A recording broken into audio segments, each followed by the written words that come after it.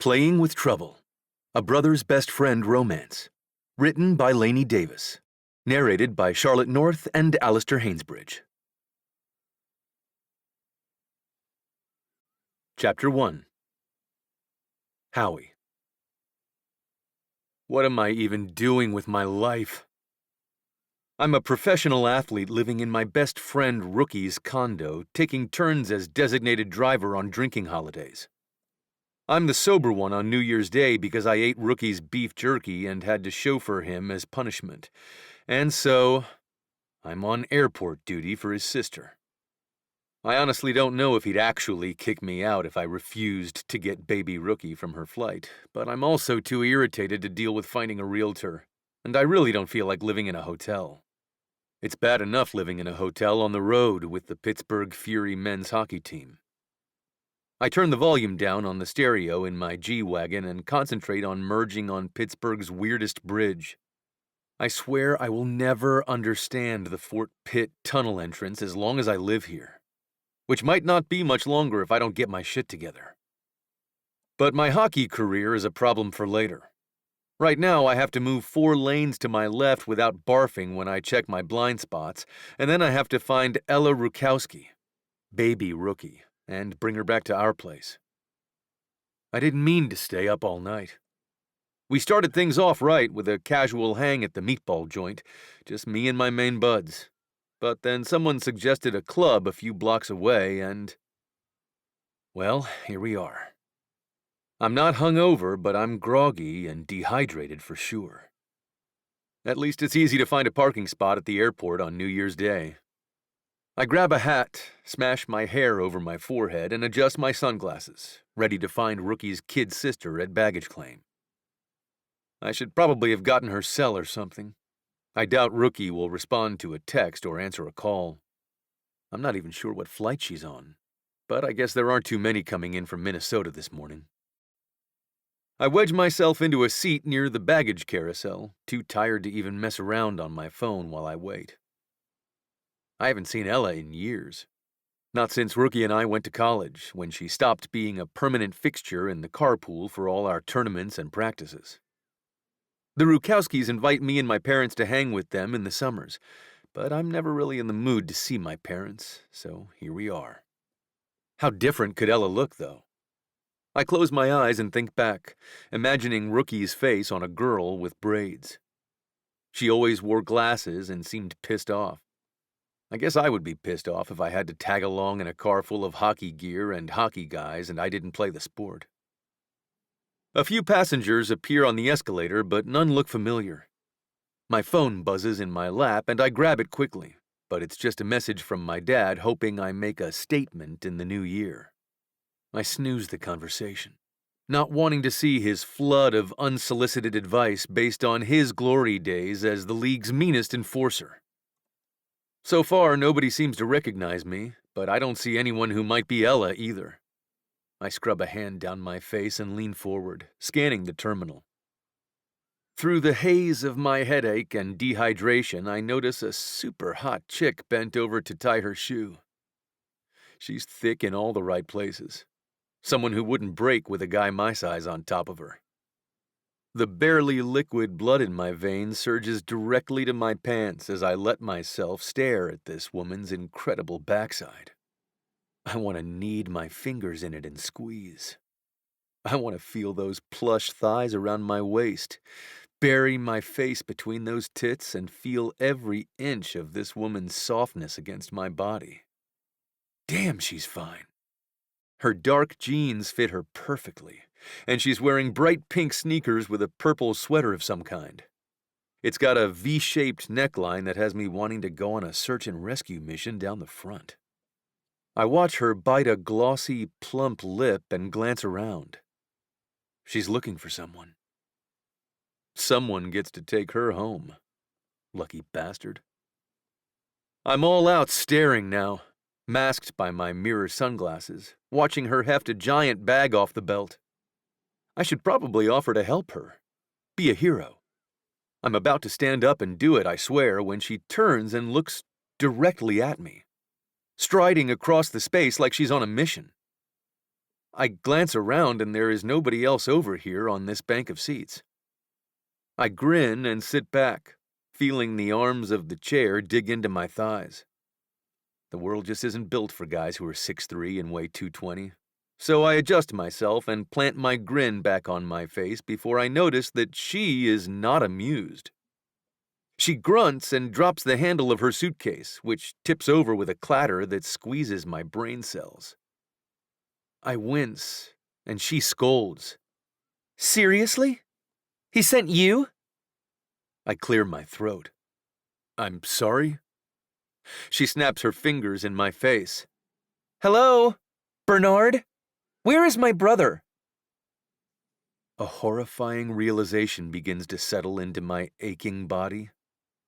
This sexy goddess is not a stranger at all. This is the girl who used to wipe peanut butter hands on my pants in the backseat of Jason Rujkowski's parents' Jeep while hockey sticks jabbed us both in the back of the head. This kid, who is in fact the sexiest woman I've ever seen, is Ella Rujkowski. I'm sitting here half-hard, ogling my roommate's kid sister. Chapter 2. Ella. I clocked Bernard Hauser from the top of the escalator and felt immediate annoyance at seeing him again. And then I realized he was here alone, without my brother, and my entire life as an afterthought in the Rujkowski family came rushing back to the surface. Of course, Jason's offer to help me find my feet was just another empty promise. Whatever. At least Bernard can lift my bag. I pout alongside him as he hefts the giant monstrosity upright and grabs the handle with his thick, hockey-roughened fingers. I haven't seen him in years, but I recognized the huge frame and curly hair sticking out from his black hat. Jason, asked me to grab you so he could finish cleaning for you. He lies, and the effort is just charming enough that I inhale, smile, and gesture toward the sliding doors. Right, great. Thank you for picking me up. I clutch my purse against my sweater, and Bernard pauses, scratching the back of his neck, the motion hitching up his hoodie and revealing a glimpse of taut muscle above the waistband of his sweatpants. Thankfully, those are black, so I'm not flagrantly staring at his junk, but it's bad enough that I'm noticing the added muscle and bulk that Bernard Howie Hauser has put on since I last saw him at a college hockey game my freshman year.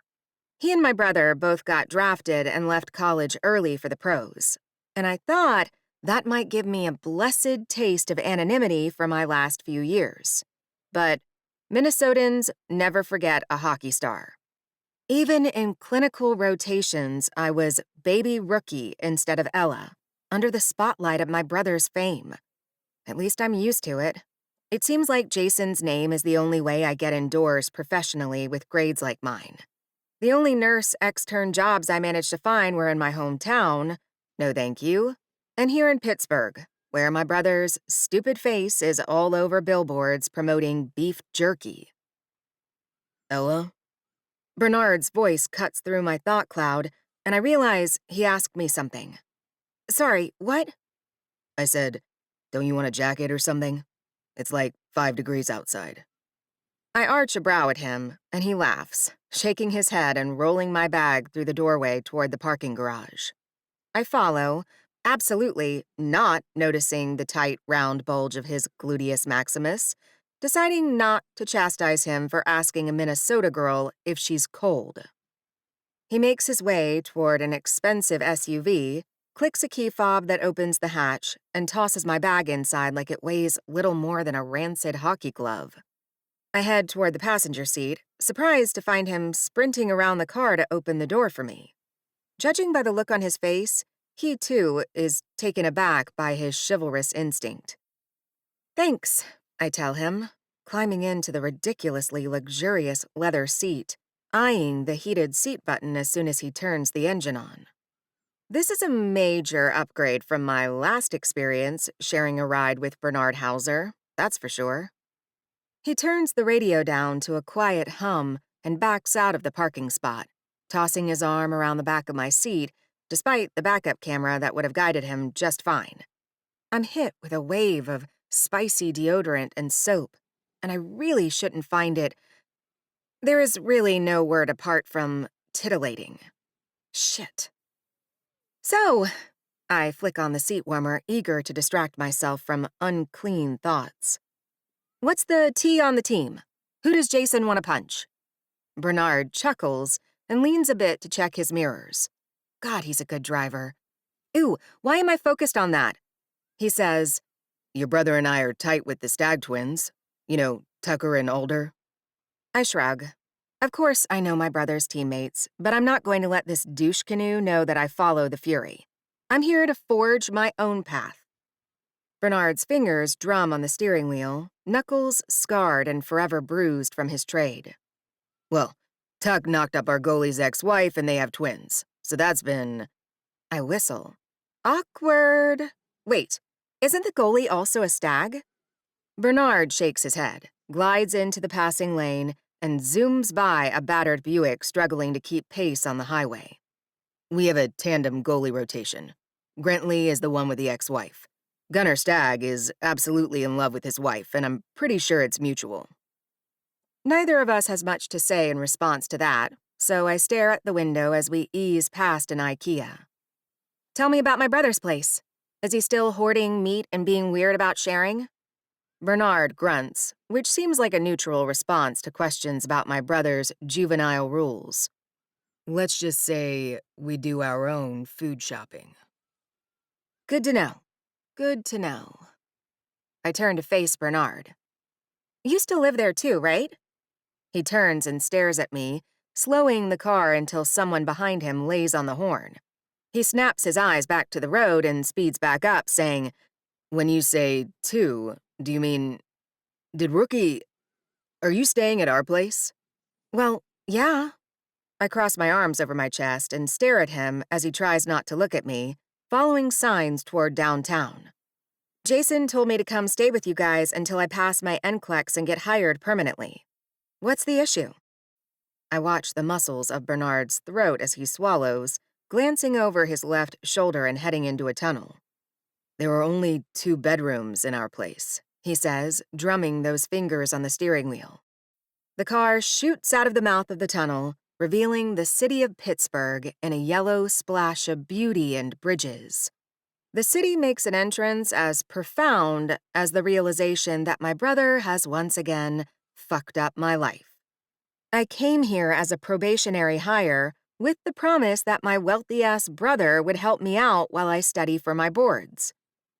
There's no bedroom? Bernard shakes his head. I thought he got you a hotel room or something.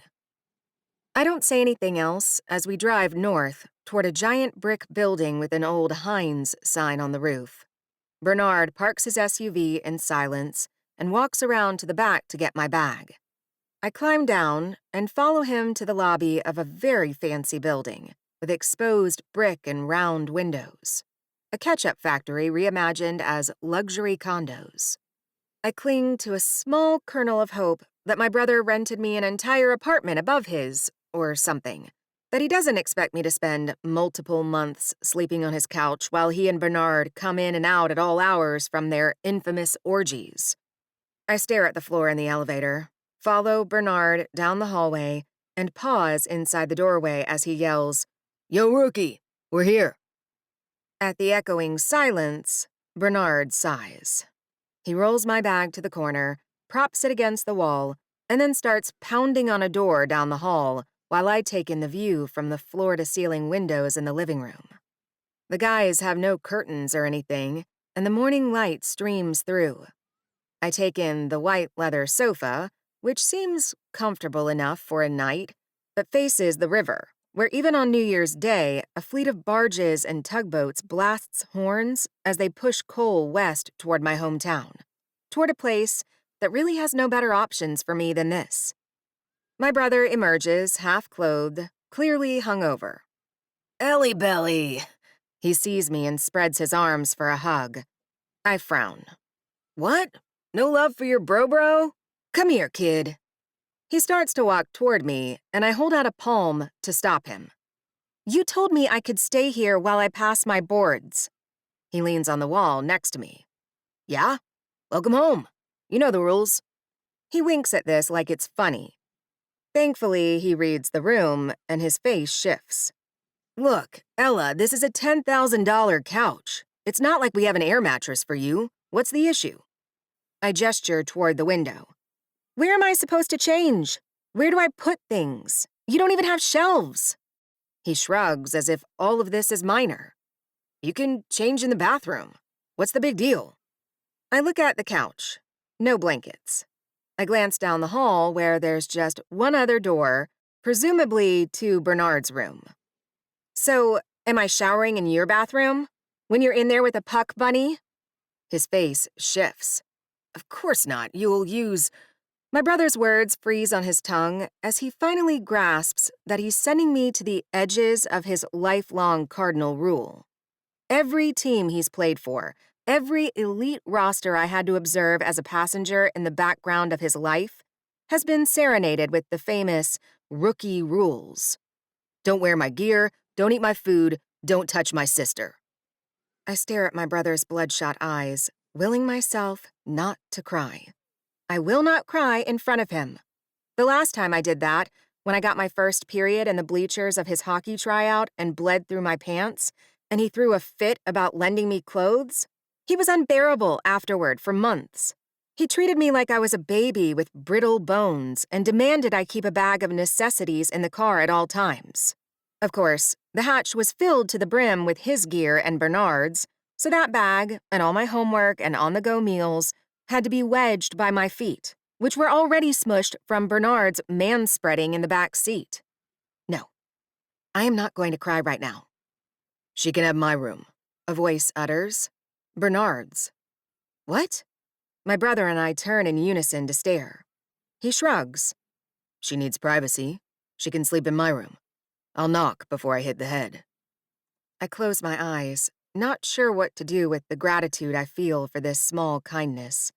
When I gather my wits, I smile at my new roommate. Thank you, Bernard. I will find someplace else to stay as soon as I can. Jason rumbles some sort of noise. Suit yourselves, he says, and turns on his heel back into his own room. Bernard lifts my suitcase and pushes it through the other door. I'll just grab one of the pillows and let you get situated, he says. He pauses at the foot of the massive bed that takes up most of the room. I'll change the sheets, too. We have laundry in the kitchen. I duck into the bathroom as he yanks on the linens, closing the door and staring at myself in the mirror. I'm a ball of test anxiety who barely passed my coursework with a provisional job in the emergency department at the trauma center where my brother's face shines down from a billboard onto my place of employment. I'm squatting in another man's bedroom, standing in his bathroom that still carries the faint scent of body wash, the air still damp from the shower he clearly took before coming to get me at the airport. I don't want to think of Bernard as a hero, but I'm feeling something unfamiliar as I stare at his bath towel hanging neatly on the hook. Maybe a nap will bring me some clarity. When I open the bathroom door, I'm alone in the bedroom, which has been made up with fresh sheets, the comforter tossed neatly over the one remaining pillow in the center of the bed. I collapse onto it face down and fall asleep, worried about these confusing feelings I'm having toward my brother's best friend. Chapter 3. Howie. I don't even know if Ella came out of my room to eat yesterday. I tried to nap on the couch, ended up at Gianna's meatball joint with a bunch of the guys, and spent a sleepless night with streetlights shining in my face while my feet dangled off the end of a sofa so firm I think I dislocated a hip. I have to get ready for morning skate now, and I need to get a bunch of shit from my room. I peel a banana, trying extra hard to listen and see if Ella is moving around in there. I tap gently on the door, crack it open in the silence, and see that she's not here. The bed is made, and her suitcase in the corner is unzipped, neat piles of clothing and stuff arranged tidily along the wall. I guess she snuck out like a panther to go to work or something. I grab my gear and a protein shake from the fridge, listening for Rookie, who starts his morning hacking right on cue. Eventually, he emerges phlegm-free from his room and starts eating his precious caveman meat. I often forget how serious he is about people touching his stuff, but in the end, most hockey players are neurotic about shit they think might impact their game. I should have known better than to eat his jerky sticks, and I definitely know better than to interrupt his game day flow. You ready? I gesture at the key rack, knowing we will take his car to morning skate, come home to nap, and then take my car to the arena for the game itself. Routine is essential. I'm quiet on the way up to the practice facility, mostly because I'm exhausted and sore. But a thought occurs to me as Rookie flips on his headlights entering the highway. Hey man, we need to get some curtains or something in the living room. He looks at me, confused. Why? Well, for one thing, it's weird that people can see in if we're hanging out, right? He shrugs. Rookie knows he's hot, and he knows people, women, like to look at him. But also, bro, I had streetlights burning holes in my eyes all night. Are you good if I call someone about installing some blinds or something? He scrunches up his face. I guess it's your money. Nothing permanent, okay? I don't know how long I'll hang on to this place. I don't think window treatments are going to impact your property value, Rook. He laughs. Look at you with the lingo. Your ma still doing real estate over in St. Paul? I shrug. I haven't talked to my parents in a bit. I know there's basically no money left from my dad's career, and I know they had some big feelings about investing in mine. I sent them my signing bonus, and they barely acknowledged it. I don't know what they're doing with their time these days. Probably better that way. We pull through security at the rink and go through our morning skate routines. Today's Grentley's day in goal, and he has that beef with the Stag twins on defense, which means there's tension. Coach gives me a look while I wait for the line change, and I see he's expecting me to lighten the mood or something, but I don't know if I have it in me. Best I can come up with is to ask Rookie, is your sister coming tonight? I know what it means to phrase it that way, and it draws the response I'm expecting. Don't talk about my fucking sister. Cappy nudges Rookie with his shoulder. Chill, man. I assume Howie meant, will she be at the game? Let me know and I'll make sure Essence has her number. This starts a cascade of guys asking about Ella moving to town, hanging out with the partners and wives, and Rookie's confession that he didn't get Ella a ticket or mention the game to her. What the fuck, man? You are such a jerk sometimes.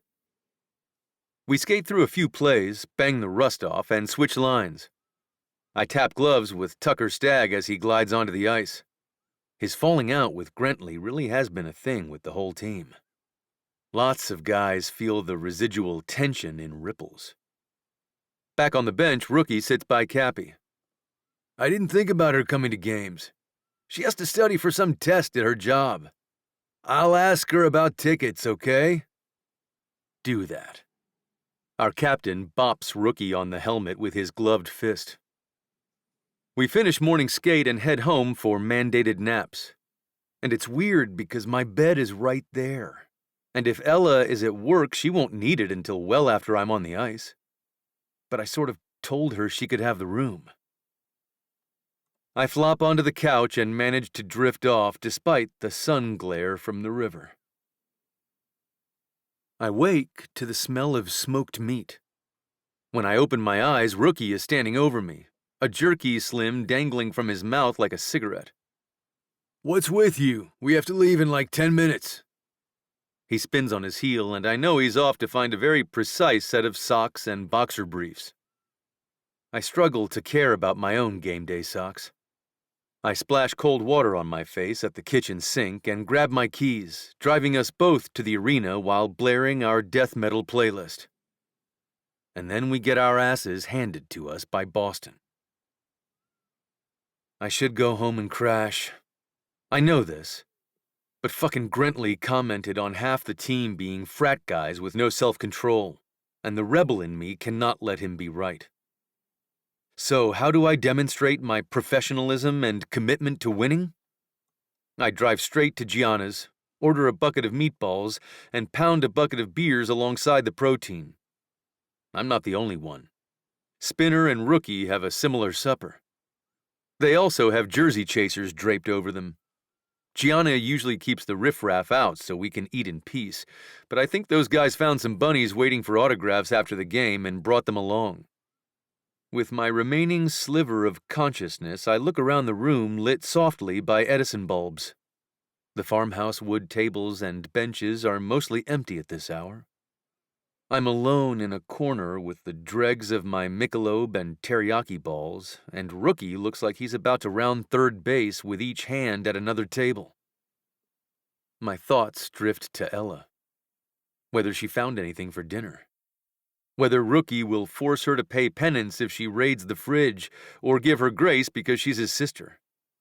I laugh out loud at that, causing Gianna to pop her head out from the swinging door to the kitchen. "You alive over there, Howie?" I nod my head, sloshing a bit. "Yeah, but I think I should head out." She extends her palm. "Give me your keys. I'll get the dishwashers to take your wagon home again." I hand her my fob and a few hundreds for the pair of high school kids who, I realize, have made a decent side hustle from transporting my car for me each time I get wasted. Gianna pats my hand and I head outside, the frigid wind biting through my dress shirt. I probably spilled sauce on myself.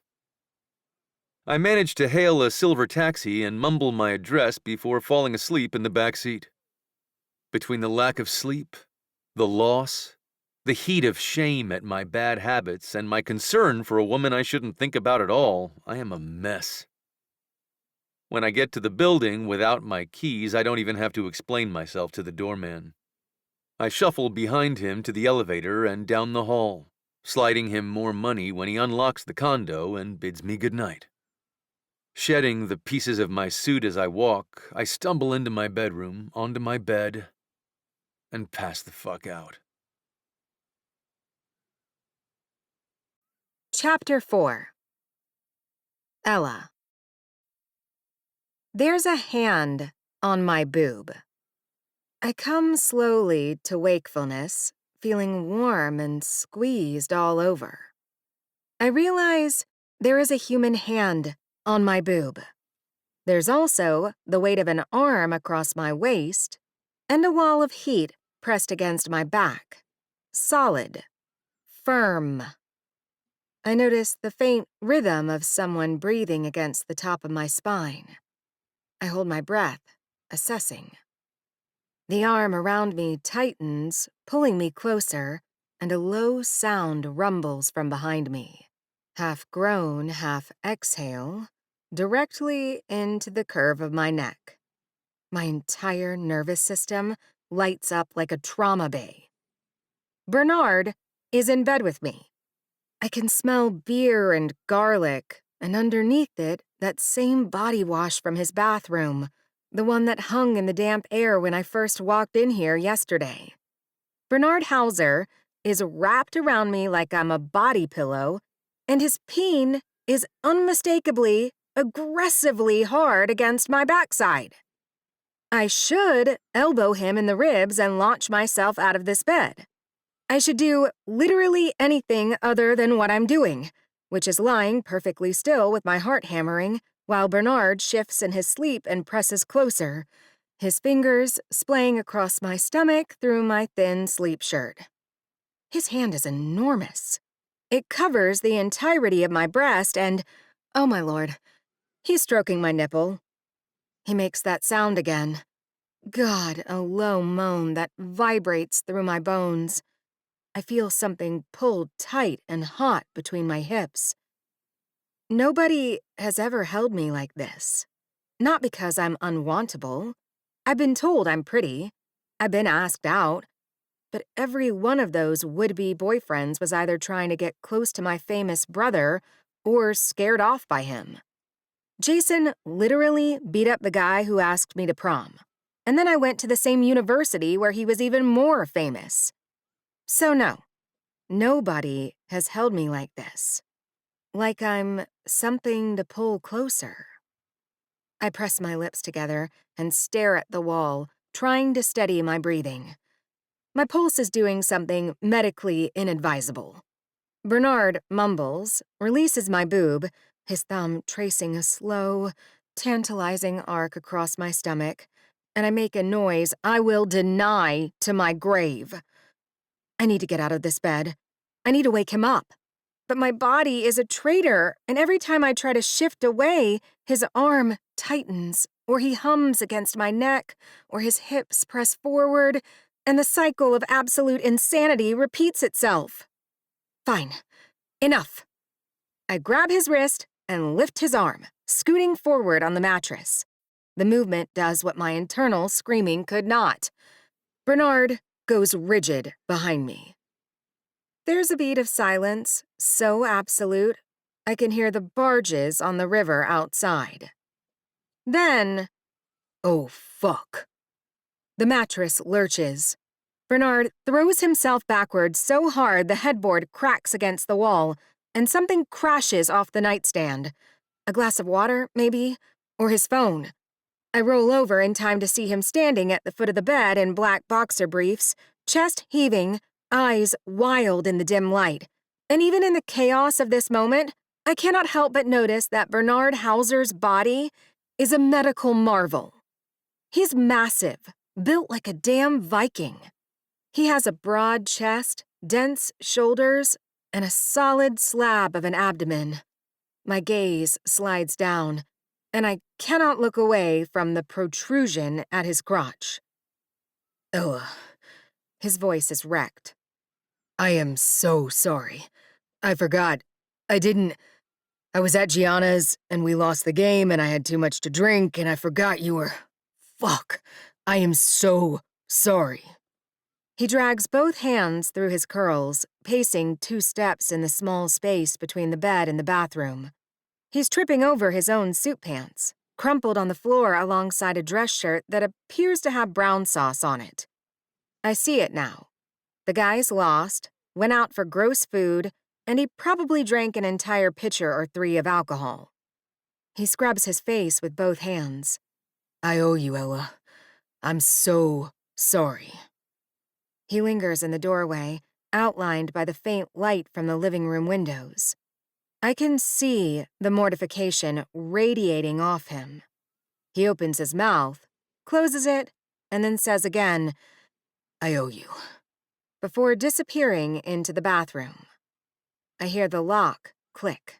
The fan turns on. The shower starts. I lie on my back and stare at the ceiling and try to convince myself that my heart rate is elevated purely from the adrenaline of being startled awake. This is a normal physiological response to an unexpected stimulus. Tachycardia, vasocongestion, elevated cortisol, completely standard. Except, my hand drifts to my stomach, to the place where his palm was, and I can still feel the phantom weight of it. I can still feel the press of him against my back, the sound he made. I roll onto my side and curl my knees up, pressing my thighs together. The shower runs. I think about Bernard in there. And then I try very hard not to think about Bernard in there. And then I think about him anyway. I can imagine the water sluicing over those shoulders, those hands braced against the tile. I wonder if he's thinking about what just happened, whether he's... I press my face into the pillow, which smells like him. This whole room smells like him, like soap and something woodsy, and now beer and garlic and regret. I owe you, Ella. The words sit in the dark room like an offering. I know it's a learned response to my brother's absurd transactional friendship requirements. Bernard doesn't owe me a thing after offering me the use of his bed and room and simply forgetting about it one night. My brain spirals through yesterday's events. My first shift at Mercy was 12 hours of controlled panic. I wrestled new systems, new faces, a charge nurse who looked at my badge and said, "Oh, Rookie's sister?" before I'd even clocked in. I was assigned to a senior nurse named Susan who talks too fast, calls everyone honey, and told me I'd figure it out when I asked where the supply closet was. I stood in the hallway of the ER holding a blood draw kit and feeling like a complete fraud while an attending yelled at someone behind curtain 3. And then I came back here, exhausted and wired and questioning my life choices. I managed to study like 3 flashcards for my boards before I passed out. I didn't even wake up when Bernard slumped in here. I have about 5 more minutes before my alarm and my second shift at Mercy. I lie in the dark, listening to my brother's best friend shower, and I feel more alive in my body than I have in months. The water turns off, and I squeeze my eyes shut as he leaves the bathroom. I hear him move down the hall. The couch creaks. Silence. I owe you, Ella. Here is the thing about being a 23-year-old virgin. It's not a badge of honor, and it's not a source of shame. It's just a logistical reality, like not having a driver's license until you got to college because your parents were too busy driving your brother to practice to take you to the DMV. It's a thing that didn't happen because there was never space for it. But I'm almost a real adult now. I have a job. Provisional, terrifying, but mine. I spent 2 weeks filling out paperwork and watching videos about regulatory details I immediately forgot. I have a test to pass that will determine the entire trajectory of my professional life. I have roughly 10,000 problems stacked on top of each other, and somewhere near the bottom of that pile, beneath the NCLEX and the apartment search and the question of whether I'll ever feel like a real nurse, is the matter of my persistent, inconvenient virginity. I can't exactly swipe through dating apps while crashing at my brother's place, the hockey player. I can't bring anyone home. I don't know anyone in this city except my brother and his teammates, so my options are limited to approximately 0. Except, Bernard is not dreadful to look at. This fact has been abundantly clear to me over the past 48 hours. Bernard, given the party boy reputation that precedes him and the approximately 900 women I've seen tagged in his social media over the years, is probably very skilled at sex. Bernard, as of 3 minutes ago, owes me a favor. This is a terrible idea. I know that asking my brother's roommate to take my virginity is the kind of decision that belongs in a cautionary tale, not a life plan.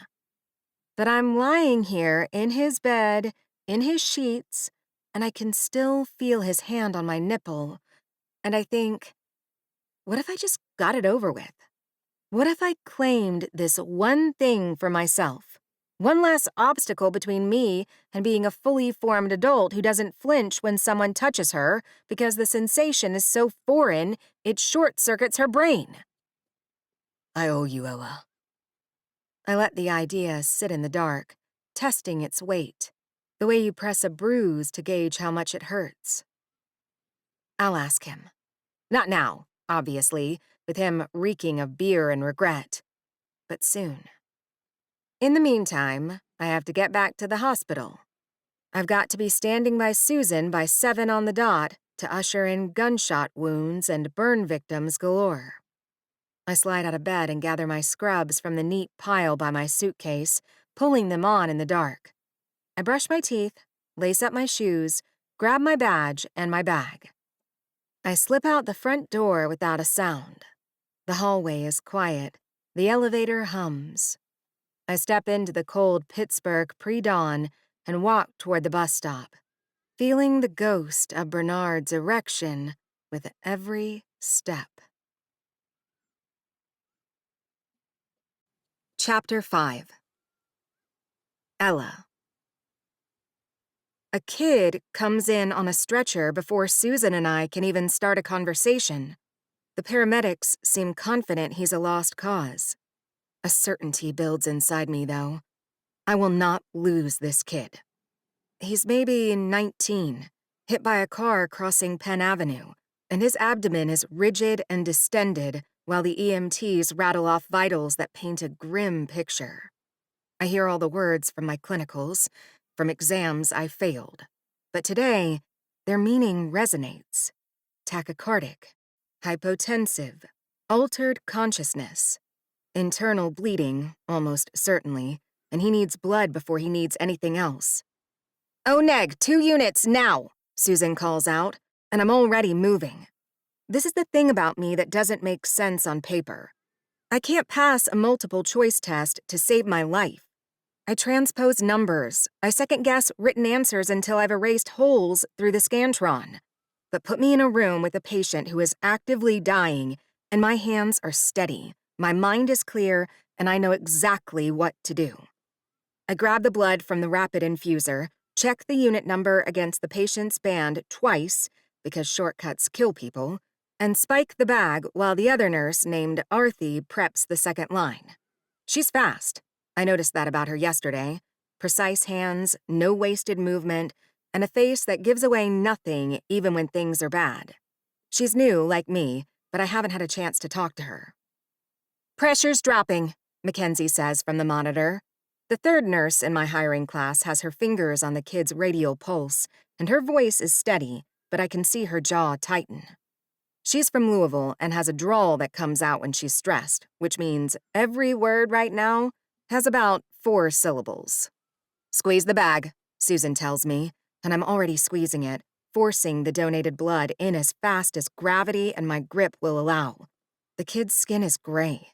His eyes are half open and seeing nothing. The attending materializes and starts calling for imaging, surgical consult, the whole cascade that happens when somebody's belly is full of blood. I stay focused on my line, on the flow rate, on the kid's face. I watch his color. I watch his breathing.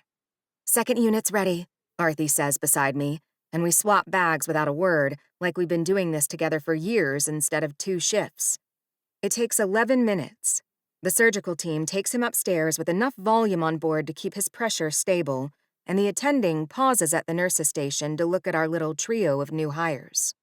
"Good work in there," Dr. Reed says, and he's looking at me when he says it. Susan squeezes my shoulder on her way past. "Quick hands, honey. Real quick." I nod, wash my hands for the 3rd time, and feel absolutely nothing about the compliment because I was just doing the obvious thing. Arthi finds me restocking the supply cart 20 minutes later. "You were a machine in there," she says, leaning against the counter with a coffee cup that says, "World's okayest doctor," which she claims she bought to annoy her parents. "Was that your first spleen situation?" "I just handed them blood." "You handed them blood at the exact right speed with 0 hesitation while a teenager was dying. That's not nothing, Ella." I shrug, because I don't know what to do with praise that contradicts the running narrative in my head. The narrative says I'm the one who graduated late, the one who can't test, the one whose biggest accomplishment is being related to a hockey player. The narrative is very loud. Mackenzie appears with a coffee from the vending machine. "Y'all, I need to decompress. That child's mama is in the waiting room and I almost lost it." We huddle by the supply cart, 3 new hires in identical scrubs, drinking terrible coffee in the fluorescent purgatory of Mercy Hospital's emergency department. Mackenzie tells us about her first code back in Louisville. She cried in the bathroom for 20 minutes, and when she came out, her preceptor handed her a biscuit and said, "Now do it again." Arthi tells us her mother called during her lunch break yesterday to remind her that her cousin Priya had just been accepted to Johns Hopkins Medical School. "My brother's face is on the vending machine," I offer, and they both stare at me. "I'm sorry, what?" Mackenzie turns to look at the vending machine in question, where Jason's face is indeed grinning from a beef jerky advertisement plastered to the side panel. "Oh my God! That's Rookie from the Fury? Rookie is your brother?" "Unfortunately," Arthi snorts. "So that's why Susan called you Baby Rookie on your first day." I will pay you both actual money to never call me that. How much money? Arthi asks. Because my student loans would like a word. This is nice. This is something I haven't had in a long time. Maybe ever. Friends who see me as Ella, not as Jason's tag-along. They know I'm good in a trauma bay, they know I drink my coffee black, and they know I have student loans that match theirs. For the first time since arriving in Pittsburgh, I feel like a person instead of an appendage.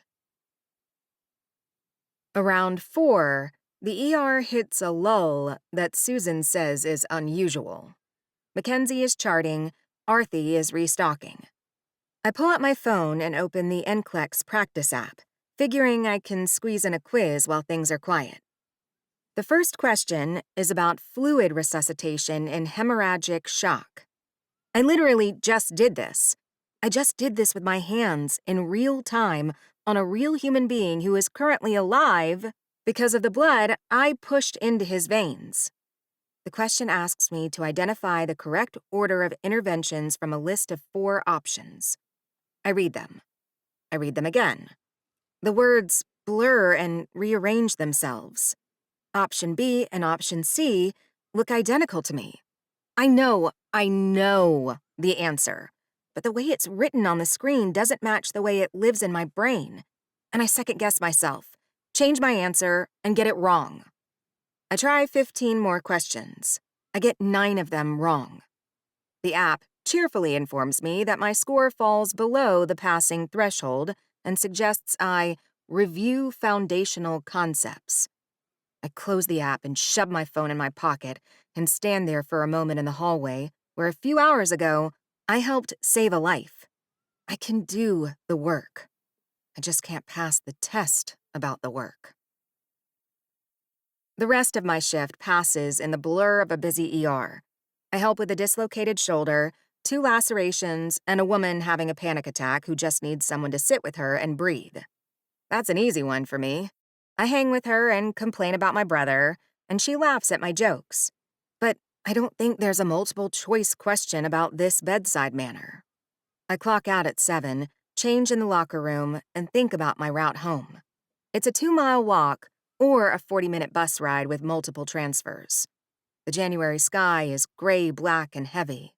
So I decide to split the difference and walk to the 67 stop, boarding a bus that smells like wet wool and old piss. I lean my head against the window, watching Pittsburgh scroll past, and feel the exhaustion settling into my bones like concrete. When I let myself into the apartment, it's quiet. I glance to the left and see Jason's door is closed, which means he's either asleep or not here. I can't remember if they had a game today. The living room is dim, lit only by the television playing a low-volume sports highlight show. There's no head sticking up above the back of the couch, but as I step further into the room, I see Bernard is lying there. He's in sweatpants and a t-shirt that strains across his chest, with an ice pack balanced on his hip. He looks up when I come in and makes a face that might be a smile if it weren't laced with residual mortification. "Hey," he says carefully. "Hey." I am instantly reminded of the feel of his erection against my ass and of my plan to cash in on his offered favor. My stomach growls, loudly. I glare toward the kitchen, mentally cataloging the contents of the fridge and calculating what punishment my brother would cook up if I curbed my hunger with his stash of special food. My brother's caveman diet is sacred territory, and I'd sooner poke a bear than touch his elk cubes or whatever artisanal protein he's hoarding this week. "There's meatballs in the fridge," Bernard says, reading my dilemma. "I brought back extra from Gianna's. Help yourself." "Seriously?" "Yeah, of course. They're mine, not his. Top shelf, red container." I find the container and dump a generous portion into a bowl. I'm too tired and hungry to care how it might look for a plump girl like me to be wolfing down a giant bowl of meatballs.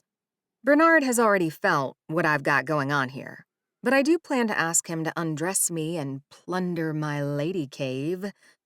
The microwave hums while I grab a fork and glance back toward the living room, where Bernard is trying to adjust his ice pack without moving too much. Hang on, I tell him. I go to the freezer and pull out a fresh one. At least these guys seem to stock the good ice packs. Yours looks done. I swap the melted pack for the fresh one, positioning it properly against his hip flexor without thinking. Did you stretch after your skate? He blinks up at me. No. Stretch after your skate, Bernard. Yes, ma'am. The microwave beeps.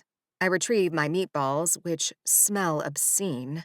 Garlic and basil, slow-cooked beef in a tomato sauce that makes me want to weep.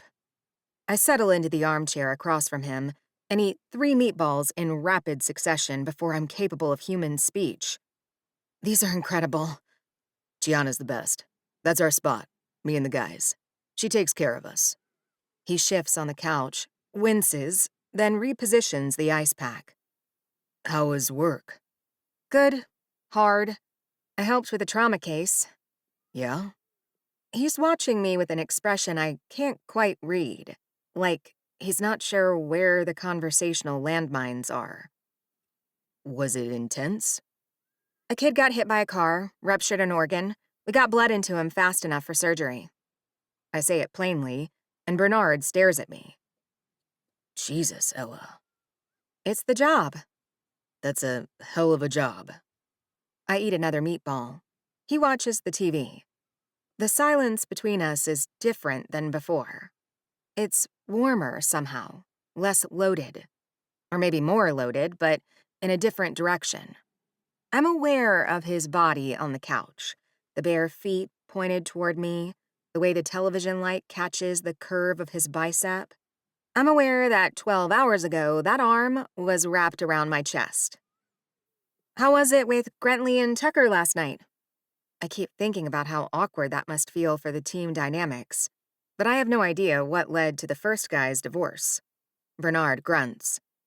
Tuck's babies were there. I think the actual babies make it all less... He drifts off without naming the team mood. Twins are brutal.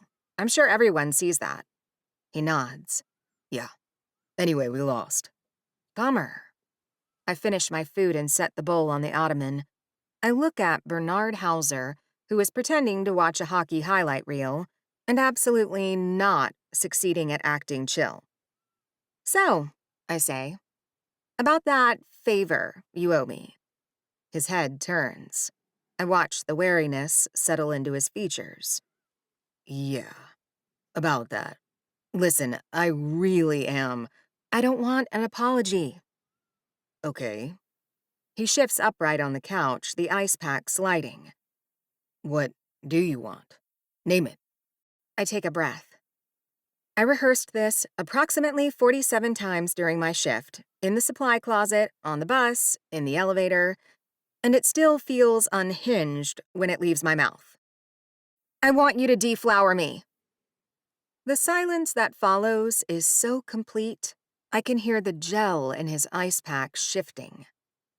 Bernard's mouth opens, closes, opens again. He looks like a man who has just been told something in a language he doesn't speak and is trying to translate it in real time. His eyes dart to Jason's closed door and back to me. He stops, swallows. I'm sorry. I thought you were going to ask me for a ride to work or something. I hold his gaze. I don't blink. He runs a hand through his curls, staring at me like I just defibrillated him without warning. Then something else crosses his face. A different kind of alarm. Wait, he says. How do you get to work? I take the bus. The bus. Bernard sits fully upright, the ice pack falling to the floor forgotten. You're taking a public bus in the dark, early in the fucking morning, to a trauma hospital. That is correct. In Pittsburgh, in January. Bernard, I work in an emergency department. I see worse things inside the building than anything that happens at a bus stop. That is not comforting, Ella. I haven't even been exposed to hepatitis yet. And I've had all my shots. He looks at me like I told him hockey was canceled. Like the concept of a woman voluntarily riding public transit to a job where teenagers arrive splurting blood is more alarming to him than the fact that I just asked him to take my virginity, which I realize he has not actually responded to. Bernard? Yeah? Did you hear what I said? He opens his mouth. Nothing comes out. I pick up my bowl, carry it to the kitchen, and rinse it in the sink. If you owe me, then that's what I want, I tell him over my shoulder, then walk down the hall to his bedroom, my bedroom temporarily, and close the door. Chapter 6. Howie. I am either concussed as fuck, or Ella Rujkowski just asked me to deflower her. Baby Rookie asked me to put my penis in her vagina, stood up, rinsed her bowl, told me to think about it, and waltzed into her room as casually as if she'd asked me for a ride to work. Which, what the fuck? She should not be taking the bus to that part of town in the dark. My brain throbs, and the blood circles my crotch as I try to make sense of the world right now. Should I go wake up Jason and tell him what I probably hallucinated? I want you to deflower me. I press the heels of my hands into my eyes and try to think about literally anything else. Forechecking strategy. Penalty kill rotations. The trajectory of a puck off the... Nope, I'm thinking about Ella's mouth forming the word deflower again. Here's the thing. Every instinct I have says yes. I've wanted her since the airport, when I didn't even know it was her. I was hard against her this morning, and I'm half hard now on this stupid couch from the memory of her voice, steady and clinical, laying out her proposition between bites of Gianna's meatballs. But she said it like it would be a task, like picking up dry cleaning, like I'm a service provider and she's got a coupon. And that, I shift on the couch, staring at the ceiling where the streetlights paint long yellow streaks. That's what's messing with me. The reality of Ella's situation lines up for me like Coach's notes on the whiteboard. Nobody helps her with anything. Ever.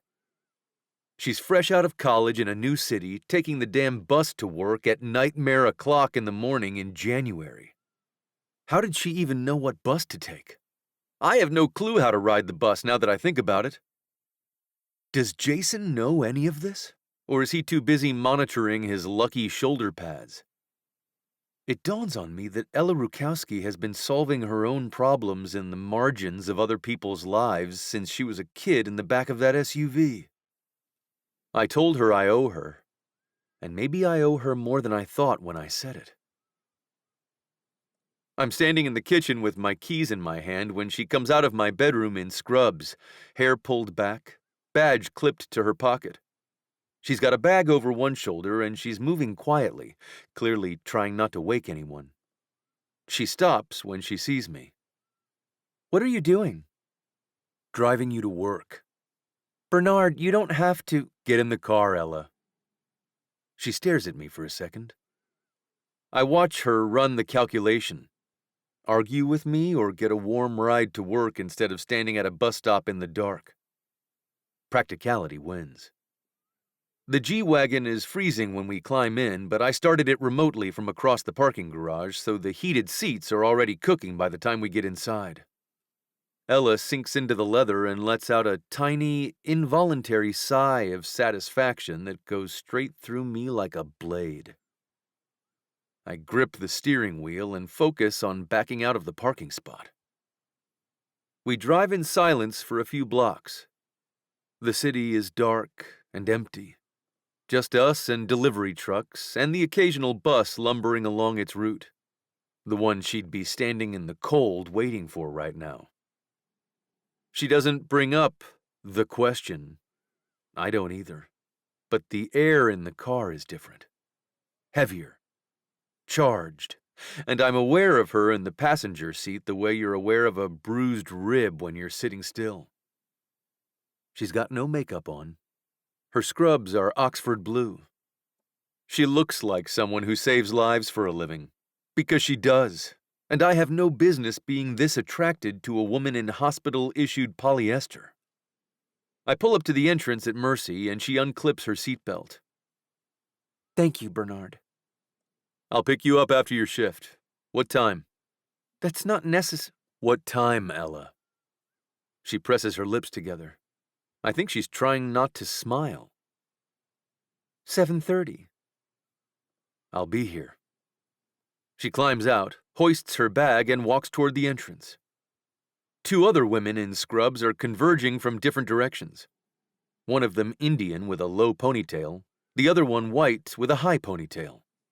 They spot Ella, and there's a chorus of greetings, a group hug right there on the sidewalk, the three of them laughing about something as they push through the doors together. I sit in the drop-off lane, watch the doors close behind them, and feel something ease. She has friends. She's building something here that has nothing to do with Jason, hockey, or me. I should connect her with Cam, Essence, and some of the other partners and wives. That's the kind of thing Jason should have thought of, introducing his sister to the people who could make Pittsburgh feel like home. But Jason didn't think of it, because Jason doesn't think about Ella. It sucks to realize this, but my best friend and roommate thinks about Ella the way you think about furniture you've had so long you don't notice it anymore. I drive to practice with the passenger seat still warm. I'm first on the ice, which never happens. I skate laps until my lungs burn and my hip screams at me, and I'm still going when the guys start filtering in. Spinner hops the boards and glides up beside me, matching my pace. "You look like hammered shit, Howie." "Didn't sleep great." "The couch thing? Dude, just tell Rookie's sister to get a hotel." "She's fine, I'm fine. The couch is fine." "You just said fine 3 times, which means everything is shit." Spinner bumps my shoulder with his. "Let's get meatballs later. Gianna's got a new sauce." I'm about to tease Spinner about Gianna when Mayhem materializes. 6'5" and silent, smelling like a hockey sock. He says nothing. He just skates alongside me for a few strides, looks at my face and says, "You good?" "Yeah, man, I'm good." He holds my gaze for half a second longer than comfortable, nods once, and skates away. That's Mayhem. He doesn't need you to talk. He just needs you to know he noticed. Coach blows the whistle and we run drills. Rookie shows up exactly on time, already jawing with Cappy about some play from the last game. He doesn't ask about Ella. He doesn't ask if she got to work okay. He doesn't ask if she ate, slept, or is adjusting to the city. He asks me to pass the tape. I bite my tongue so hard I taste metal. There's a version of me that grabs Rookie by the collar right now and says, "Your sister saved a kid's life yesterday and took a bus home in the dark, and you didn't even get her a game ticket, you absolute walnut." But that conversation is coming. Not yet. Not here. We scrimmage. I play like garbage, too distracted, always a half step behind.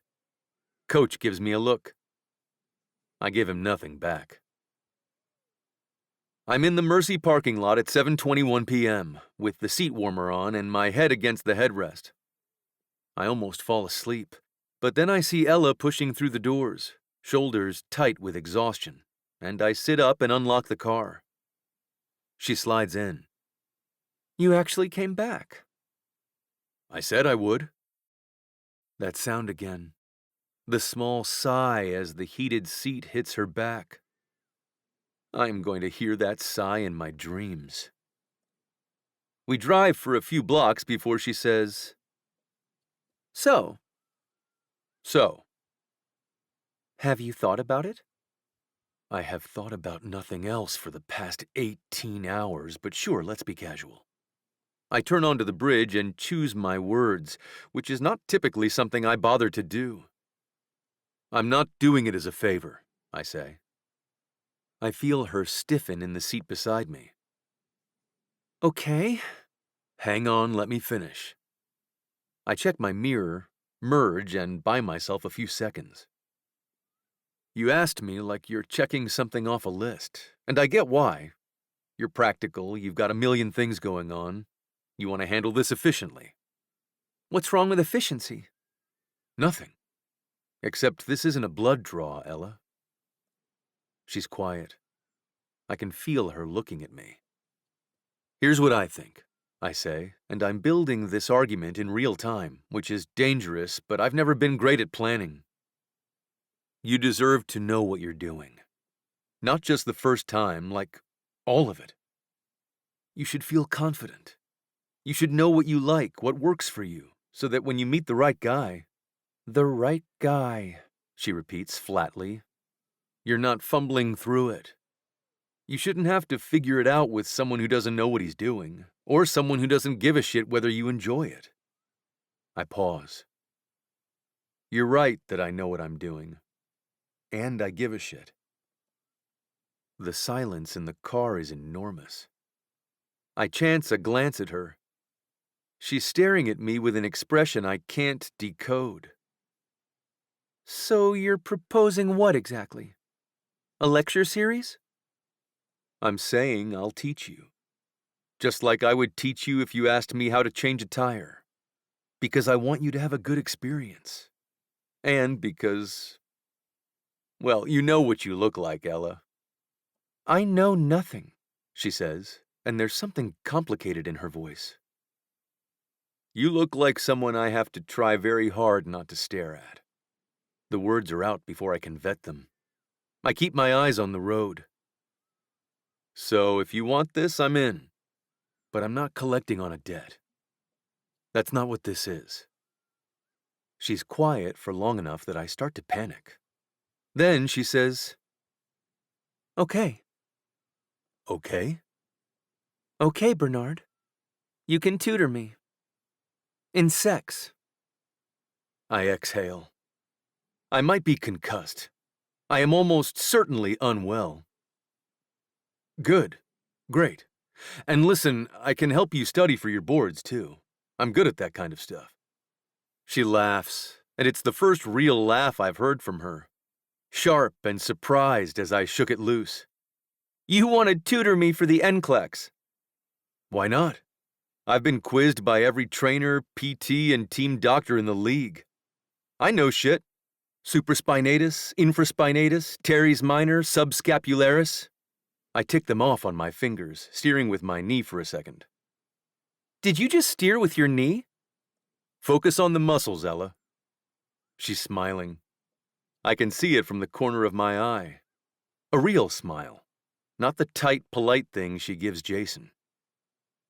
Fine, she says as I pull into the parking garage. You can tutor me.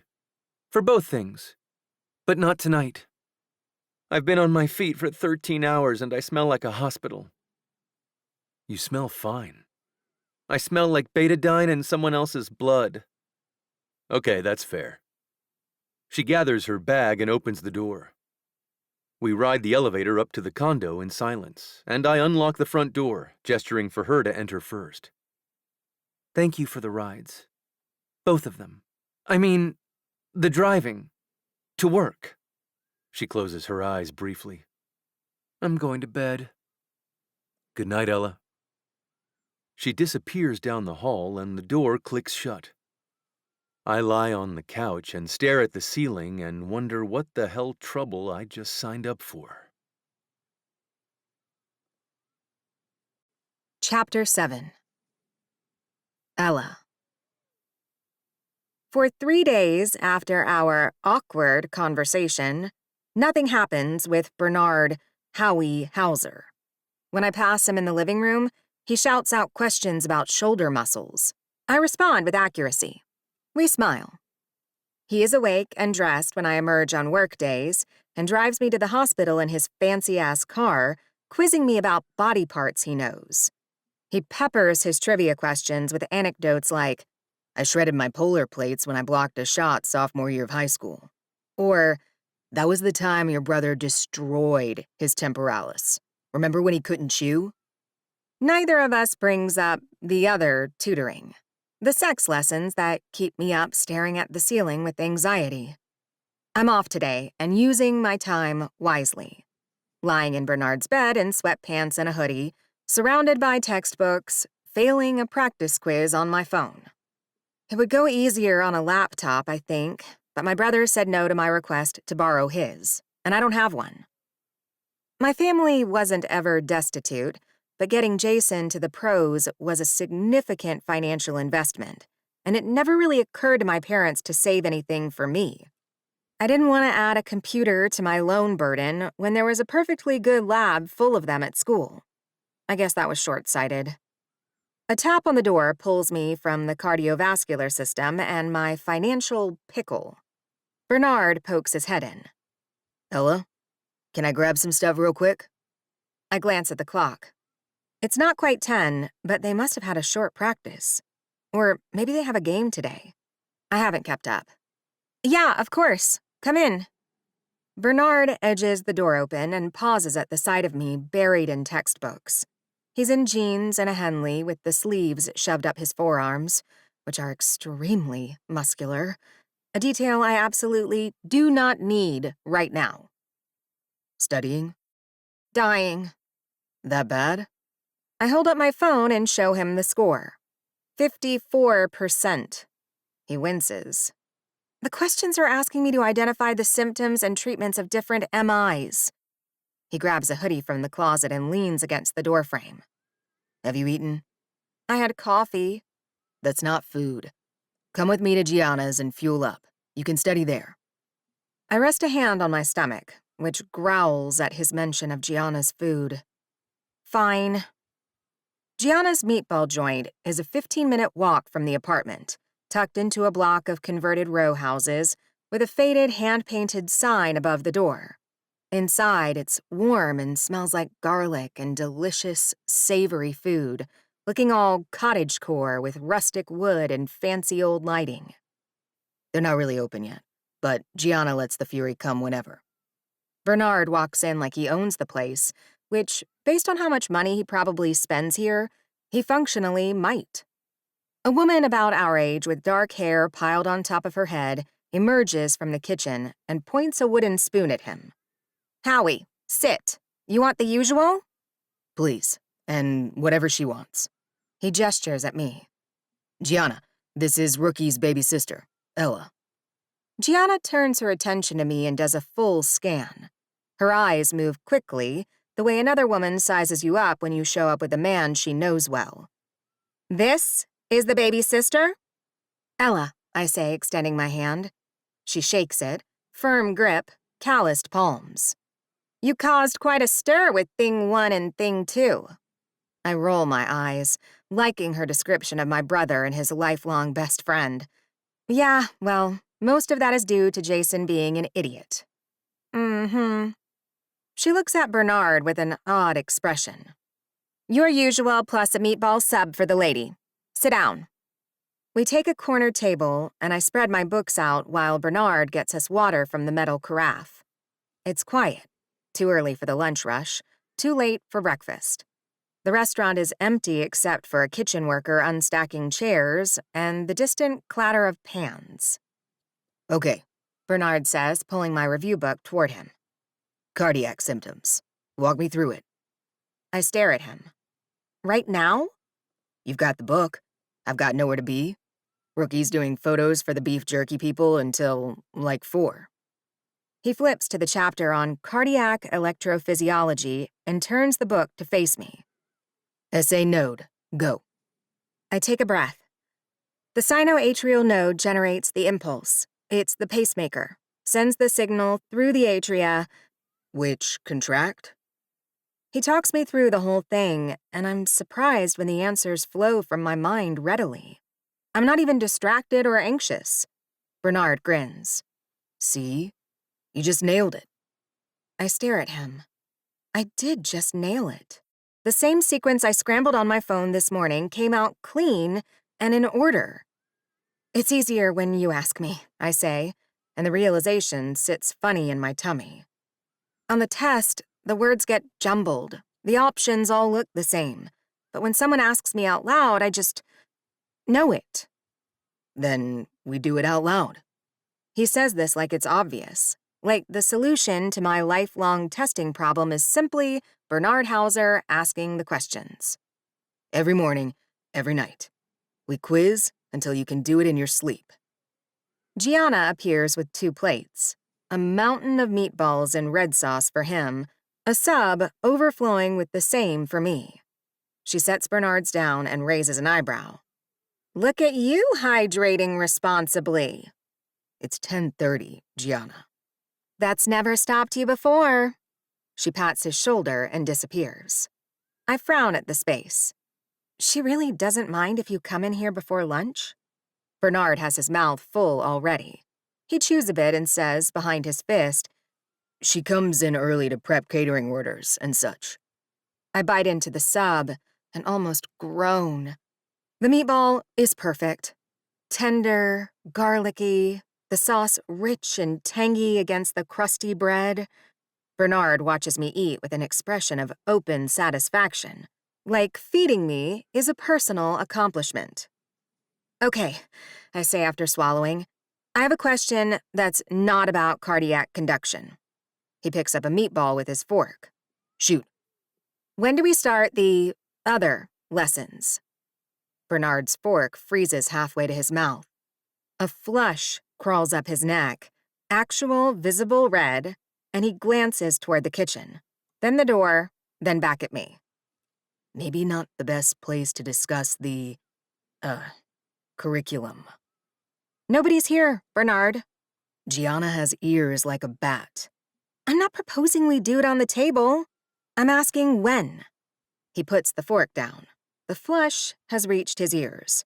This enormous, confident hockey player who has reportedly slept with half of Pittsburgh's fangirls is blushing at the mere mention of sex with me. I find this deeply satisfying. Today, He says, and his voice drops. if you want. Rookie's out until 4. The meatball sub suddenly requires all of my attention. I take a very deliberate bite and chew slowly, aware that my own face is doing something I can't control. That works. We finish lunch in a state of heightened awareness. Every time our fingers brush, reaching for napkins, I feel it in my spine. He pays the check, and I don't argue because I am saving all my argumentative energy for other things. The walk back to the apartment feels like 3 hours. The elevator ride is silent. He unlocks the door. The apartment is empty, quiet except for the fridge humming and a barge horn from the river. Bernard closes the door behind us and stands in the entryway, suddenly looking less like a confident sex tutor and more like a man who has realized he agreed to teach a woman about intimacy and maybe didn't think through the logistics. So, He says. So, do you want to... Should we... The couch? not your bed? That's your room, right now. I don't want you to feel like I'm... It should be somewhere neutral, where you're not sleeping. He rubs the back of his neck. The couch is neutral. I sit down on the $10,000 leather monstrosity. It's enormous, wide enough for both of us, deep enough to lie down. I understand now why Jason spent this much on a sofa. It's the size of a small country. Bernard perches beside me, leaving a careful gap. He angles his body toward mine, and I'm struck by how large he is this close.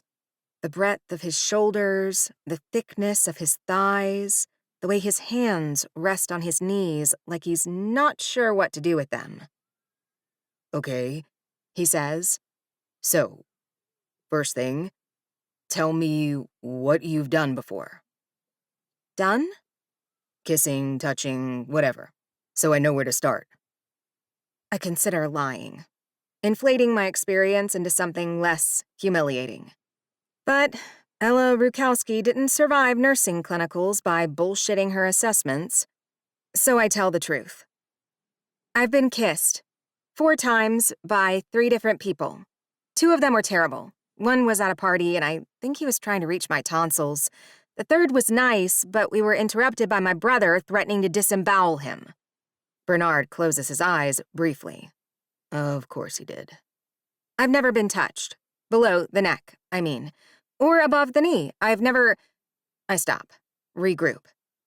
I haven't done anything, Bernard. That's the whole point.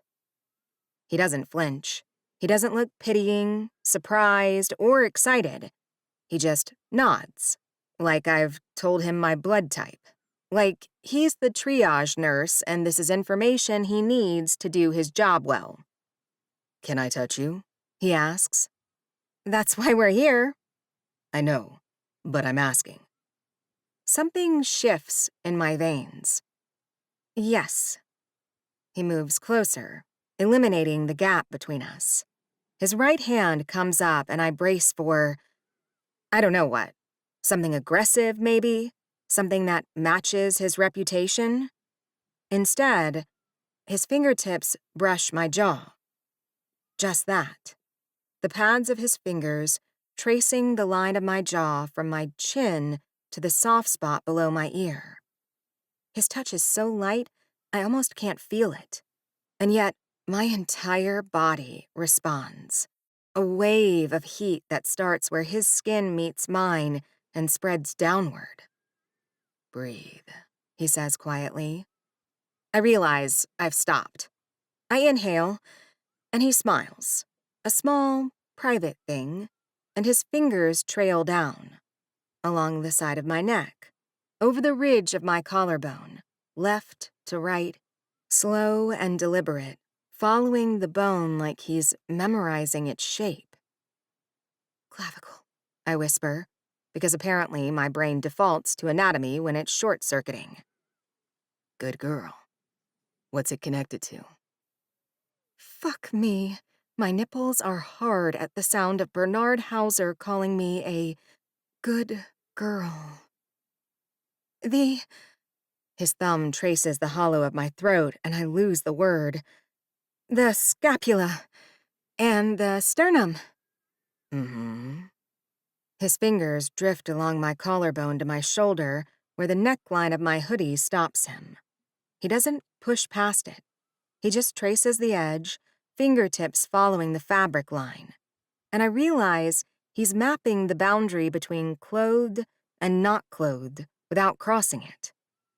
You're staying on top of the clothes, I say. For now, yeah. Why? Because you've only been kissed, Ella. We're not going from that to naked today. This is so reasonable, it irritates me. I want to argue. I'm an adult, I can handle it. But I also recognize the logic. Start with the basics. Build competency before advancing. It's how I learned to start an IV, and it's probably how I should learn this. Fine. Can I touch you too? Anywhere you want. Where do men like to be touched? He laughs, a real one, surprised out of him. I mean, the obvious answer is our dicks. I'm aware. But the real answer is anywhere. If it's someone you want touching you, it all feels good. He takes my hand and places it on his chest, palm flat against the Henley. I can feel his heartbeat, fast and hard, not as calm as he's pretending to be. See? Just that. Your hand is right there. That's... yeah. I spread my fingers against the cotton. His heat radiates through the fabric. I can feel the contour of his pectoral muscle, the ridge of his sternum, and beneath it all, that rapid heartbeat that tells me my brother's best friend is not remotely as composed as his voice suggests. I move my hand up, over his collarbone, and along the side of his neck. His pulse jumps under my fingertips. I reach his jaw, roughened with stubble, and he holds perfectly still, barely breathing. I trace his eyebrow. There's a scar there, a thin line through the hair where it doesn't grow back, the kind you get from a high stick or an elbow. My finger follows it, and Bernard's eyes close. When did you get this? Juniors. Kid caught me with a stick in the eye. 8 stitches. I touch the scar again, gently, and his breath stutters. Without planning to, I slide my fingers into his hair.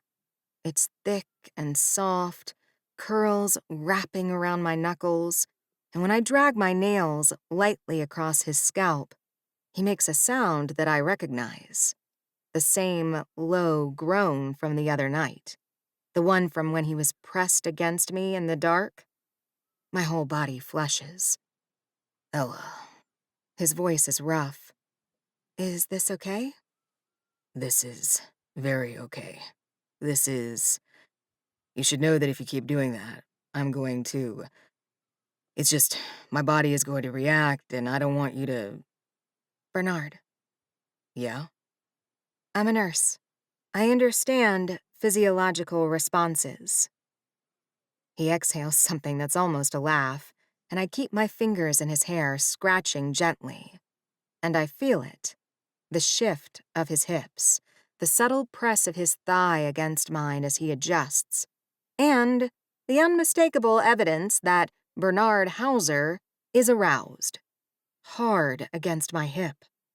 Just like the other night, except this time we're both awake, both choosing this, both here on purpose. I don't pull away. He doesn't pull away. We sit like that on the stupidly expensive couch, my fingers in his hair, his hand resting carefully on my collarbone, and it feels nothing like tutoring. It feels like standing at the edge of something very high and deciding whether to jump. His face is close. I can see the gold flecks in his brown eyes, the scar in his eyebrow, the way his pupils have blown wide.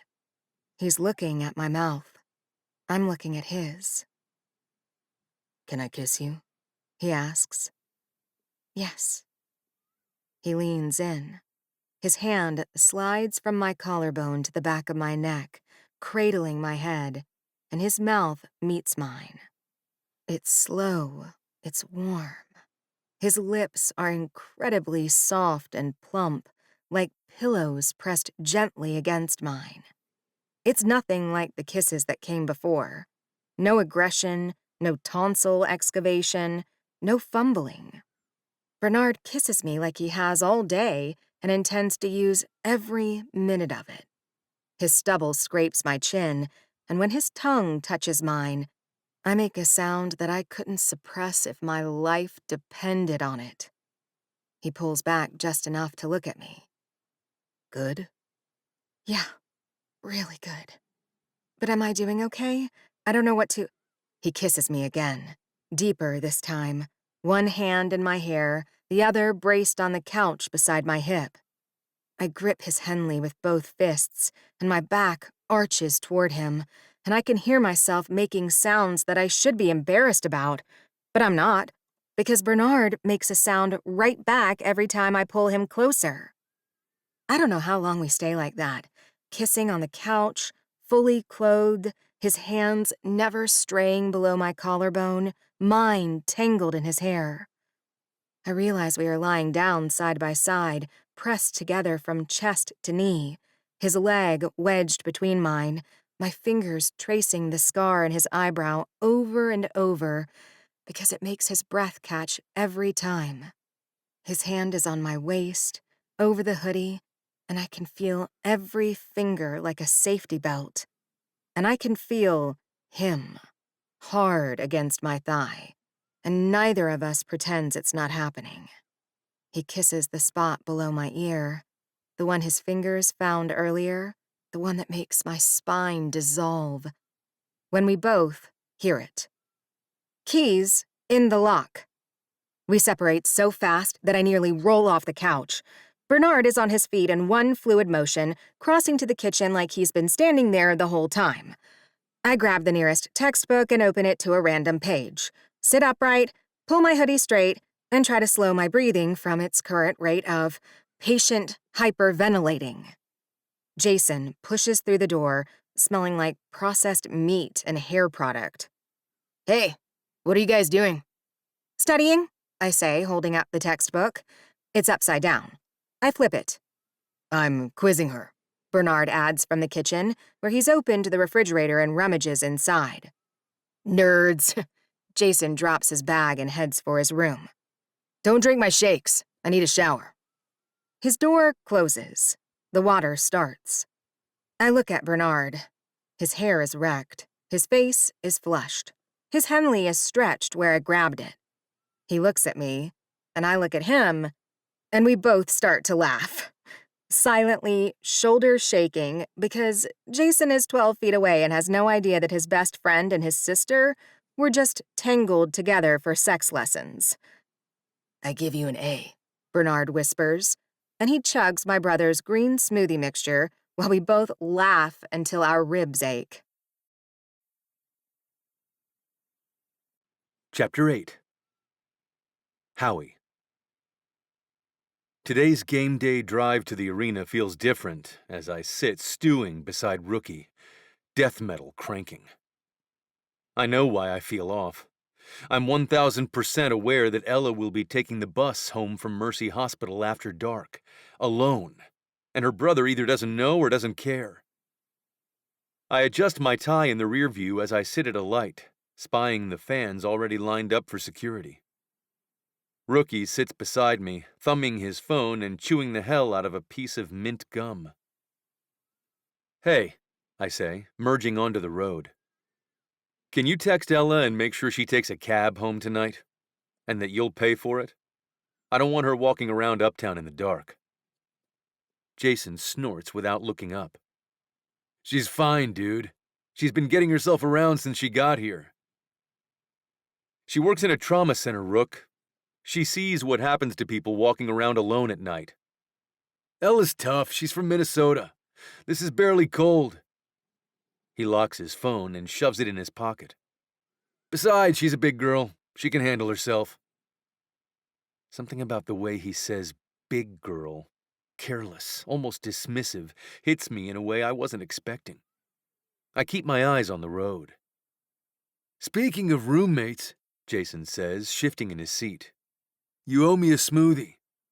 That was my last bag of protein greens, and I know you drank one the other day because I weigh that shit. I'll buy you more greens. It's not about buying more. It's about the rules, Howie. My stuff is my stuff. I let Ella stay, I let you have the couch situation, but the fridge is—" "You let Ella stay?" I repeat. "Yeah, I did. She needed help and I stepped up." The words sound like a puck to the glass. Jarring, violent. I feel my hands tighten on the steering wheel. I should let it go. I should nod, change the subject, turn up the music and focus on the prep. But I've never been smart. I'm the guy who says yes to everything, and I'm about to say something I can't take back. "You stepped up," I say. "You offered her a couch in a room with no curtains. You didn't pick her up from the airport. You didn't get her a game ticket. You don't know what bus she takes to work or what time her shift starts, or that she saved a kid's life her second day on the job." The silence in the car is enormous. "She takes 2 buses, actually," I continue, and I can hear my voice getting harder. "At 5 a.m, in the dark, in January, to a trauma center where people come in with stab wounds and overdoses and internal bleeding, and she stands there and she handles it. And then she gets on the bus and comes home and studies for the most important test of her career on her phone because you wouldn't lend her your laptop. She can use the—" "You said no, Jason. She asked, and you said no. Because of your rules.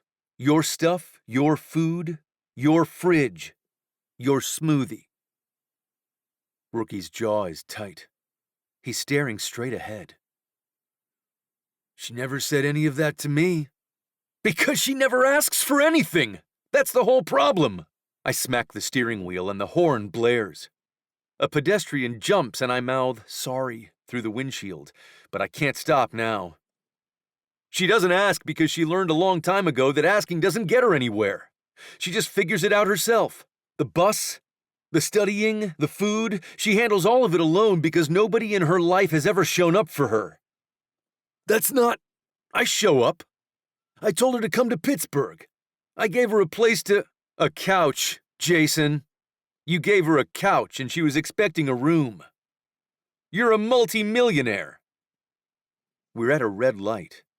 The arena is 3 blocks away. I can see the lights from here, the crowd filtering in, the scalpers working the corner. My pulse pounds in my neck, and I know I need to stop talking, but the dam is broken. Your sister is the most capable person I've ever met. She does an exceptionally difficult job, and she thinks she's stupid because she has test anxiety when really she just doesn't even have the right materials. And she thinks she's the black sheep of the family, Rookie. It sucks. The light turns green. I drive. The arena parking garage swallows us, and I pull into our spot and kill the engine. Neither of us moves. Jason is quiet for a long time. Then he says, very carefully, "Why do you care so much about my sister?" There it is. The question I can't answer honestly. The honest answer would detonate everything. The friendship, the team, the living situation, the taste of Ella's mouth that I can still feel on my lips and tongue. God, the feel of her body against mine. Because I live with her too, I manage. Because someone has to notice and you're not. He flinches. I see it. The micro movement. The jaw. The way his eyes drop to his hands in his lap. I landed a hit and we both know it. He nods once, stiffly, and gets out of the car. I get out too. We walk into the arena without speaking, through the tunnel, past security, into the locker room where the rest of the team is already suiting up. The vibe follows us like rink stink. Spinner looks up from taping his stick and his eyes bounce between us. He opens his mouth and, for once, closes it. Mayhem is already dressed, sitting on the bench, and he watches us walk in quietly, but I can fucking tell that he feels the tension. I go to my stall. Rookie goes to his. 3 stalls apart, and it might as well be a canyon. I'm pulling on my base layer when I feel a presence beside me. Mayhem, fully padded, smelling like athletic tape and icy hot. "Whatever that is," he says, low enough that only I can hear. "Put it in a box. You've got 2.5 hours to hold it together." I'm good. You're not. But you will be. He taps my shin pad with his stick and walks away. I gear up, tape my stick, lace my skates, go through the motions that have been the same since I was 6 years old and try to put the argument in the box like Mayhem said. Across the room, Rookie is doing the same thing. His jaw is still tight. He hasn't looked at me. Then Grentley, of all people, the man with the emotional range of a parking meter, walks between our stalls and says, "If you two are going to have a lover's quarrel, do it after we win." He doesn't stop. He doesn't look back. But the sheer audacity of Josh Grentley making a joke breaks something loose. A few guys laugh. Spinner cackles. Rookie's mouth twitches. I catch his eye and something lifts. I hold out my fist. He looks at it for a beat. 2 beats. Then he bumps it, hard enough that I feel it through my glove. "We're talking about this later," he says. Yeah, no shit. We're not fine, but we can play. Coach calls us in. We huddle. We break. We hit the tunnel and the noise of 18,000 people fills the concrete corridor, and I let it drown out everything except the burn to destroy Philly and their smug mascot. But underneath the adrenaline and the anthem and the roar of the crowd, Jason's question sits in my chest like a bruise that hasn't finished forming. Why do I care so much about his sister? Why have I spent every moment since the sex lesson replaying the feel of her body under my hand, against my chest, beneath me. All those glorious curves pressed against me, quivering. She said she'd never been touched, yet she knew how to unravel me.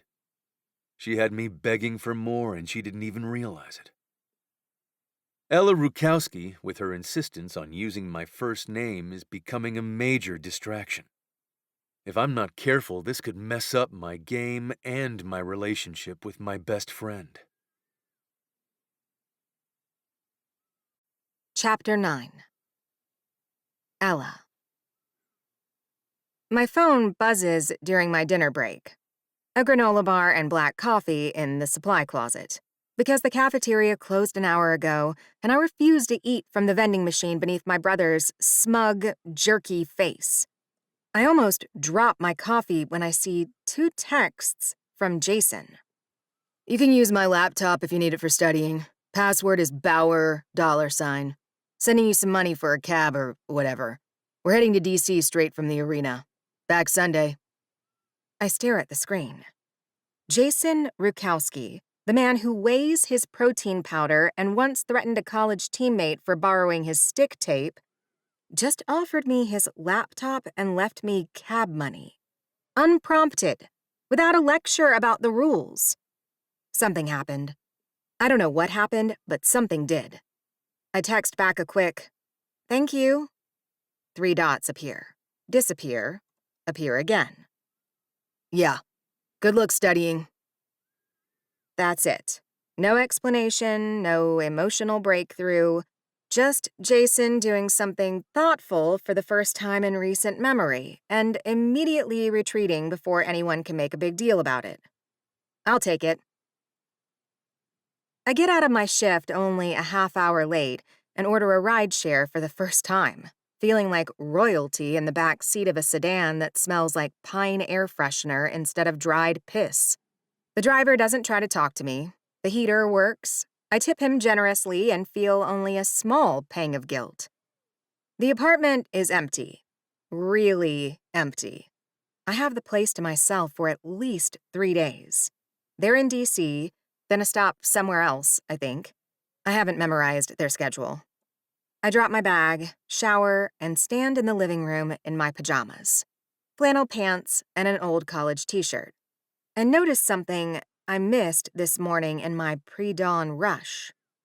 Curtains.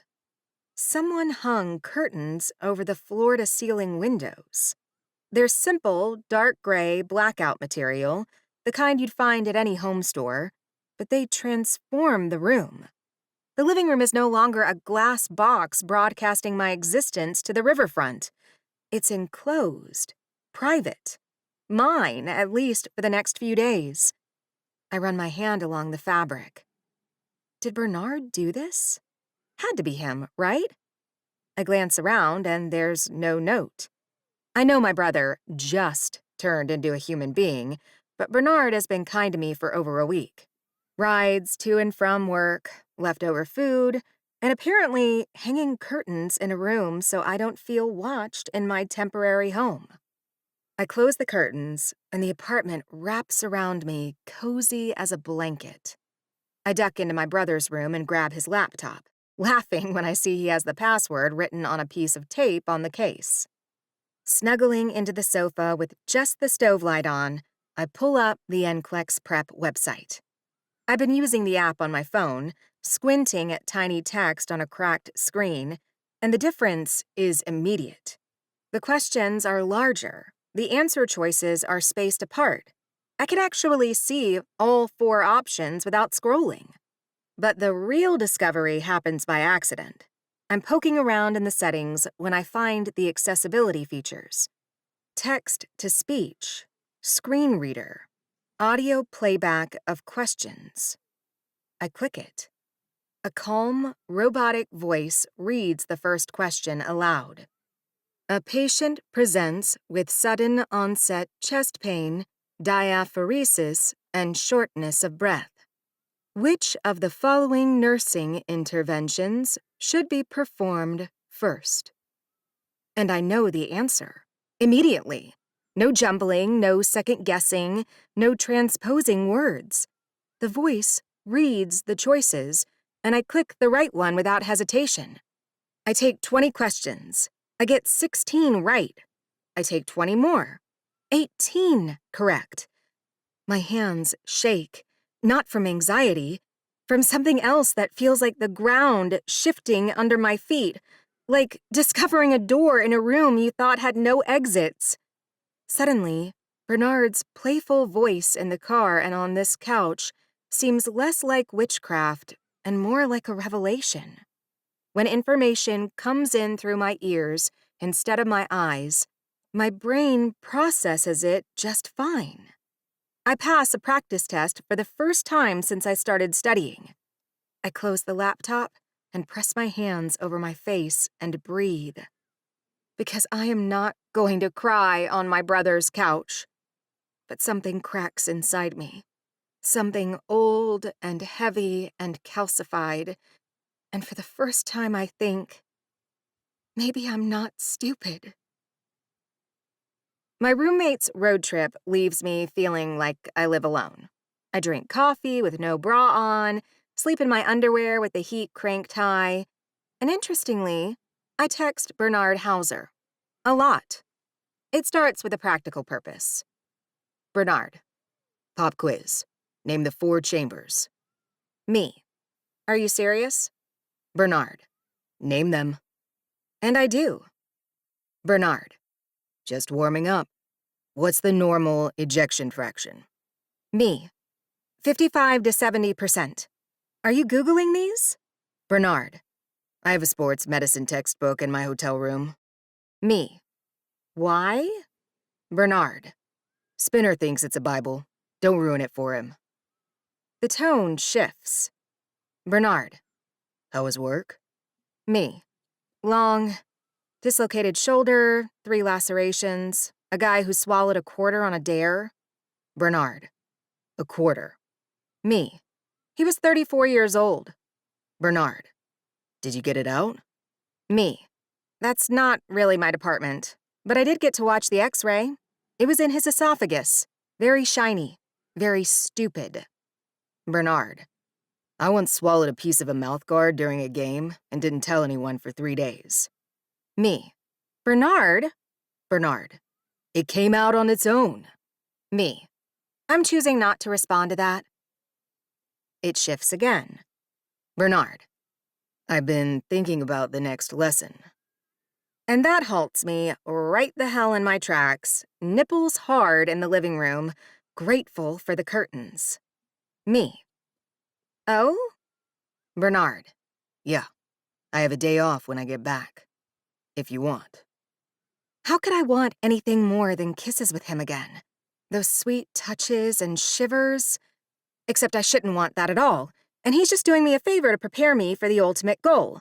My own man. Separate from the world of hockey. And yet... me. I want... A pause. Dots appearing, disappearing. Bernard. Good. That single word sits on my screen and heats me from the inside. I press the phone against my chest and stare at the curtains, think about Bernard's hands on my collarbone and his mouth on mine, and worry that I don't just want to have sex with a man to savor that experience. I'm worried I want to have sex with that man. Specifically. Not good. Arthi catches me smiling at my phone during a lull and hip-checks me against the nurse's station. Who is he? Nobody. Nobody is making you grin like a concussed person in a dark hallway? Spill. Mackenzie materializes. She has a 6th sense for gossip, the way I apparently have one for dropping blood pressure. Who are we talking about? Is it a man? Please tell me it's a man. I need to live vicariously through someone because my love life is an abandoned parking lot. I shove my phone deep in my scrub shirt pocket. It's nobody. It's just a friend. A friend, Arthi repeats, in the same tone she uses when a patient says they only had 1 or 2 drinks. Does this friend have a name? Does this friend have a juicy butt? Mackenzie adds. I'm not discussing this. She's discussing this. Arthi says to Mackenzie. Give her 30 seconds. I last 12. He's someone I know from back home. He lives in Pittsburgh. We've been texting each other. Texting what? Mackenzie's eyes are enormous. Medical trivia, mostly. They both stare at me. Arthi puts her hand on my forehead like she's checking for a fever. Honey, that's foreplay for you? I swat her hand away, but I'm smiling and they see it. And suddenly the three of us are huddled at the nurse's station, giggling like we're at a sleepover instead of a trauma center. We should hang out, Mackenzie says, outside of this fluorescent nightmare, like actual human women who do things that aren't work. Arthi claps her hands. I saw a flyer for an aerial silks class in Lawrenceville, she offers. It's like circus stuff, but you hang from fabric and feel powerful. My cousin does it in New York and says it changed her life. I'm in, I say before I can overthink it. The three of us look at each other, and Mackenzie grins. Send us the details? Yes, I love this. The rest of the shift moves faster after that. I have friends. I have a plan. I have a thing that's mine, not Jason's, not hockey adjacent, not something I'm doing in the margins of someone else's schedule. For the first time in my life, I'm choosing an activity because it sounds fun, and I want to try it. I take the cab home and text Bernard about it. I'm trying circus school this weekend with my nurse friends. Bernard. Like clowns? Me. No, like silks. You hang from long pieces of fabric and do acrobatic things. Bernard. That sounds terrifying. Me. Because hockey is so peaceful. Bernard. Touché. I've had 3 glorious days of solo living, and I'm spoiled. I wear what I want, eat what I want, and study whenever the spirit moves me. This evening, I set up shop on the couch, lying back with Jason's laptop on my legs. The curtains are closed, the lamp's glow is warm, and I'm comfortable in a way that suggests I'm going to drift off midway through my review of medication side effects. I don't remember falling asleep. I do become aware of surfacing slowly, the way I always do, through layers heavy and warm. There's a hand on my shoulder, gentle, a voice low, close. Ella, hey, we're home. I open my eyes, and Bernard's face is right there. Close. Soft expressions, tired eyes, still in his travel suit with the tie loosened. He crouches beside the couch, one hand on my shoulder, and he smells like airplane and coffee.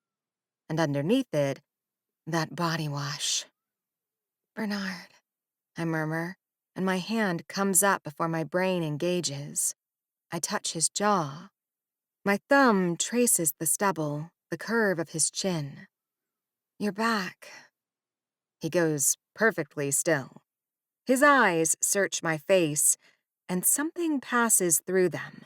Something warm and unguarded and raw. And for a moment, we are just this.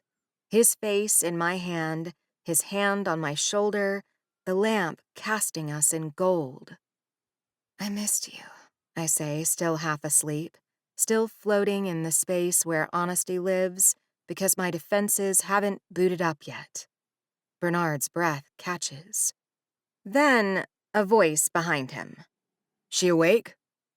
Jason, standing by the front door with his road bag over his shoulder, watching us. I snap, fully conscious. My hand drops from Bernard's face like I've touched a hot stove. I sit upright, clutching the laptop, blinking in the light. I'm up. Sorry. I fell asleep studying. I'm already gathering things. Laptop, textbook, blanket. How was the trip? 2 in 1, Jason says.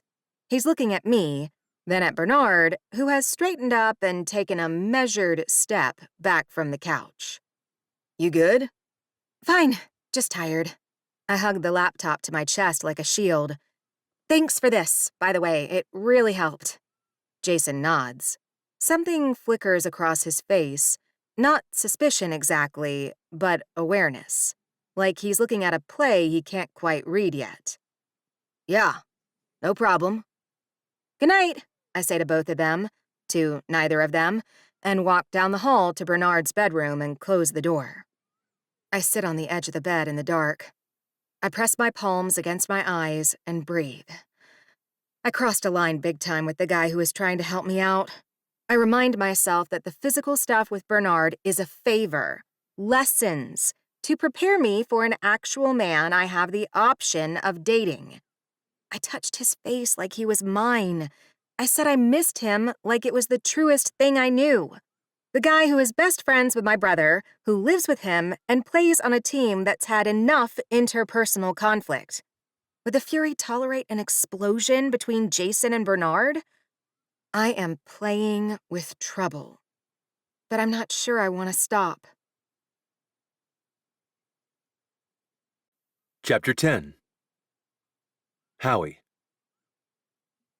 I crack one eye open and see Ella perched on a stool at the kitchen counter, headphones half on, Jason's laptop open in front of her. She's in pajama shorts and an oversized t-shirt, bare legs crossed at the ankle, hair piled in a messy knot on top of her head. She's mouthing along with whatever she's hearing in the headphones, occasionally tapping an answer on the screen. She's fucking gorgeous. But I can't be having those thoughts. I stretch on the couch, needing to pull all my performance training to the surface so I can focus on what I said I'd do for her. Sex tutoring is basically like a backhand clinic. We're just working on skills. The road trip nearly killed me. Not the games, we went 2-1, which is fine. Not the travel, not the hotels. Not spinners snoring through the wall. It was the texting with Ella. Every night in my hotel bed, phone in hand, her name on my screen. My brain supplying images I had no business entertaining. I had to take care of myself in the shower after the "I want" text. Braced against the tile with the water running too hot, thinking about the taste of her mouth, the feel of her collarbone under my fingers, the sounds she made on this couch. I came so hard I saw spots, and then stood there with my forehead against the wall, water drumming my back, knowing I was absolutely fucked.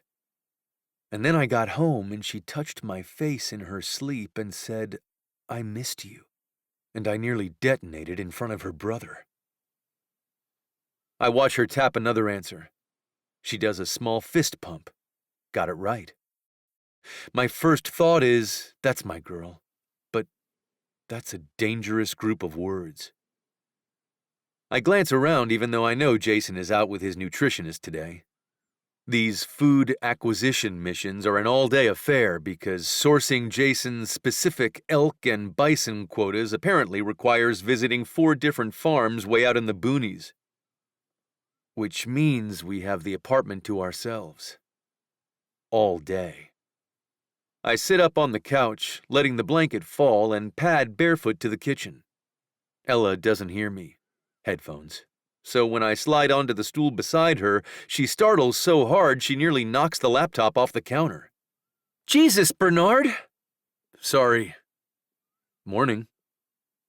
She pulls one earphone out, pressing a hand to her chest. I try not to look at the way her t-shirt stretches across her breasts when she does that. I fail. "How long have you been awake?" "Just woke up." "What are you studying?" "Pharmacology. Reviewing mechanisms of action of cardiac drugs." She turns the laptop toward me, showing the practice interface with the audio controls. "Look at this. The text-to-speech feature reads the questions out loud and I actually get them right. I've been passing practice sessions all week." She says this like she's reporting game stats, but I can see the brightness underneath. The pride she won't let herself fully feel. This is the woman who told me she was stupid, who evidently believed it. "That's amazing, Ella." She presses her lips together. "It's because of you, partly." The way you quiz me in the car, I realized I learn better through listening. I should not say what pops into my own dumb brain, yet I hear the words forming and I don't bother to stop them. Well, I say, I've been told I give great oral. Ella stares at me. Her mouth twitches. She bites her lower lip and I watch the color flood her cheeks and I think, this is it. She's going to throw the laptop at my head. I deserve it. Instead, she says very calmly, "Is that so?" I mean, so I've heard. From whom? A gentleman never tells. She's smiling now, really smiling, so big her nose crinkles. And the kitchen is warm, and Jason is gone, and she's sitting beside me in shorts with her bare knee almost touching my thigh, and the word oral is hanging between us like a lit fuse. So, she says, that means you should totally blab. The mouth on this girl. I grin at her. Ella Rujkowski, what are you implying? She shrugs. That you're the kind of guy who gives out sex lessons. My pulse kicks. I am. Well, she bites that lip I tasted last week. I'd like to start the day off right if that works for you. If that works for me. If having Ella Rujkowski in my arms works for me. I exhale through my nose and nod because words have temporarily left my body. She closes the laptop and climbs down from the stool, adjusting her hair. Could we go into the bedroom? Just because there's a door. I nod and follow her in there, wordless. I duck into the bathroom and brush my teeth. The room smells like her. Shampoo, fruity deodorant, laundry detergent. When I emerge, Ella sits on the bed facing me, cross-legged, and the confidence from the kitchen is already wavering.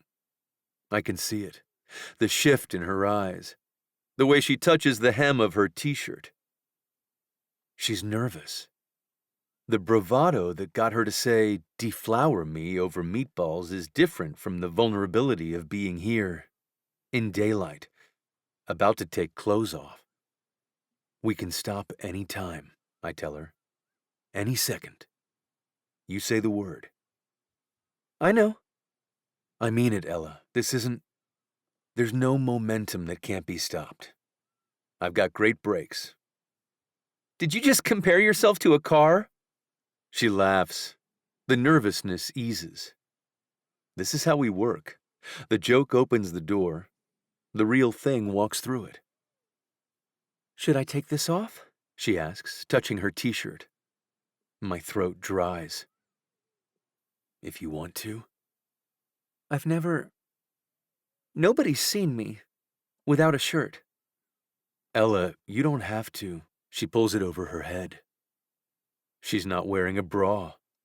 She's just there, an adult Ella Rujkowski, bare from the waist up, sitting on my bed in the morning light.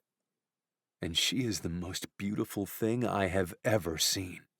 Chapter 11. Ella. Arthie picks me up in a dented Honda Civic with a ready-to-wed bumper sticker her mother put on before Arthie could stop her. Mackenzie is already in the back seat with 2 iced coffees and a bag of cashews. Fuel, she says, thrusting a coffee at me. We're going to need upper body strength, and I have been surviving on vending machine Doritos. The Aerial Silks studio is in a converted warehouse in Lawrenceville, on a block that also has a ramen shop and a tattoo parlor. Inside, it smells like chalk and rubber mats, and long panels of purple and red fabric hang from the ceiling like something out of Peter Pan. I count 8 silks, each pooling on the floor in graceful heaps, and a handful of women already stretching on mats. We find a spot near the back and spread out. Mackenzie touches her toes with ease. Arthie sits cross-legged and pulls one arm across her chest, grimacing. I bend forward and feel the burn of a 12-hour shift in every muscle south of my rib cage. So, Mackenzie says, switching arms. Arthie, we need to discuss that bumper sticker. Arthie groans. My mother sent me seven profiles on a matrimonial site this week. One of the men listed his hobby as breathing. Another one's photo was clearly taken at a funeral. A funeral? He was standing next to a casket, Mackenzie, in a suit, smiling. Maybe he was happy to be there. Mackenzie bites a pretzel. My update is that I got a DM from Kyle. Kyle the ex? I ask. The shitburger. He said, and I quote, I've considered what you said and think you should return to Kentucky for some growth work. She gags. Growth work? He can't even grow a full beard. So that's a no, Arthie says. That is a block, delete, and sage my phone. Mackenzie pulls a leg practically behind her ear, demonstrating incredible flexibility I'm not envious of at all. What I actually want is to just get laid. No feelings, no growth work, just a nice man with a functional body and low expectations. She turns to me. Ella, your brother is a professional hockey player. Unfortunately. Doesn't he have friends? Aren't hockey guys, like, famously... She waves a foot in the air. Available? Arthie snorts. She means slutty. I mean, open to casual encounters with consenting women. I open my mouth to respond, to say something about the parade of women I've witnessed filtering through my brother's rooms over the years, but the instructor claps her hands and saves me from a conversation I am absolutely not ready to navigate, given that I had a hockey player's hand down my shorts a few hours ago. The teacher's voice booms as if she has practiced broadcasting to a full room. Welcome, everyone. I'm Jules. Let's start with some basics. Jules appears white, maybe 5'2", and built like a gymnast, with arms that suggest she could bench press most of the women in this room. She radiates the calm authority I associate with charge nurses. No nonsense, but Jules is also kind. We start on the ground. I listen as she explains grip technique. Wrap the silk around her hands, pull it taut, feel the tension in your shoulders. My forearms burn almost immediately. Pumping up pressure bags and restraining combative patients in the ER have given me functional strength, but this is different. This requires me to hold my own body weight, which is not insignificant, and trust that a piece of fabric won't let me go. Grip higher, Jules tells me, adjusting my hands. Good. Now pull yourself up. Use your core, not just your arms. I pull. My feet leave the ground by about 2 inches, and I immediately drop back down. That's perfect for your first time, Jules says. Try again. It feels humiliating. Far from perfect. Mackenzie, who apparently has hidden lizard DNA, scrambles up her silk with ease. Arthie manages a wobbly hang. I try again and get slightly higher, arms shaking, the fabric biting into my palms. Use the footlock, Jules says, crouching beside me. Step on the silk with your right foot. Wrap it around your arch. Now, the fabric carries some of your weight. I do as she says, and something clicks. The silk catches under my arch, and suddenly I'm not fighting gravity alone. The fabric holds me, supports me. I pull up, wrap my foot tighter, and I'm suspended. A fairy, flying. 3 feet off the ground, gripping the silk above me, one leg wrapped and locked, the other extended into open air. It's not graceful. My arms shake, my face is probably purple, but I'm up. I'm off the ground. My body, this body that I've spent years thinking of as too big, too much, taking up too much space in too many back seats, holds me in the air.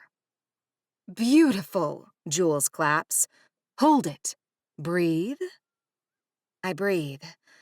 thinking of Bernard offering the same suggestion and feeling my body flush all over. I looked down at my hands wrapped in purple silk, my knuckles white, my forearms straining. My leg extends in the air, pointed in a way I choose to imagine is graceful. My core is engaged, working, and strong. I tilt my head back and laugh. I can't help it.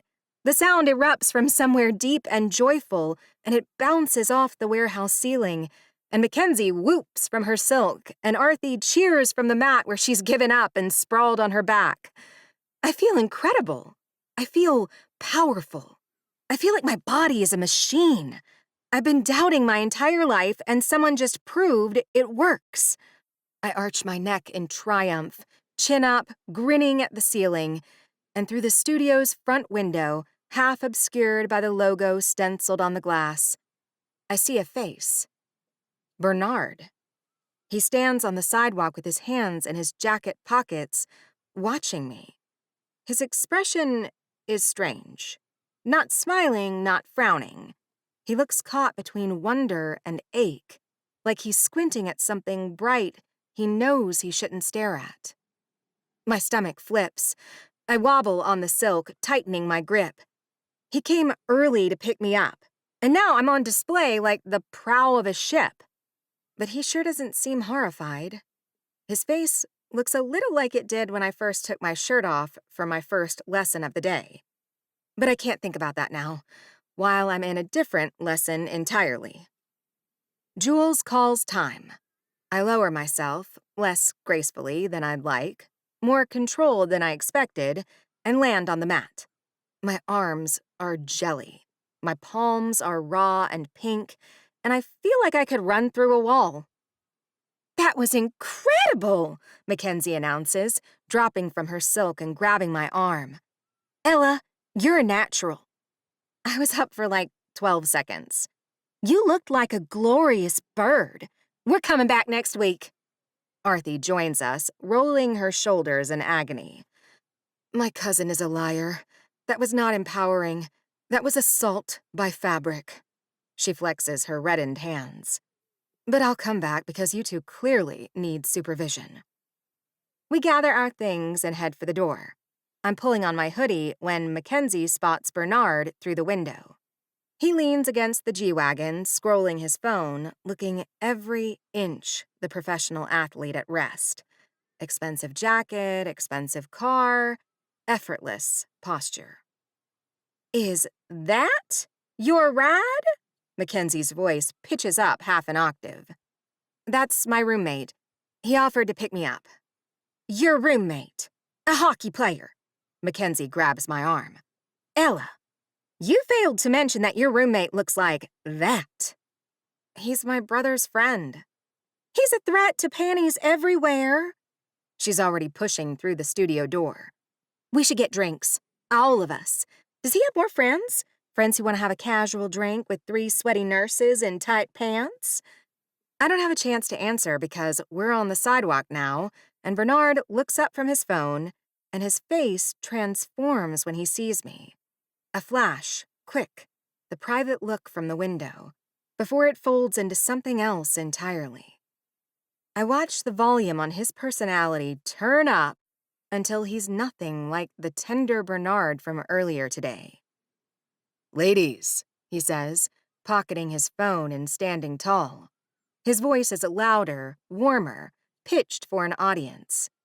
This isn't the man who whispered my name against my neck. This is Howie Hauser, professional charmer, the guy who knows every bouncer in Pittsburgh. "How was clown college?" "Aerial silks," I correct, trying to control this situation and failing. "It was amazing," Mackenzie says, extending her hand. "I'm Mackenzie, Ella's friend from work. We're nurses." Howie. He shakes her hand with both of his, and I watch Mackenzie lick her lips. "I've heard great things. You're the one from Louisville, right?" She melts, actually melts on the frigid sidewalk. He deployed that factoid like a heat-seeking missile of personal charm. "And you must be Arthie." He turns to her with the same warmth, the same focus. Arthie, who is immune to most forms of nonsense, cracks a reluctant smile. She talks about us? Constantly. He glances at me, and our eyes catch for half a second, long enough for me to see the real Bernard underneath the Howie show, before he snaps back to performing. So what's the plan? You guys hungry? Thirsty? We want drinks, Mackenzie says, and Alice says hockey players are fun. I absolutely did not say that. You implied it. Mackenzie turns to Bernard with the confidence of a woman who has fully decided to shoot her shot. Do you have single friends who might want to meet 3 incredibly interesting women who just defied gravity? Bernard laughs. The big one. The Howie laugh. The one that carries half a block. And pulls out his phone. I might know a guy or two. Where do you want to go? Mackenzie names a bar nearby. Arthie suggests a backup. Bernard's thumbs fly across his screen, and I stand on the sidewalk watching him text his teammates, watching my careful, private world tilt on its axis toward my brother's loud, public one. This is Howie, the party organizer, the social connector, the man half of Pittsburgh has seen buying rounds for strangers. And I'm standing here in a sweaty tank top with chalk dust on my hands and silk burn on my palms, watching him charm the 2 people who see me as just Ella. Not baby Rookie, not a hockey player's sister, just Ella. I feel the ground shift. For the last 10 days, I've had Bernard. Private, tender, devastating Bernard, who quizzes me on cardiac conduction and traces my collarbone and tells me I'm gorgeous with a voice like gravel. I've had him in a bubble. The apartment, the car, his bed. Now, my friends are meeting Howie. And Howie is spectacular, magnetic, generous, impossible not to like. But he's not the man who held me while I shook apart this morning. He's the version of that man built for public consumption, and I'm the only person on this sidewalk who knows the difference. Bernard catches my eye again over Mackenzie's head. One look, quick. The grin stays on his face, but something behind his eyes flickers.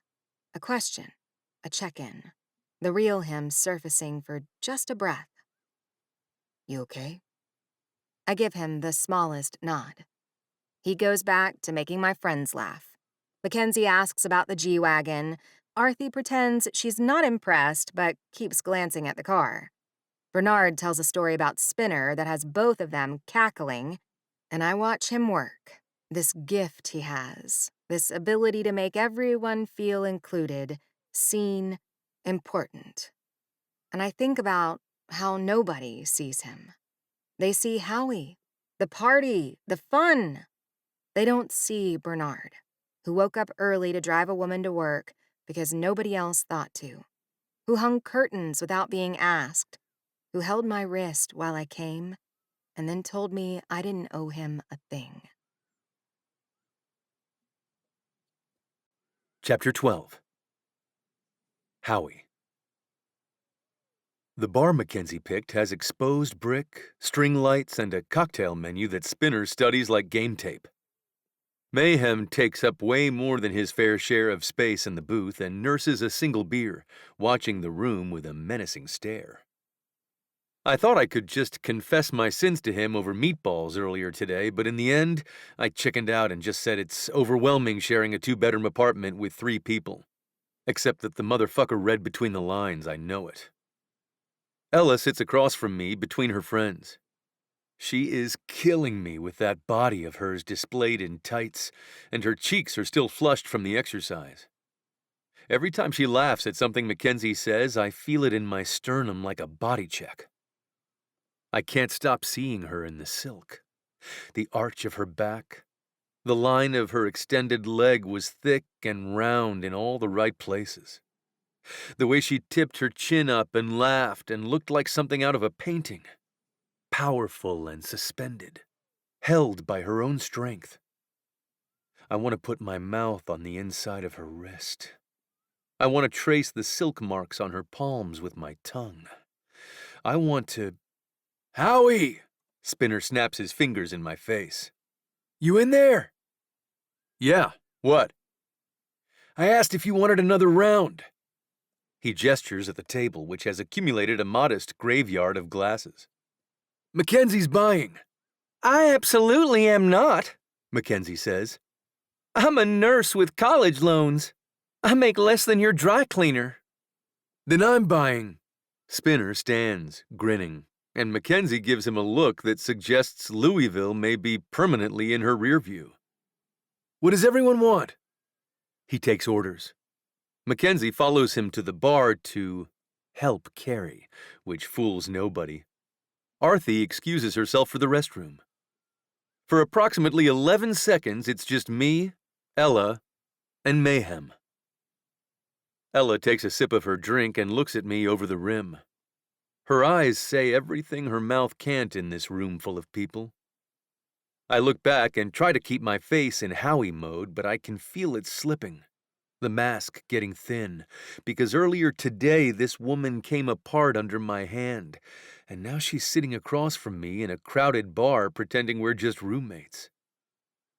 You guys are cute, Mayhem says, not looking up from his beer. Ella's glass freezes halfway to her mouth. I feel my spine go rigid. What? He waves a hand toward Ella. You and the group. He takes a slow sip. Nice that you're making friends. I stare at him. His face reveals nothing.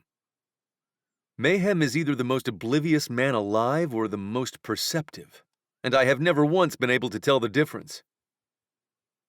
Yeah, I manage. It's good. He nods, sips, stares at the table. Then, so quiet I almost miss it. Be careful. Before I can respond, Spinner returns with drinks and Mackenzie on his arm, and the moment dissolves into noise and laughter and the safety of a group. Arthie comes back and starts grilling Mayhem about what he's reading. Spinner tells a story about a road trip in juniors that has Mackenzie wheezing. Ella laughs, and her knee bumps mine under the table and stays there, warm through my denim, and I leave it. I leave it right there and drink my beer and perform Howie Hauser, life of the party, man with nothing to hide. Mackenzie asks Ella something about work, and Ella launches into a story about a patient whose roommate put glue in the toothpaste tube, and I watch her friends lean in, rapt, laughing, and I realize she's funny. Not just dry humor funny with me, but commanding a table funny.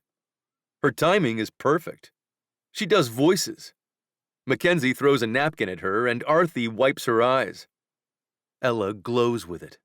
The pleasure of being seen as entertaining and interesting and wanted for something other than her proximity to a hockey player. I could watch her all night. That's the problem. Mayhem nudges my boot under the table. I tear my eyes away from Ella, and he gives me a look that says louder than words, I said be careful. The energy level at morning practice is what I'd expect from the Fury in preseason. We shouldn't have gone out on a weeknight. Spinner skates onto the ice, singing something off-key. Rookie grumbles about being left out. Nobody invited him to the bar, but he was out hunting elk burgers anyway. You guys went to a bar without me? Jason tapes his stick at the bench, looking wounded. With my sister? We ran into her, Spinner says, which is technically true in the sense that everything is technically something. She was out with nurse friends. We got drinks, it was chill. Who's we? Me, Howie, Mayhem, and Ella's friends. Spinner grins in a way that suggests Mackenzie's phone number is saved in his contacts. One of them is from Kentucky. She does this thing with her. Don't want to hear it, Rookie says. Coach blows the whistle and we line up for drills. I feel decent. A little loose from the beer, a little tight from sleeping on the couch, but my legs are under me and my head is clear. Clearer than it's been in weeks, actually. which is ironic given that my life is a ticking bomb of secrets and desire. We scrimmage. First unit against second unit, full contact, coaches watching from the bench. I'm on the second line with Spinner, running a cycle play along the boards. The puck dumps into the corner and I chase it, shoulder down, cutting hard to beat the defenseman to the wall. What happens next takes about 2 seconds. The defender, a rookie named Hargrove who outweighs me by 20 pounds, catches my outside knee with his hip as I cut left. It's not dirty. It's not even hard, really. It's just the wrong angle at the wrong speed. My blade catching a rut in the ice at the exact moment his weight hits my leg. The pain is instant and specific. A hot, bright flare on the inside of my knee. The kind that makes your vision go white at the edges. I go down. Not dramatically, not with a scream. I just fold, one leg buckling, and hit the ice on my side with my stick clattering away. The whistle blows. Hargrove skids to a stop and says, "Shit, Howie, I'm sorry." And I wave him off because it's not his fault, and I can already tell this is bad. Not catastrophic. I've had catastrophic shoulder surgery and a broken orbital bone. This isn't that. But when I try to put weight on it, the knee says no in a very clear voice. The trainer is already jogging across the ice with that look they get when they're calculating weeks instead of days. "Don't move," he says. "Let me see." He bends my knee. Presses on the inside. I grab the boards and squeeze until my knuckles crack. "MCL," he says. "Almost certainly. We'll get imaging, but I can feel the laxity." I'm not cramming for an anatomy exam like Ella, but I know that word is no good. "How long?" I ask. "Depends on the grade. Could be a week, could be 4. I lie back on the ice and stare at the ceiling. The lights, the banners, the rafters, and feel the cold seep through my jersey into my back. The team has 3 road games this week. A swing through Carolina and Florida. Spinner appears above me, upside down from my vantage point. "You good?" "MCL. Fuck." He taps my chest with his glove. "That sucks, brah." Mayhem skates up behind Spinner, silent, looming. He looks down at me, and I look up at him, and he says nothing, because Mayhem never says what he doesn't need to. But I see something flicker across his face. Not just concern about my knee. Something else. Something that says, you're about to be alone in that apartment with her for a week. I know, I want to tell him. I know. Rookie skates over last. "Howie! Shit! You okay?" "I'll live. You need anything?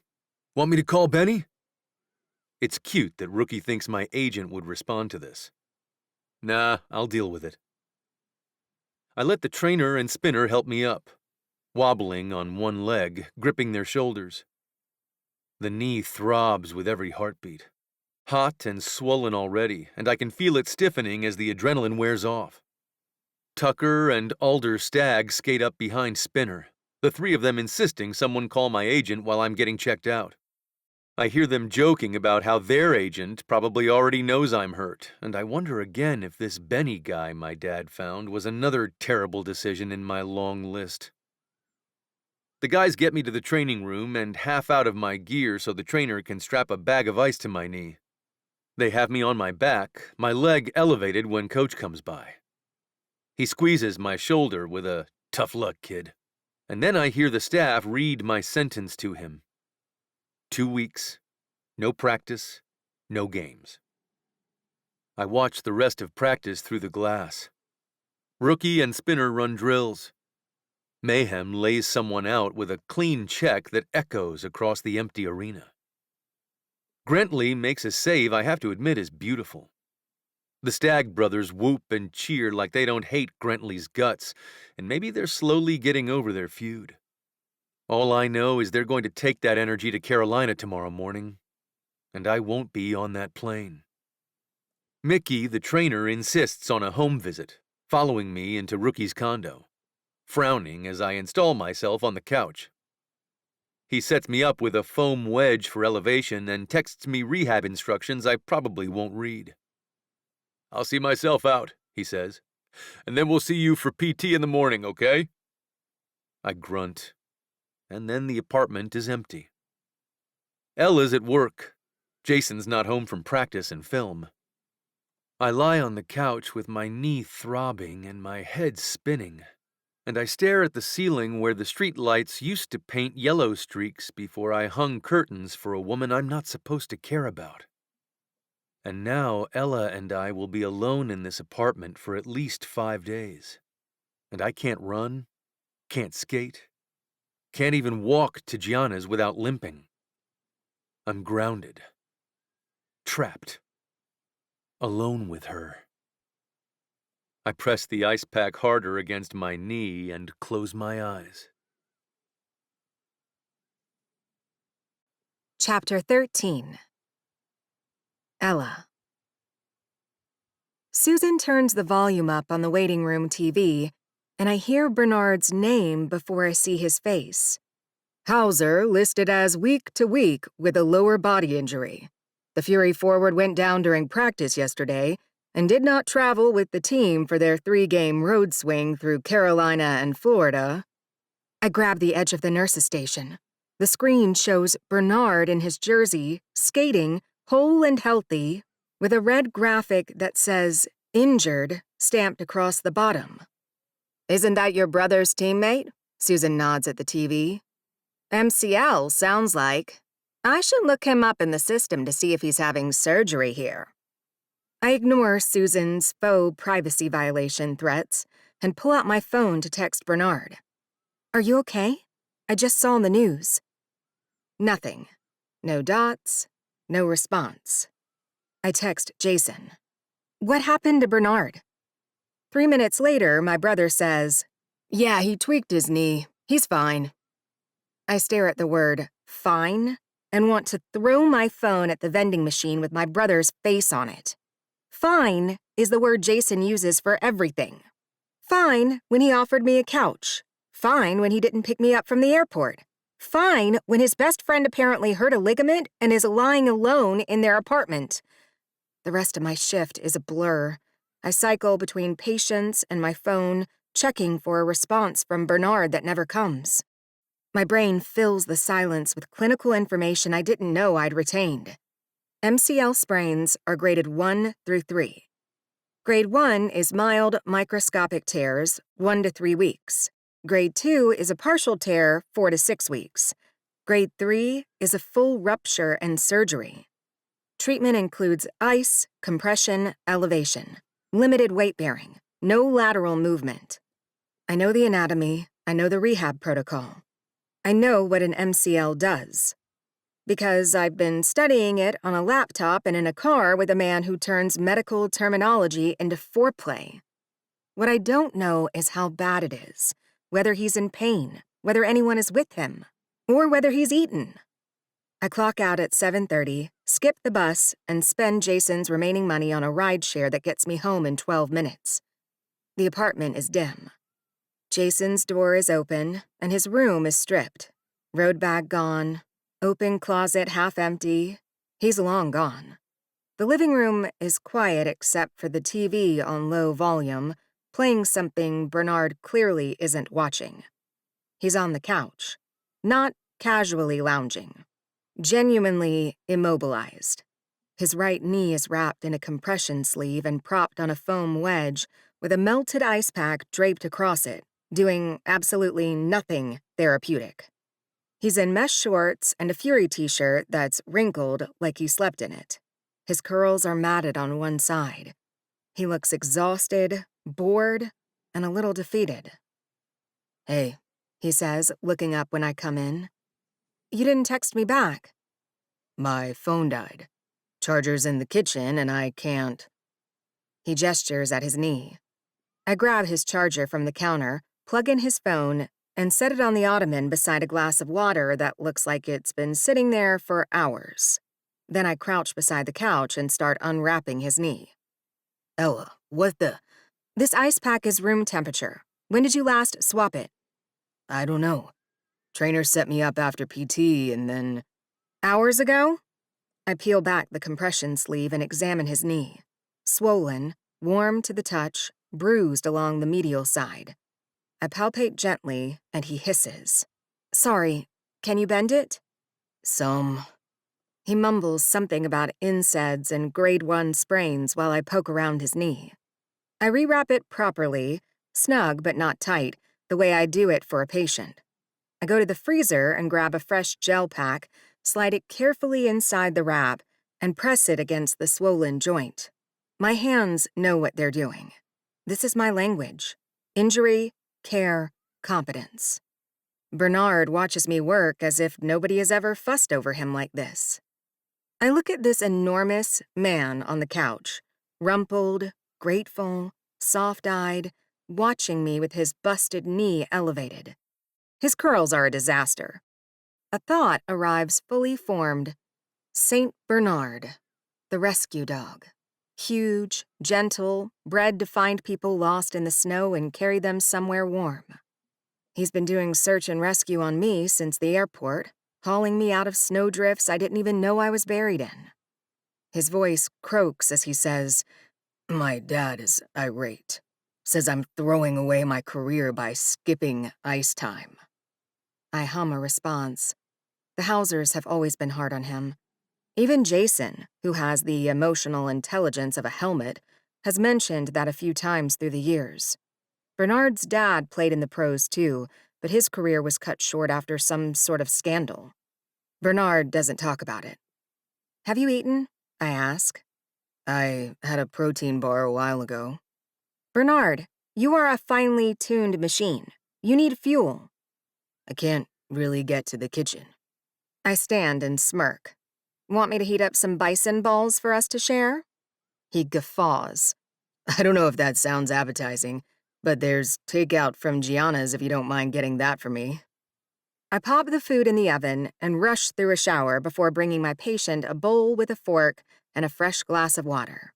He eats sitting up, his legs still elevated, and I perch on the edge of the ottoman facing him, because all the chairs are too far away and I want to be close. Thank you, he says between bites. You didn't have to do all this.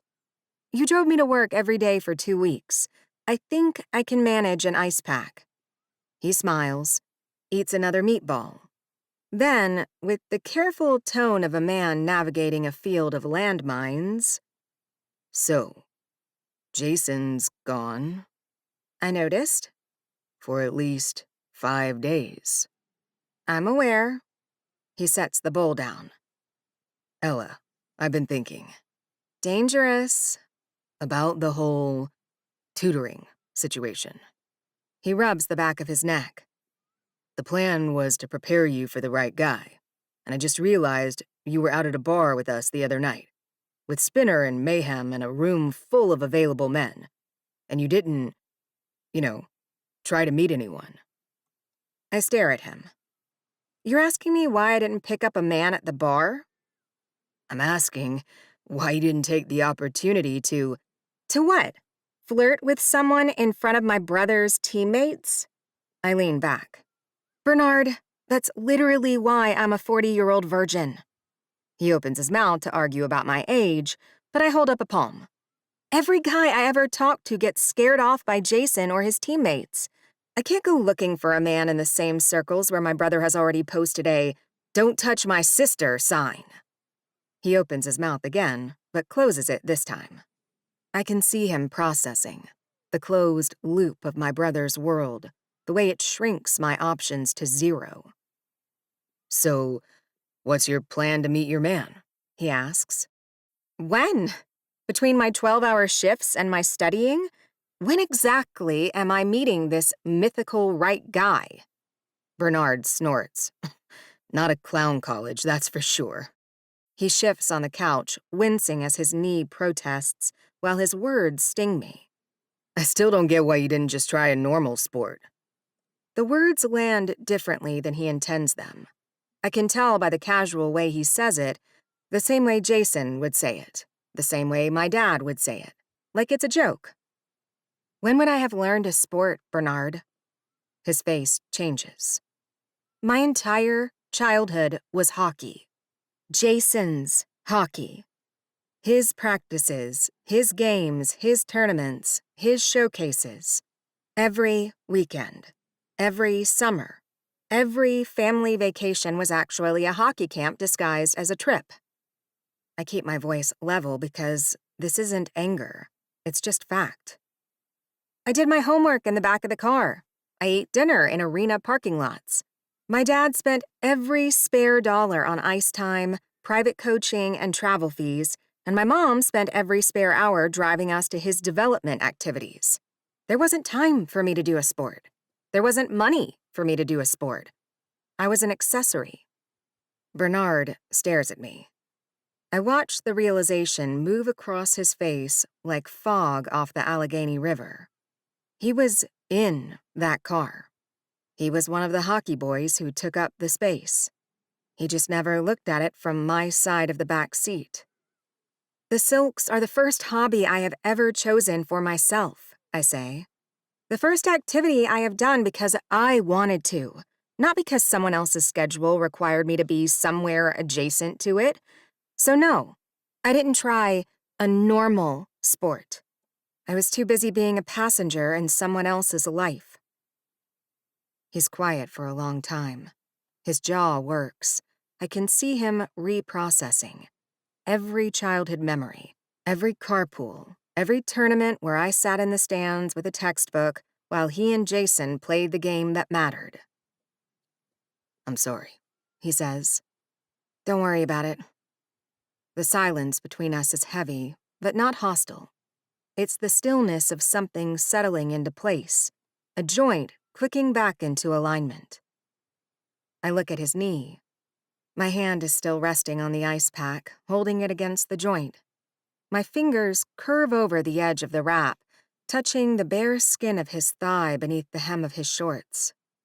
I don't move my hand. Neither does he. So anyway, I still need to learn the arts of love, I say. His eyes drop to my hand on his leg. Ella. I slide my hand an inch higher on his thigh. His quad tenses under my palm. If you're not in pain, this seems like a good time for extra credit. The leg muscles quiver beneath my hand. I hold his gaze. Teach me how to make you feel good, Bernard. His throat moves. I watch him swallow, watch his hands grip the couch cushion, watch the war play out across his features. The part of him that wants to keep giving and never receive versus the part of him that's been turning this down since our first lesson. You don't have to. I know I don't have to. I want to. I move my hand higher. His breath stutters. You've been taking care of me since I got to Pittsburgh. Driving me, feeding me, teaching me. Let me take care of you. He looks at me. I look at him.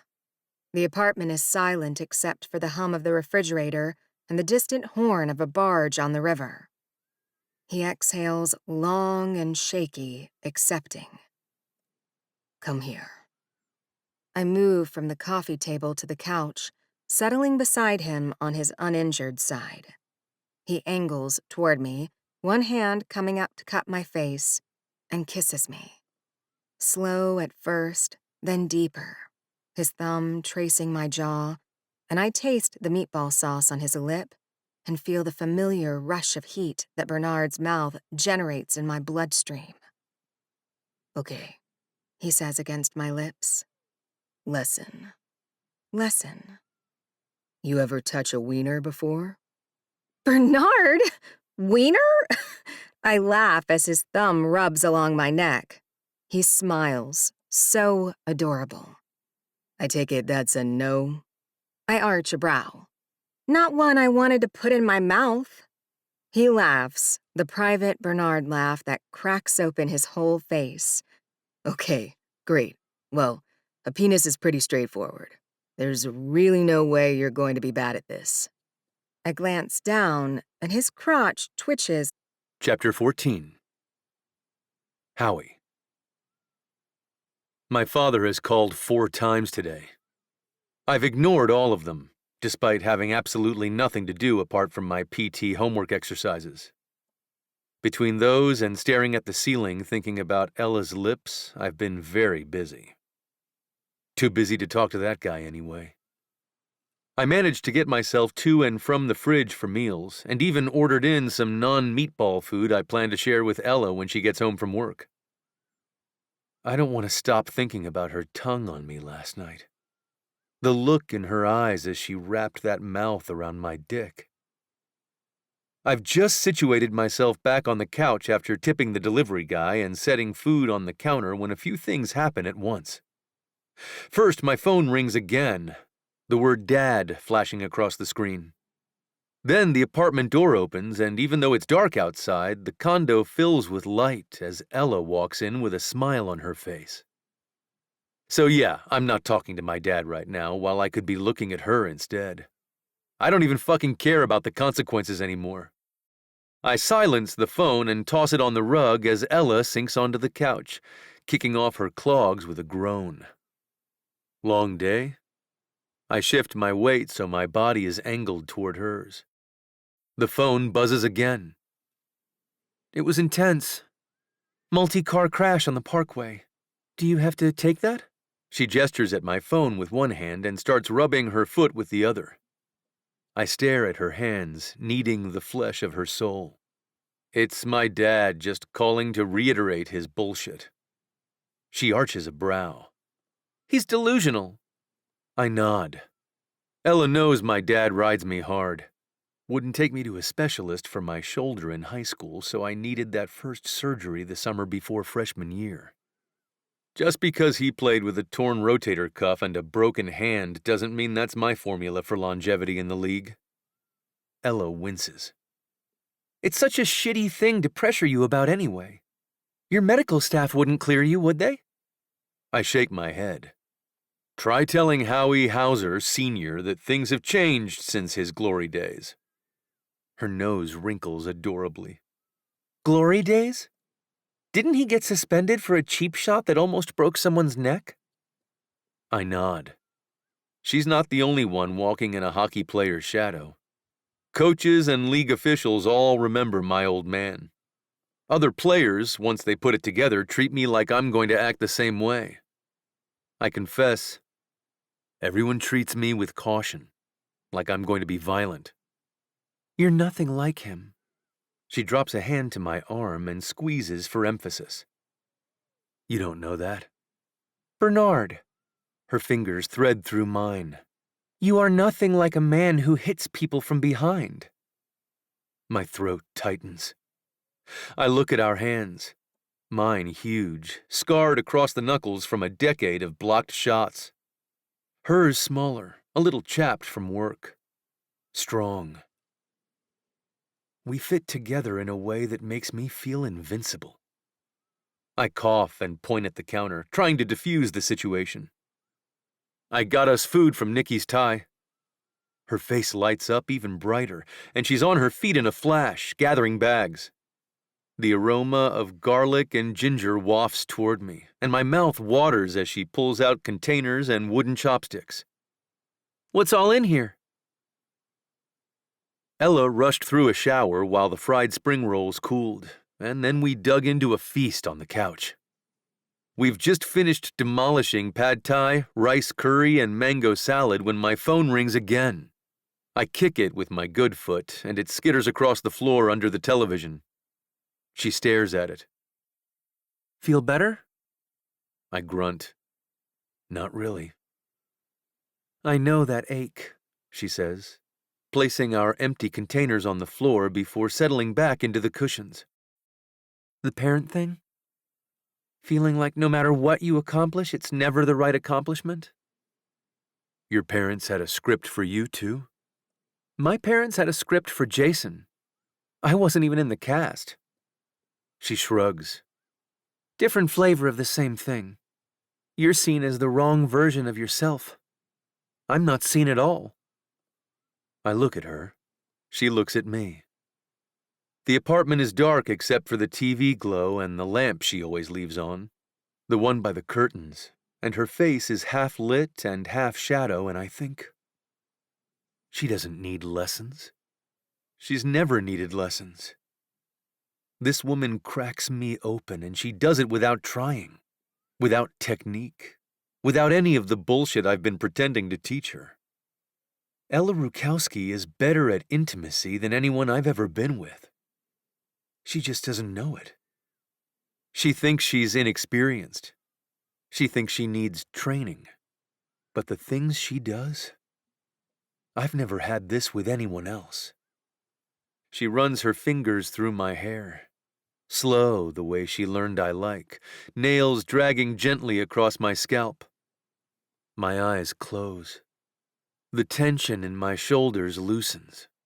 Her nail traces the scar in my eyebrow, and I feel my body respond. Not just arousal, though that's there, instant and undeniable, but something deeper. A release. A surrender. You don't need lessons, I murmur. Her hand pauses. What? You heard me. I open my eyes. You touch me all the right ways and say the right things, and I come apart. You don't need a single lesson, Ella. Your brother is the only obstacle between you and any man alive falling at your feet. She stares at me. Her hand resumes its seduction in my hair. Slower now, and I can see her processing, filing that statement, testing its weight. I still want you, she says. Simple. Direct. I still want you, too. That's been pretty well established. I mean tonight. Her eyes hold mine. My heart rate does something the team doctor would flag. Ella, I know what I'm asking. She pulls her hand from my hair and places it on my chest, palm flat, the way she did that first time on the couch when she felt my heartbeat and realized I wasn't calm. Is your knee too painful? My knee is... I glance down at it. Wrapped, elevated, aching in the background the way it has been for days. It depends on the position. What position feels best? I swallow. If you were on top, my knee wouldn't be bearing weight, and I stop and try to concentrate. Having you on top would be incredibly hot, Ella. I want to see you, your body, your face. Something passes across her features. A shadow I've seen before, when she crossed her arms over her bare chest, when she commented on being too big to sit on my lap, the cruel voice in her head that says she takes up too much space. I'm not exactly light, she says. Ella. I sit up straighter, ignoring the protest from my knee. Look at me. She looks. You could sit on me right now, and the only thing I'd feel is lucky. I have wanted your full weight on me since I saw you at the airport. I have thought about nothing else, do you understand? You on top of me is not a compromise because of my knee. It's a fucking fantasy. Her cheeks flush, her eyes go bright. She bites that bottom lip, and I watch her face shift from doubt to something that looks like hunger. I should tell you something, I say, because apparently I've lost all self-preservation instinct. I think about you when I touch myself. In the shower. Every time. Since before the first lesson. I think about your body and your sounds and your face when you come, and I exhale. That's not tutoring. She's quiet for a beat, then says, I think about you too. Yeah? In your bed at night? After you fall asleep on the couch? She holds my gaze. I hear you breathing through the wall, and I think about your hands, and I touch myself. And I pretend it's you. Every drop of blood in my body swims south. My vision narrows to her face, her mouth, the flush spreading down her neck beneath her scrubs. I can picture it. Ella in my bed, in the dark, her hand between her thighs, my name in her mouth, and I'm so hard it strains against my shorts. Show me, I say, and my voice comes out wrecked. Please, I want to see. I want to see how you touch yourself, Ella. Get on top of me and show me how you get off. She looks around, seeming uncomfortable. Not on the couch. Wherever you want, I agree. She helps me up, careful with the knee, slotting herself under my arm like she's done it 100 times. We make our way down the hall, me limping, her steady, to the bedroom. Her bedroom. My bedroom. The room that smells like both of us now. The pillows she sleeps on. The space where she's been lying in the dark thinking about me. She sits me on the edge of the bed and I scoot back, propping my bad leg on a pillow. She stands in front of me and pulls her top over her head. The sports bra follows. Then the pajama pants, and she's standing there in underwear, and my mouth goes dry, because it doesn't matter how many times I see her. Every time hits me like mayhem on dull skates. Except Ella is soft and strong and so beautiful my chest aches. She hooks her thumbs in her underwear. Pauses. Please show me, I say. She slides them down and steps out of them, and she's naked in front of me, and I'm looking at her like she's the only thing in the world, because right now she is. Come here, I beg. Please. Straddle me. I want to feel you. She climbs onto the bed, swings a leg over my hips, and settles her weight onto me, and the pressure of her, the heat, the softness, the full, gorgeous reality of Ella Rujkowski sitting on top of me makes me groan so loud the neighbors probably hear it. Is this okay? She asks. Your knee... My knee is perfect. Everything is perfect. You're perfect. I grip her hips with both hands, feeling the curve of her, the give of her skin under my fingers. Show me, Ella. Show me what you do when you think about me. I have zero concern for the fact that she's my roommate's sister. Right now, she's the hottest woman in any universe, and she's naked for me. She reaches between us. Her fingers find the place she needs, and she starts to move. Slow, tentative at first, her eyes half closed. And I watch her face, and I hold her hips, and I think, this is it. This is the moment I can't come back from. I don't just lust after Ella Rujkowski. I'm pretty sure I'm in love with her, and she's on top of me, and she's touching herself, and I'm about to be inside her. Nothing. Not the tutoring, not the right guy, not her brother, not my father, none of it matters as much as the expression on her face right now.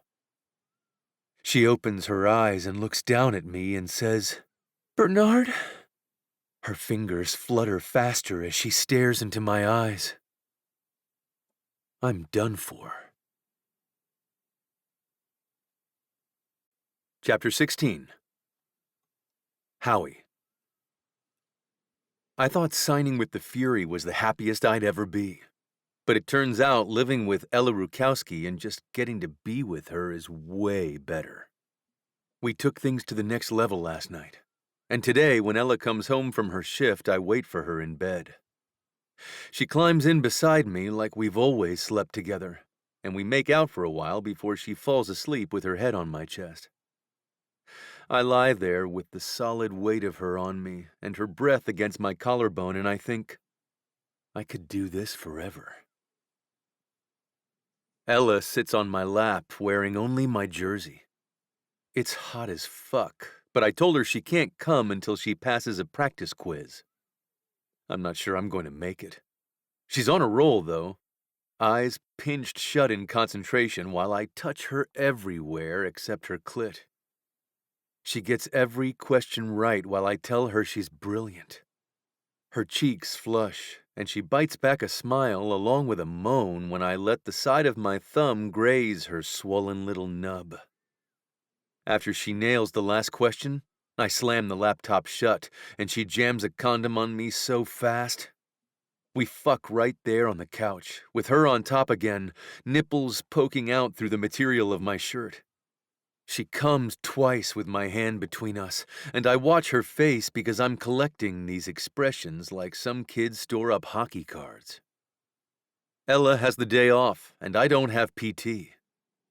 We stay in the bedroom until the skin on my cock is sore. She sits cross-legged on the mattress, naked, while we recite drug interactions. I lick every inch of her body, and then I eat Thai food off her stomach while she shrieks that the noodles are cold. After I lap up the last drop of sauce, she grabs me by the hair and says, "You're actually a Saint Bernard, aren't you? Big and drooly, taking up the whole bed?" I'm sorry, but did you just compare me to a dog? I splay a hand across her belly, finger jiggling her boobs. She laughs. I did. A dog that rescues people. And nobody has ever thought of me as a savior. I have to be inside her, and I manage to be on top without too much discomfort in my knee. The Fury physical therapist says my knee is progressing well. I'm almost at full flexion, and Anya says I could be skating again in a week. When I get back to the condo, Ella is there, and I tell her the news, and she whoops. We need to celebrate. I aced 3 practice tests in a row, so we've both had great days. She stands in her socks and does a little shimmy that instantly makes me hard. I tip my head toward the bedroom, and she giggles. Giggles! The next thing I know, we're both in the shower with her bent over, clutching the built-in bench seat, and me standing behind her, thrusting slow and deep while water pours over us. The urge to tell her I love her is powerful, but the smile on her face is distracting, and after we both come, we kiss until the water runs cold. Friday, I come back from PT and she's still at work. I notice her suitcase in the corner of the bedroom, still packed, like she's 5 weeks into a hotel stay rather than living somewhere. I hate it. I do a quick inventory of my dresser and decide I can put my socks and underwear in one drawer so Ella can at least have one to herself. Women need space for private things. Everyone does. While I'm at it, I rearrange the closet so it's half empty, and I steal a bunch of hangers from Rookie's room so that when she comes home, she sees the space as an invitation to stay as long as she wants. I station myself on the couch and act engrossed in the game on TV when Ella gets home from work. Hey, B, she trills, a new nickname that has my nerve endings fizzing in happiness. I wave and stay put while she heads into the room to change. I hear her pause, imagine her taking in the gesture. And then I hear the sounds of suitcase zippers and pants being shaken onto hangers. I limp to the bedroom and lean against the doorframe, watching. She turns to me, a dress clutched against her chest and a smile splitting her face. Did you do all this? I nod. Cleared out the top drawer for you, too, if you want. I lean into the room and flick it open, gesturing at the open space. A tiny tear forms at the corner of her eye, and she brushes it away, smiling. Ella bends to grab a bundle of stuff from her suitcase and sets it in the drawer without saying a word.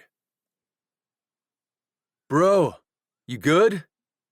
Rookie drops his road bag in the hallway and stares at me.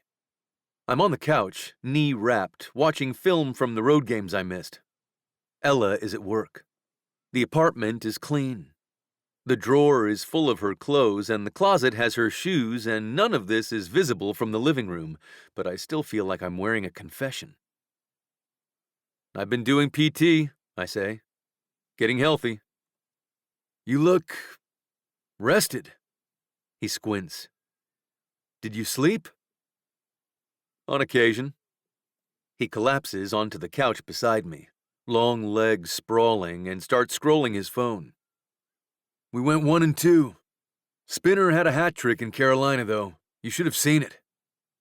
He launches into a play-by-play, complete with hand gestures and sound effects, and I listen because these are my teammates and it's my job to know this stuff.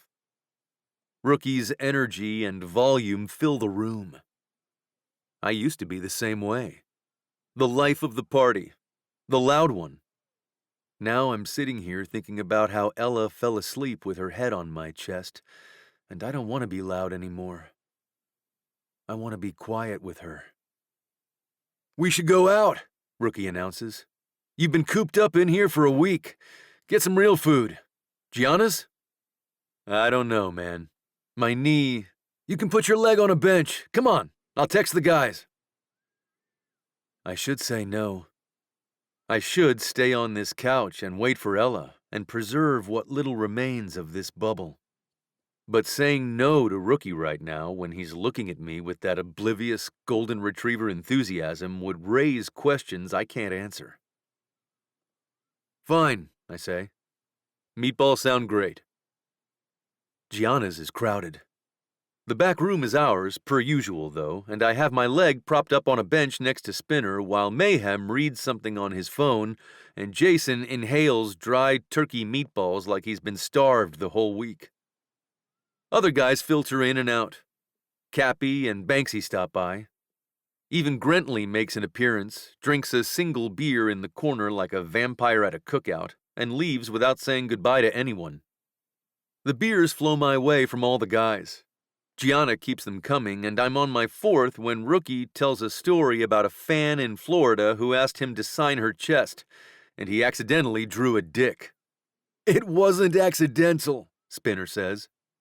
It was, my hand slipped. Your hand drew a full shaft with veins, Rookie. The table erupts. I'm laughing, loose, warm. My knee doesn't hurt. The food is good. My friends are here. For a minute, I forget the weight I'm carrying, and I'm just Howie, life of the party, the one who makes sure everyone has a good time. Rookie looks at me with glassy eyes. He hiccups. Should not drive home, and you can't walk with that knee, bruh. I shake my head. That is correct. Hey, he says, pulling out his phone. Ella can come pick up your car. Save the dishwashers a trip. Warning bells ring in my foggy head, but he's already texting. She's off tonight, right? I think so, I manage, because my throat just closed. I know exactly when her shift ends and which route she'll take to get here for Mercy. Maybe she'll bring her friends to flirt with Spinner again. Cool. I told her to meet us here and she can drive your G-Wagon home. He pockets his phone, satisfied with himself. See? I care about people. That's great, Rook. Spinner orders another round.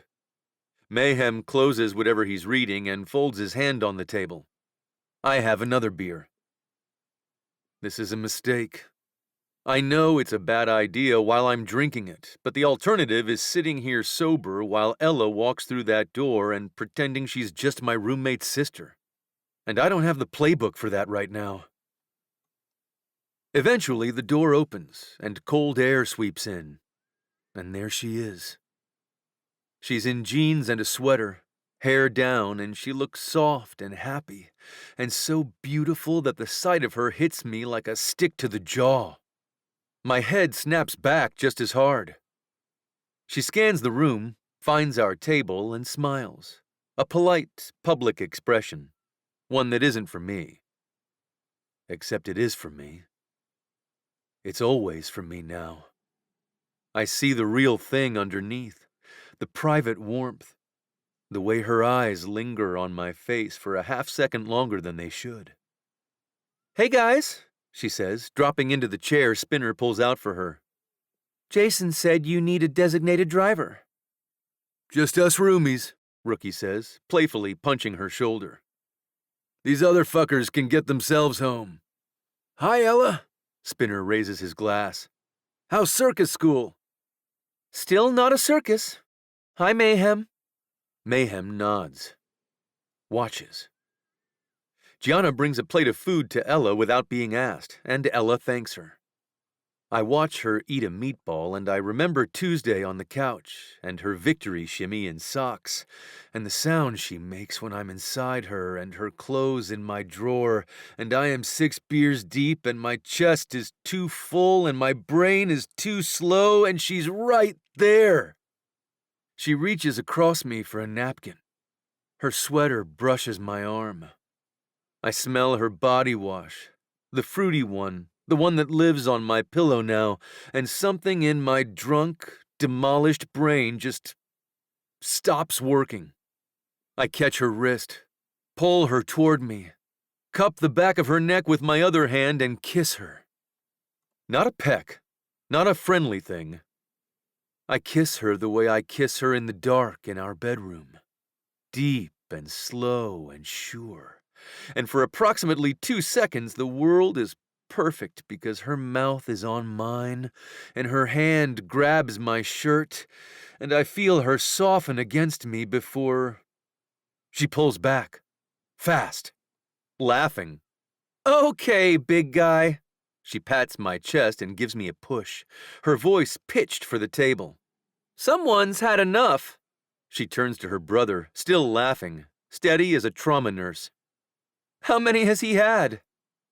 Too damn many, Rookie says, white-knuckling his grip on a beer bottle. Dude, did you just kiss my sister? He kissed Spinner on the 4th of July, Gianna offers from behind the bar. That's true, Spinner confirms, eyeing Gianna in a familiar way.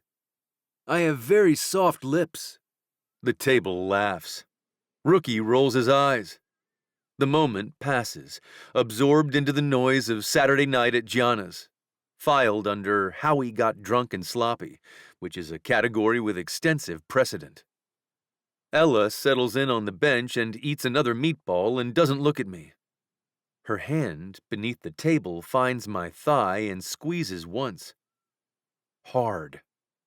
A message. You absolute idiot. Fair. Gianna comes by to collect keys, and Rookie waves her off. Ella's driving. The night winds down. Spinner tells 2 more stories.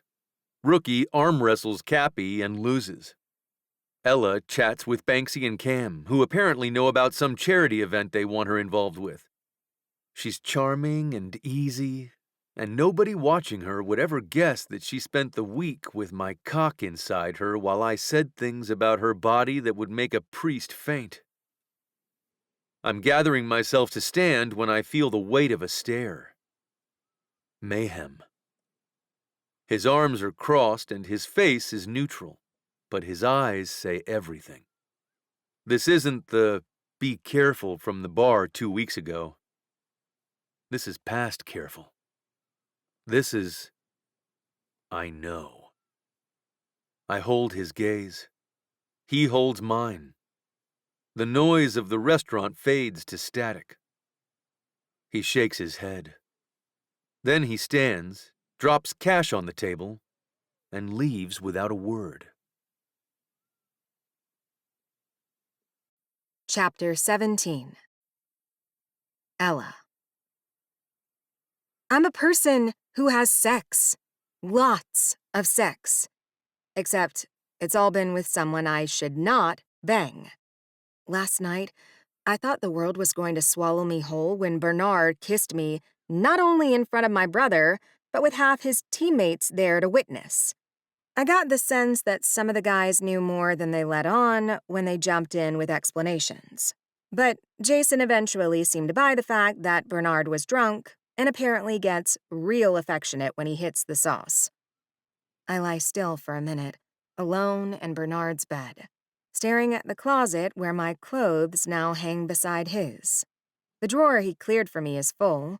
My shoes are lined up next to his. From this angle, the room looks like 2 people live in it. which is a problem because only one of us is supposed to. I shower, dress, and emerge to find Jason at the kitchen counter, shoveling eggs into his mouth while scrolling his phone. Bernard is on the couch with his knee elevated, watching highlights. They look like two guys sharing an apartment. Normal. Fine. I'm back to being an intruder in their bachelor lives. Bernard glances at me when I enter the kitchen. Nothing on his face but casual friendliness. Morning. Morning. I pour coffee and sit on the stool, and we are two people who had sex in every room of this apartment and are now performing polite distance over mugs of French roast. Jason talks about today's practice schedule. I nod, eat a banana, and feel Bernard's presence in the room like a frequency only I can hear.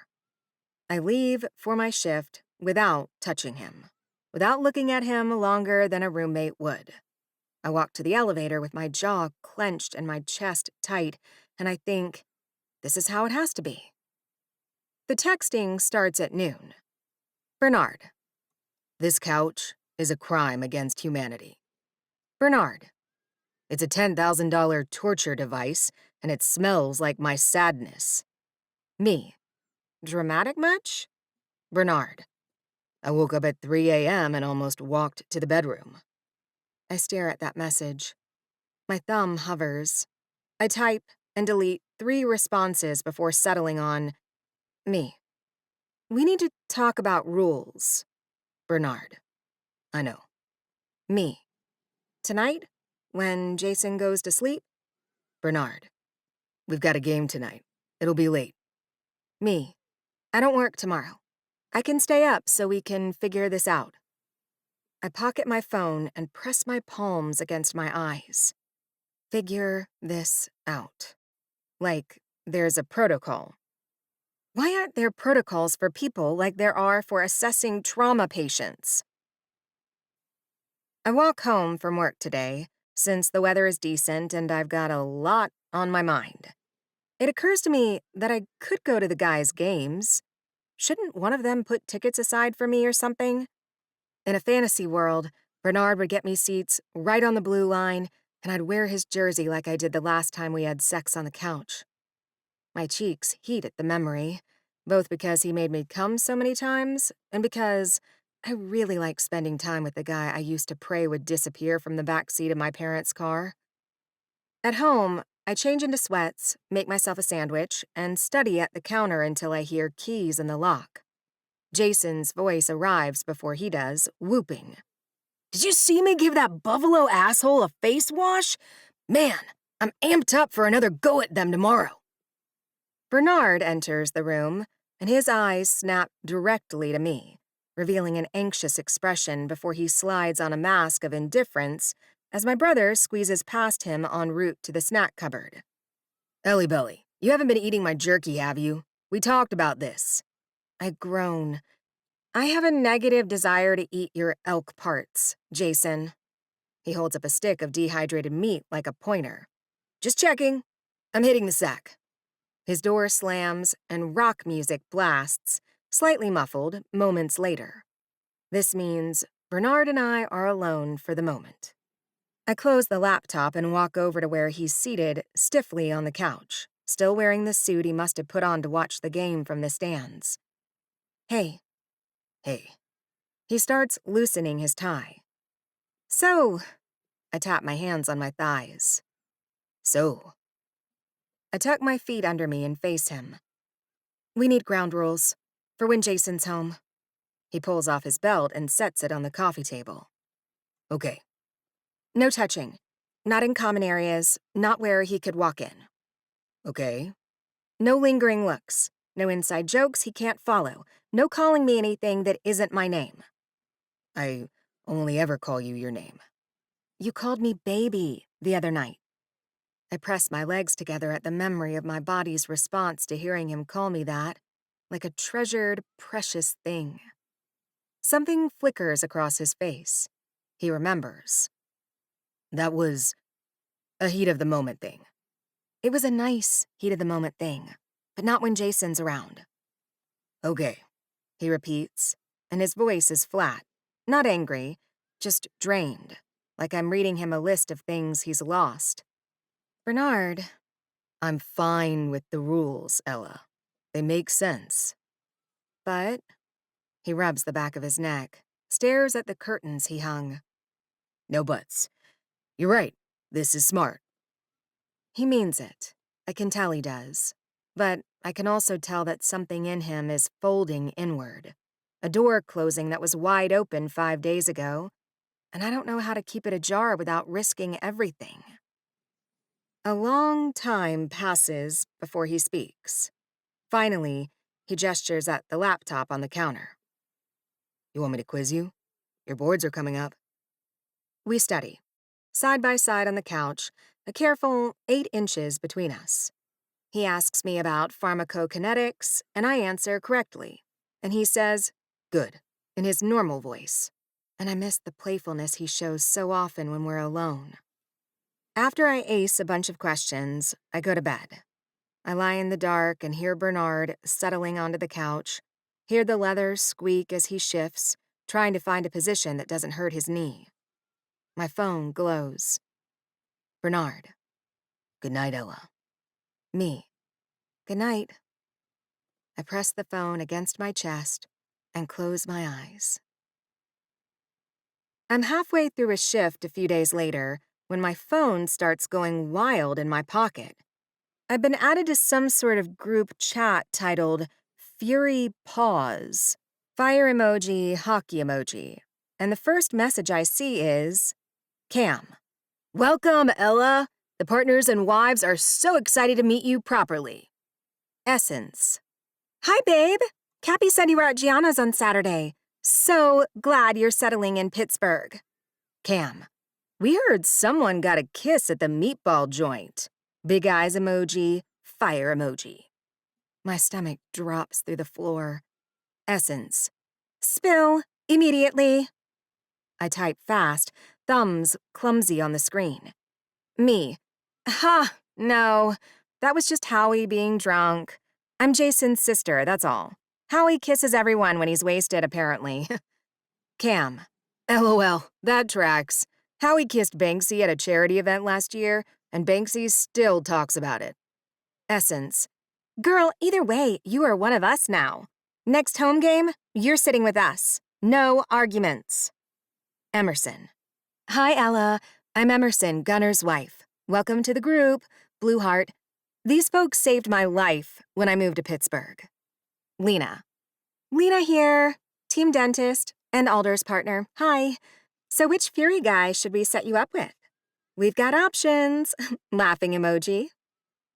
My heart hammers at the speed with which I lost control of this situation. I just wanted someone to have sex with me so I would know what it felt like. And my traitorous brain reminds me I kept on having sex with that person because he turned out to be incredible. Me. Haha, no guys needed. Just here to study for my nursing boards and cheer on my brother. Thanks for the warm welcome, though. Grateful hands emoji. Cam. Okay, but if you change your mind, we have opinions. Essence. Strong opinions. Emerson. Very strong. Welcome, Ella. Heart emoji. I lock my phone, lean against the wall, and breathe. These folks are warm and welcoming and funny, and they just invited me into the inner circle of Fury life, and all I can think is, will my brother's rules take this from me? These friendly people in my life, paired with the amazing physical stuff I've been doing with Bernard, it all feels so vibrant and addictive. I'm worried it will all slip away, like most things I yearn for. Saturday morning, Arthi picks me up in the Honda Civic. The Ready to Wed bumper sticker now has a sticky note over it that says, "Not ready, stop asking," which Arthi claims her mother hasn't noticed yet. Mackenzie is in the back with coffees and a resistance band she's been using to pregame for silks. I watched YouTube tutorials all week, she announces. I could almost do a basic inversion.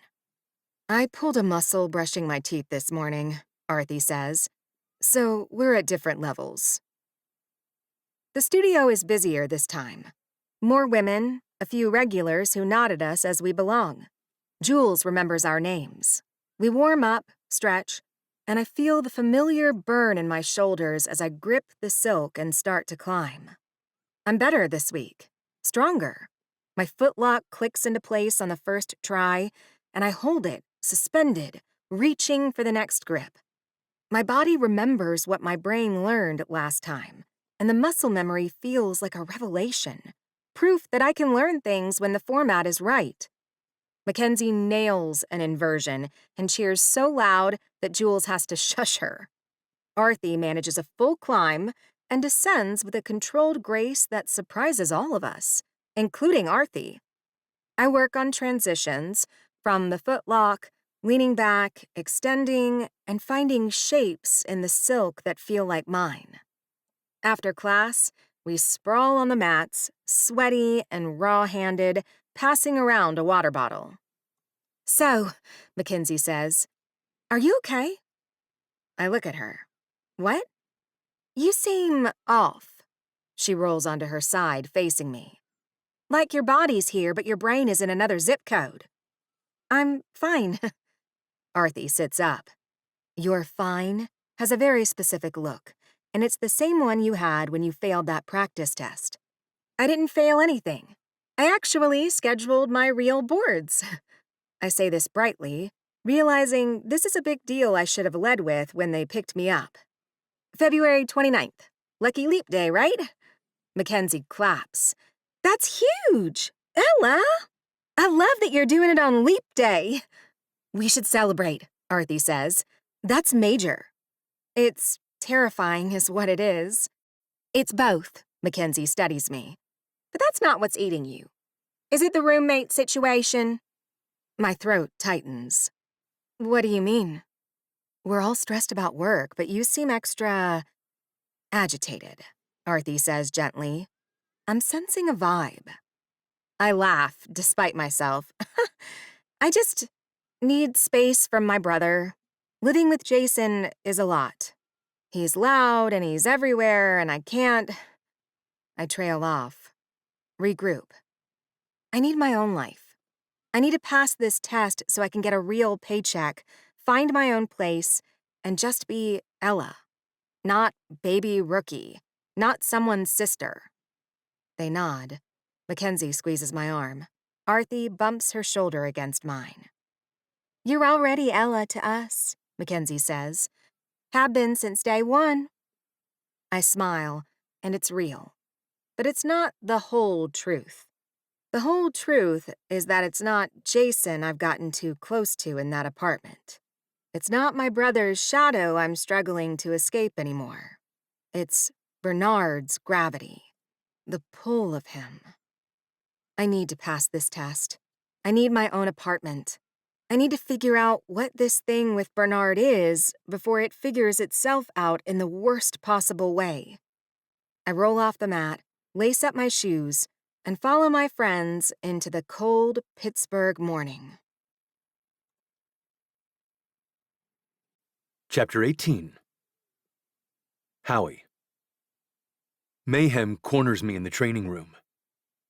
I'm on the bike, rehabbing my knee, headphones in, trying not to think about the fact that Ella left for work this morning without touching me for the 6th day in a row. He sits on the bench across from me and waits. Just sits there with his hands on his knees, filling the room with his 6'5" silence until I pull out an earbud. "What?" "Get off the bike." "I have 12 more minutes." "Come on, Howie." I obey, and he hands me a towel while I swig from my water bottle. We sit in the training room while the rest of the guys run drills above us, the thud of pucks and the scrape of blades filtering through the ceiling. Mayhem takes his time, as per usual. He's fast as fuck on skates, but very much the silent observer on our shenanigans. "I'm going to say something," he says finally, "and you're going to listen." "Okay." "You're in love with Rookie's sister." My brows shoot up, and I open my mouth to deny it, to deflect, Make a joke about how Mayhem's been reading too much, but nothing comes out. Because he's right. "I'm not going to lecture you," he says. "You're a grown man. She's a grown woman. I don't care who you sleep with." But Rookie doesn't know. And the longer he doesn't know, the worse it gets. He leans forward, elbows on his knees. "You think you're protecting him, or protecting her, or protecting yourself.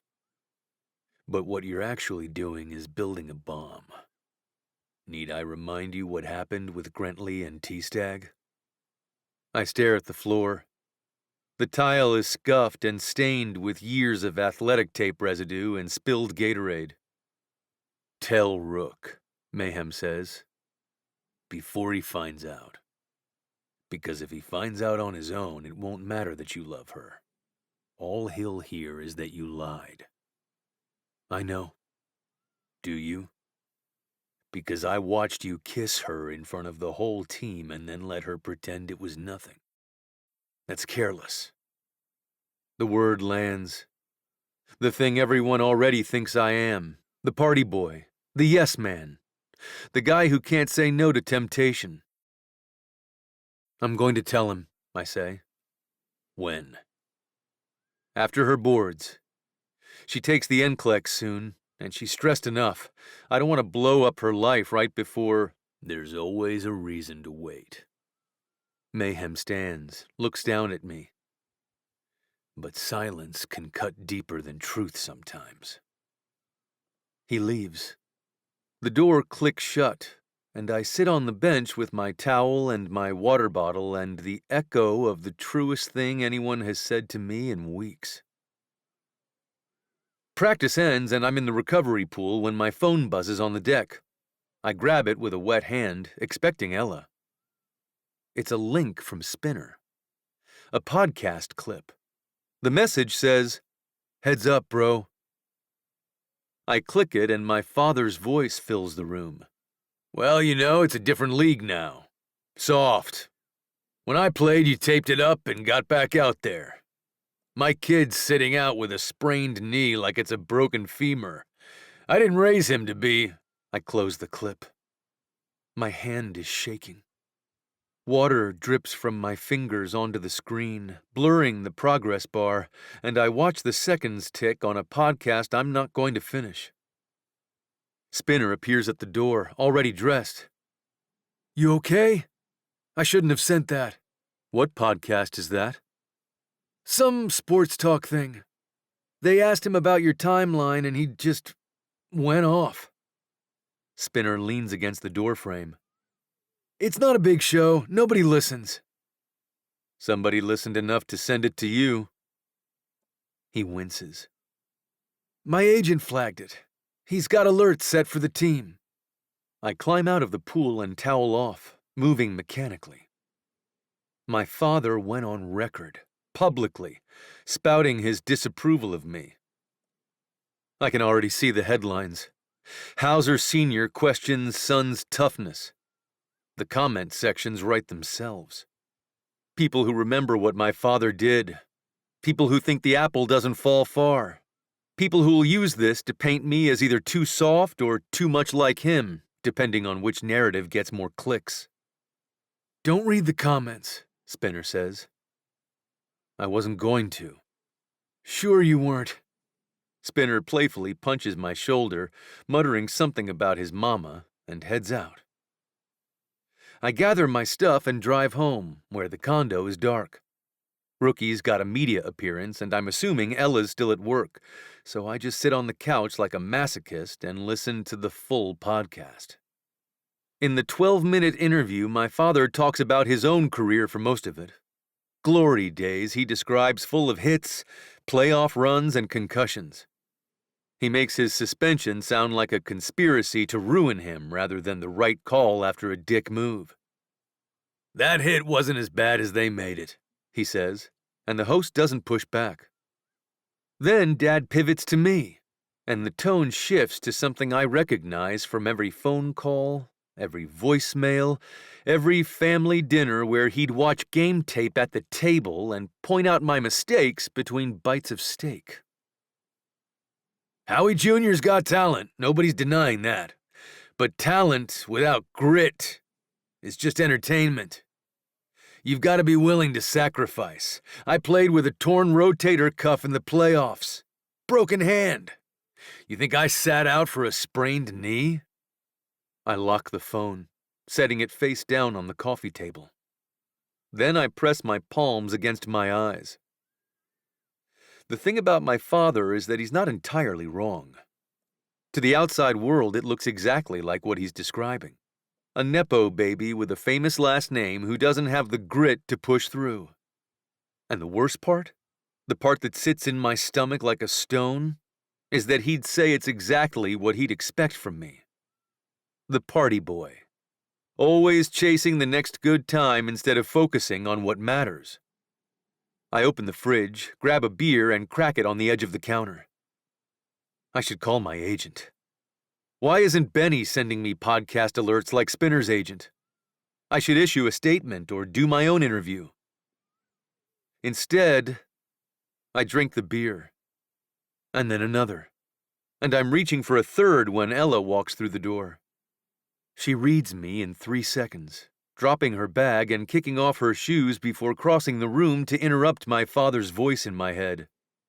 What happened? Nothing. I turn away from her, unable to manage my relief at the sight of her compared to my dread of what that means. Bernard? She takes the beer from my hand and sets it on the counter. What happened? I show her the podcast. She scans the transcript quickly, jaw tightening before she closes it. He's an asshole. He's my father. Those things aren't mutually exclusive. She looks at me, steady, unafraid. What do you need? I stare at her. I need to hit something. I need to skate until my lungs burn. I need to be someone else's son. I need her to stay right where she is and never move. I don't know, I say. She takes my hand, leads me to the couch, sits beside me, and doesn't talk. She holds my hand, leans her head on my shoulder, and we sit in silence. And it's the best thing I can imagine. My phone buzzes. I glance over to see a preview of Rookie in the group chat sending a clip of his media appearance with 3 fire emojis. Then Spinner sending the podcast link to the same chat with the message, Yo, Howie, you good? Rookie responds, WTF is this? Howie, your dad is cringe. Bro, that's fucked up. Want me to call him? I almost laugh. Jason Rujkowski, who cannot remember to buy his sister a game ticket, is offering to call my father and defend me. There's a version of that gesture that's touching. There's another version that's just Rookie. Loud, impulsive, charging into situations he doesn't understand because action is faster than thought. I type back. I'm good. Don't call him. I'll handle it. But I don't handle it so much as I sit on the couch with his forbidden sister, whose virginity I exploded. But truly, I think I did something selfish. I could have helped Ella find a nice guy who would be with her in the open. But I wanted her. I wanted her so bad, and damn it, I still want her sitting beside me through all this crap. When the keys in the lock signal Rookie's arrival, she drops my hand, moves to the chair, and opens the laptop. Rookie collapses onto the couch beside me, making it feel like Ella is across an ocean. My roommate drops an arm around my shoulder and says, Dude, your dad is a piece of work. You want to talk about it? Not really. Cool. Want to watch game highlights? Sure. He turns on the TV, cracks a protein shake. Talks over the play-by-play the way he talks over everything. I sit there and think about Mayhem saying, Tell him. and Ella's hand that I can't hold, and my father calling me soft on a podcast, and the bomb I'm building that gets bigger every day. I should tell Rookie tonight. Right now, while we're all here. Hey man, I need to tell you something about me and your sister. The words are right there. Instead, I say, nice pass, and Rookie nods, and the moment dies. The woman I love says nothing, eventually closing the laptop and wandering off to my bed alone while her brother, my best friend, has no idea that everything he thinks he knows about his life is wrong. Chapter 19. Ella. I wasn't really expecting to sleep before my boards. I tried studying all night, but my thoughts kept drifting to Bernard and his struggle with his dad's shitty attitude. I had a brief revelation that his father's behavior sounds similar to CTE case studies I've read, but that seems like a conversation above my pay grade, which is really low. I drag myself out of bed before dawn on leap day, shower, and toss on a sweatsuit I'd never wear in public. But a life-determining test doesn't count as public. I tiptoe out of the bedroom, expecting a dark living room and sleeping sex tutor, but instead, I find the stove light on, and Bernard awake, dressed, standing at the counter with 2 steaming mugs of coffee. "Morning," he says, sliding a mug toward me. I know that today is his day to sleep in, that he and my brother have game film and a light workout, but no other team responsibilities. So why is Bernard Hauser up hours before he needs to be? You didn't have to get up. I know. I wrap my hands around the mug and let the heat seep into my fingers. Jason's door is closed. The apartment is silent except for the refrigerator and the faint sounds of the building elevator. Bernard leans against the counter across from me. I figure I must be a pretty good tutor since you aced the sex stuff. My jaw drops and I smack his arm. Quiet. What are you trying to do? He rolls his eyes. I just meant I knew you'd be nervous about your test, and I wanted to tell you what I do before games. Prep tutoring. My heart rate slows infinitesimally. If it involves a special jockstrap, I don't want to know. He smiles, the warmth of his energy soothing me. I close my eyes and I picture the ice. Not the game, just the ice. The feel of it under my skates, the cold air, the sound of a clean pass hitting tape. He taps the counter. I don't think about winning or losing. I just put myself in a place where I know what I'm doing, where my body takes over and my brain gets out of the way. I stare at him. My body certainly excels when he is what I'm doing, but my brain has never cooperated that way. Ever. Bernard leans closer, though. You know what you're doing, Ella. Your body knows this stuff. Just let it take over. My eyes sting.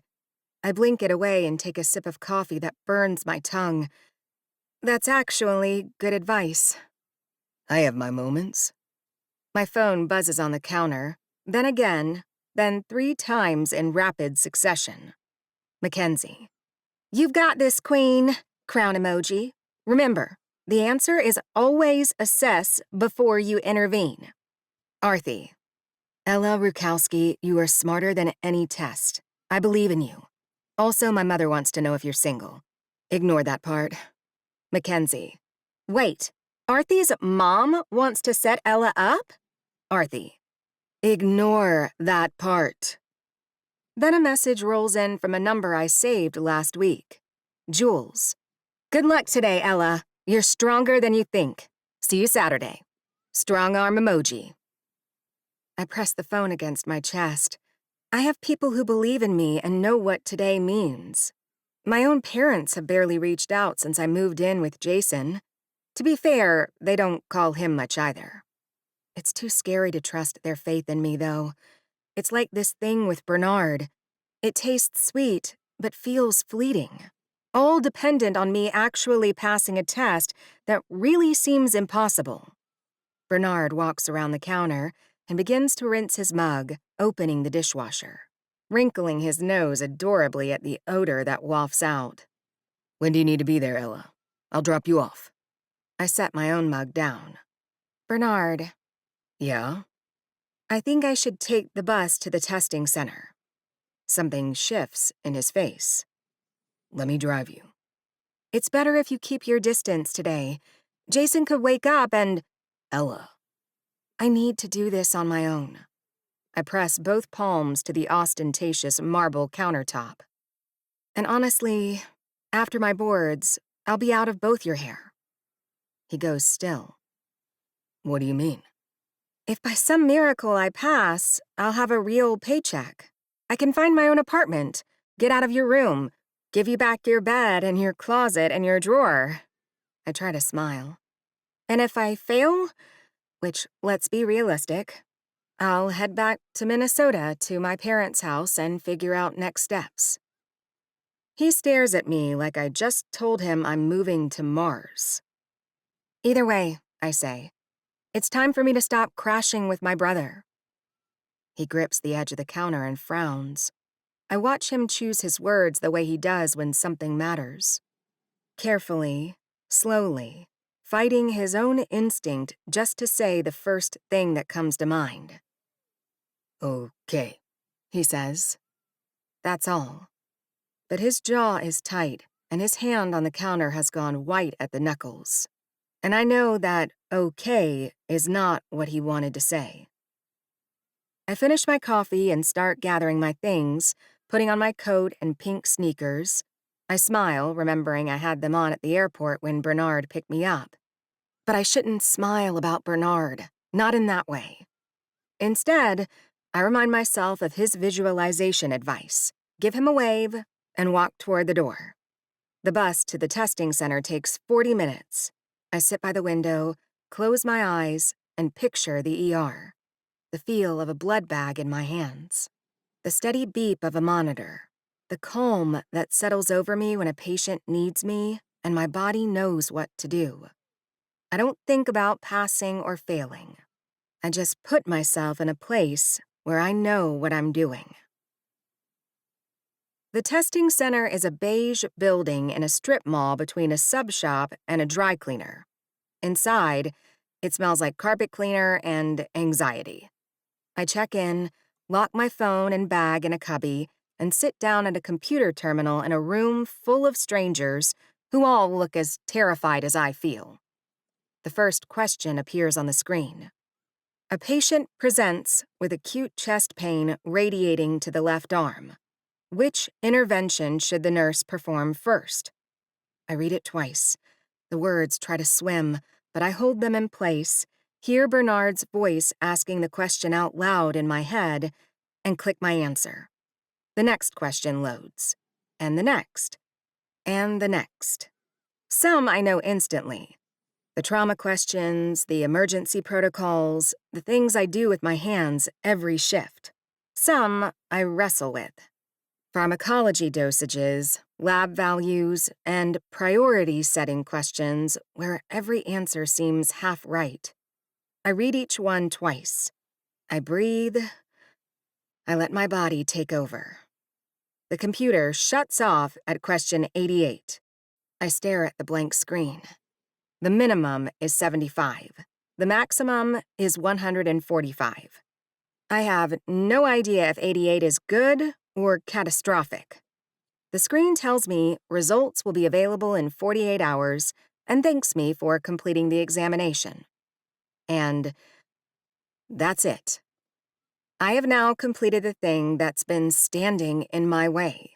There's nothing more to do but grab my stuff and head outside into the February chill. The sky is gray and flat, and the air bites my cheeks as I cross the sidewalk, not knowing if I'm a nurse. I start walking toward the bus stop, legs hollow and brain full of static. But then I see the G-Wagon. Parked outside the sub shop is a familiar black SUV with a familiar, enormous man leaning against the rear bumper. He has his arms crossed over his massive chest, a hat pulled low over his curls. He looks like an ad for something expensive and irresponsible. The sob hits me before I can stop it. Not sadness, not failure, just the raw, cracking overwhelm of someone showing up when you told them not to because they knew you needed them to. My vision blurs and my throat seizes, and I'm walking, and then I'm running across the parking lot, backpack bouncing against my spine, and I crash into him so hard he rocks back against the bumper. His arms close around me, tight and solid, wrapping me up the way they did that night he climbed into bed beside me by accident. Except this time, he's holding me on purpose, in broad daylight. "I've got you," he says against my hair. I press my face into his chest and cry. It's like he released a blood pressure cuff for my emotions. His big hand strokes my hair. His lips press against the top of my head. He just holds me and lets me shake and breathes steadily against my hair like he's trying to lend me his calm. "You came," I manage. "Of course I did." "I told you not to." "You tell me a lot of things I ignore." His cheek settles against the top of my head. "It's part of my charm." I laugh into his hoodie. It comes out wet and broken, but it's a laugh, and his arms tighten, and for 30 seconds the world is just this. Bernard's chest against my face, Bernard's hand in my hair, Bernard's lips on my head, and the feeling of warm support. Then I hear a car.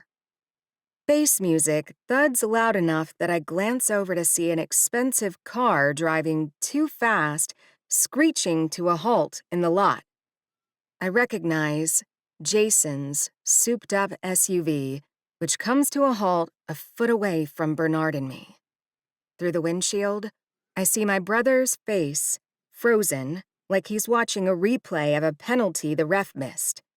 I see my brother notice Bernard's arms around me, Bernard's hand in my hair, and my tear-streaked face pressed against his best friend's chest. Jason kills the engine. The silence is thunderous. He opens the door, steps out, and stands in the cold with his jaw locked and his eyes moving between me and Bernard while he finally sees what I've been trying to pretend wasn't happening. My brother growls and finally says, "What the fuck is this?" Chapter 20. Howie. Jason's face tells me everything before his mouth opens. He stands beside his SUV with the door hanging open, and I watch the calculation happen in real time. My arms around his sister, my hand in her hair, her face pressed against my chest. Not a drunk kiss at Gianna's. Not something he can file under Howie being Howie. This is what it looks like when two people are together. "What the fuck is this?" he says. Ella pulls back from my chest, but I keep one arm around her shoulder. Instinct. Protective. Which is the wrong move because now I'm standing between her and her brother like a wall, and Jason's eyes track the gesture, and his jaw goes tight enough to crack a mouth guard. "Jason?" Ella starts. I'm asking him." Jason points at me. His hand shakes. "I'm asking you, Howie. What the fuck is this?" My brain runs through a dozen responses. Lies, deflections, jokes. The Howie playbook is full of exit strategies for uncomfortable situations. I could tell him it's nothing. I could tell him she was upset about her boards and I was just comforting her. Instead, I say, "This is exactly what you think it is." His face goes dark. "Excuse me?" He steps forward. "You're fucking my sister?" "I'm with your sister. There's a difference." Ella gasps, a tiny sound I can't analyze right now. "The hell you are!" Jason shouts, stepping closer, leaning back. I know the look of Rookie gearing up for a fight, and I'm not about to let that happen within arm's reach of the woman I love. A low sound rumbles from Rookie's throat. Since when? I don't answer fast enough. Ella says, Since when, Howie? Weeks, I say, because he deserves the truth even if it kills us. The sound Jason makes isn't a word. It's something from the back of his throat, raw and animal. And I see his fists clench at his sides, and I know what's coming because I've seen Jason Rujkowski throw a punch 100 times. On the ice, in the locker room, once in a bar in Minnesota when a guy grabbed a waitress. He's fast, he's mean, and he doesn't miss. I told you to stay away from her. His voice is low now, which is worse than the yelling. Jason quiet is Jason dangerous. I told you, man. One rule that mattered. One fucking rule. You actually have 3 rules, Rookie, and they're all immature. I try to move Ella further away, out of Rookie's wingspan, but she's rooted in place under my arm. Her brother's face goes dark. Excuse me? I mock his voice, not caring what this does to his temper. Don't wear your gear. Don't eat your food. Don't touch your sister. Those are the rules of a 12-year-old, Jason. We're not kids anymore. You motherfucker! He steps forward and shoves me with both hands, hard enough to knock me back against the bumper. Ella grabs Jason's arm and he shakes her off. Don't touch me right now, Ellie. Jason, stop! Did you plan this? He's in my face now. Close enough for me to see the vein in his temple, the redness in his eyes. Is that why you told me about this stupid test? You wanted me to come up here and see you? I told you to text her, asshole. Like maybe ask her how things are going. I have both my feet under me again, my shoulders tense, ready to trade blows. Behind me, I hear Ella grumbling. Jason, she says, and her voice is steady now. The trauma nurse voice, the de-escalation voice.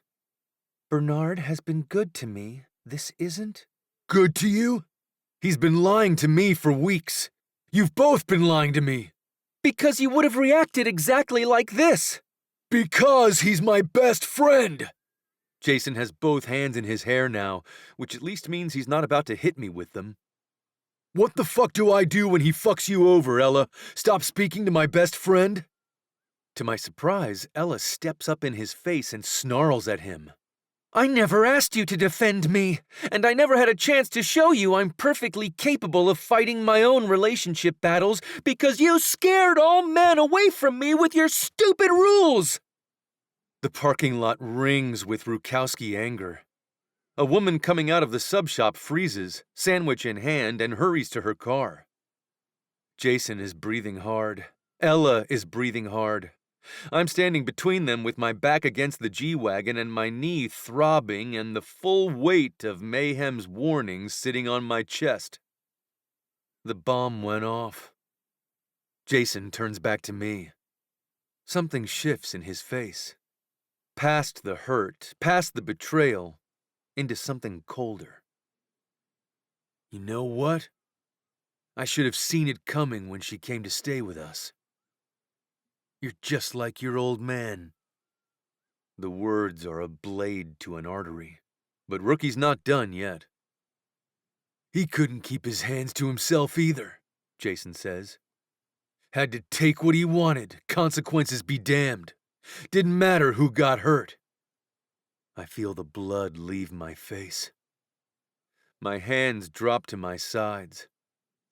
Of all the things Jason could say, and he could say a lot, he knows me better than almost anyone alive, he picked the one thing that goes straight through the bone. That's not. My voice sounds wrong. Thin. That's not what this is. No? Because from where I'm standing, it looks like my best friend took advantage of my little sister while she was living under my roof with nowhere else to go. He didn't take advantage of me. Ella steps between us. Her cheeks are red, her eyes bright and furious. I started this. I'm a grown woman and I made a choice. I can't help but notice what she's not saying in my defense. She's not yelling that she loves me, that she wants to be with me for real. But I can't focus on the absent words because Jason's not done yet. Some choice, he snarls. Stop it! You've been here 2 months, Ella, and you're already... Already what? Her voice is sharp and mean as his. Already making a mess? Already screwing things up? Is that what you were going to say? Jason hesitates. Because that's what you think, right? That's what everyone thinks. Ella can't pass a test, Ella can't hold a job, and Ella can't make smart decisions. Little baby rookie always messing things up. I didn't say that. You were going to. She steps closer to her brother. I see something in her face I haven't seen before. Not the calm nurse, not the dry wit, but real, undiluted fury. I have been a spectator in your life since I was in diapers. Every car ride, every tournament, every family dinner that was actually a scouting report, and the one time I start making my own choices, building my own life, you can't handle it because you don't know how to communicate boundaries with your friend. Jason stares at her. I stare at her. I really hoped, she says, and her voice drops, the anger giving way to something rawer. That once I started doing things for myself, you'd actually show up for me. That you'd be a better brother than the one I grew up with. I did show up. He gestures at his car, at the parking lot, at the whole scene. I'm literally here, Ella. I drove across the city to pick you up from your test because Howie told me it was important. Right. You're here because Bernard told you I had something important. When else have you shown up? Not the airport. Not in the dark when it's snowing and I need to get home from work. You're too much of a selfish dick. Ella's nose is red, and I think briefly about how adorable she looks before I remember that she's in the middle of a fight with her brother, my best friend. She takes a fortifying breath and lets loose. You know who shows up for me every day? Your best friend. So yeah, I'm sleeping with him. A lot. Huge fuckfest right under your nose. The sentence hangs in the cold air. Jason's fists unclench and clench again. Then he steps forward fast and his right hand connects with my face. The punch is clean and hard, sending my head snapping to the side. I taste copper. My knee buckles and I grab the bumper to keep from going down. The pain is bright and immediate, but nothing's broken. I've taken worse on the ice from guys who meant it more. This was the punch of a man who wants to hurt his best friend just enough to feel like he did something about the hurt in his own chest. Bernard! Ella is between us instantly, hands on my face, tilting my jaw toward the light. Nurse mode, assessing. Her fingers probe the bones around my eye, checking alignment, watching my pupils. Look at me. Follow my finger. I'm fine. You're bleeding. I'm fine, Ella. She spins on Jason. Are you done? He's standing 3 feet away, cradling his right hand. He punched wrong, probably strained something in his fingers, and the irony of a professional athlete hurting himself throwing a punch in a strip mall parking lot would be funny if everything weren't falling apart. Yeah, Jason says. His voice is hollow. We're done. He turns, walks to his SUV, and gets in. The door slams. The engine roars. The bass kicks back in, absurdly loud for the weight of the moment, and Jason Rujkowski peels out of the parking lot, tires screeching. Ella and I stand in the cold silence afterward. Her hands are still on my face. My cheek throbs. A thin line of blood runs down my face, and she wipes it with her thumb. So gently. Let me see. she murmurs, turning my head. It's superficial. You'll bruise. Ella, you should ice it when you get home. 20 minutes on, 20 off. She steps back, drops her hands, wraps her arms around herself. I need to figure some things out. Come home with me. We can talk. I need space, Bernard. She looks at the sub shop. I'm going to go sit in there for a while. Maybe get something to eat. Think. Ella, your brother. Please? Her voice is quiet. Go home. I don't want to leave her in a strip mall parking lot. Every cell in my body revolts at the idea of getting in my car and driving away from Ella Rujkowski, standing in the cold with my blood on her thumb. But she asked. And I've spent weeks learning that Ella asks for very little and means it completely when she does. Okay, I say. I'll go. She nods, turns toward the sub shop, pauses. Ice your jaw and your knee. Don't skip the knee just because your face hurts more acutely. Yes, ma'am. She almost smiles. Then she walks inside and the glass door swings shut behind her, and I'm alone in the parking lot with a busted friendship and the wreckage of every secret I kept too long. Because I am incapable of being a real adult, I have nowhere to sleep tonight that won't get me murdered. I pull out my phone and text Mayhem. Can I crash at your place tonight? He responds in 4 seconds. Doors open. And so I don't drive back to the condo to face Rookie or stare at the evidence of Ella in my room. I pull out of the lot and head toward Observatory Hill to crash on yet another teammate's couch. Chapter 21. Ella. The sub shop is warm and smells like bread and pickles, and the fluorescent lights buzz overhead at a frequency that matches the static in my brain. A teenager behind the counter watches me sit alone in a booth for 40 minutes and probably wonders if I'm having a breakdown. I probably am. I'm definitely running through scenarios while staring off into space, calculating life options. If I failed the NCLEX, my provisional hire at Mercy is donezo. No job, no paycheck, no apartment fund, no reason to stay in Pittsburgh. If I passed, I have a career. But I also have a brother who won't speak to me, and a man I can't be with, and a life that just detonated in a parking lot outside this very establishment. I eat the pickle, toss the sandwich, and leave the sub shop. I hop on the bus back to my brother's condo, leaning my head against the cold window and watching Pittsburgh slide past in the growing dusk. The place is dark when I let myself in. Jason's door is closed. Music thumps behind it. Not the victory playlist he blasts after wins, something heavier, angrier. He's not coming out anytime soon.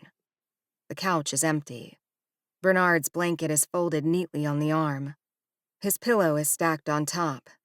The living room looks the way it did before I moved in, before he started sleeping here so I could have his bed. I check my phone, and there's nothing. Nothing from Bernard, nothing from Jason. The last text in my inbox is from Mackenzie, 3 hours ago, wondering how the test went.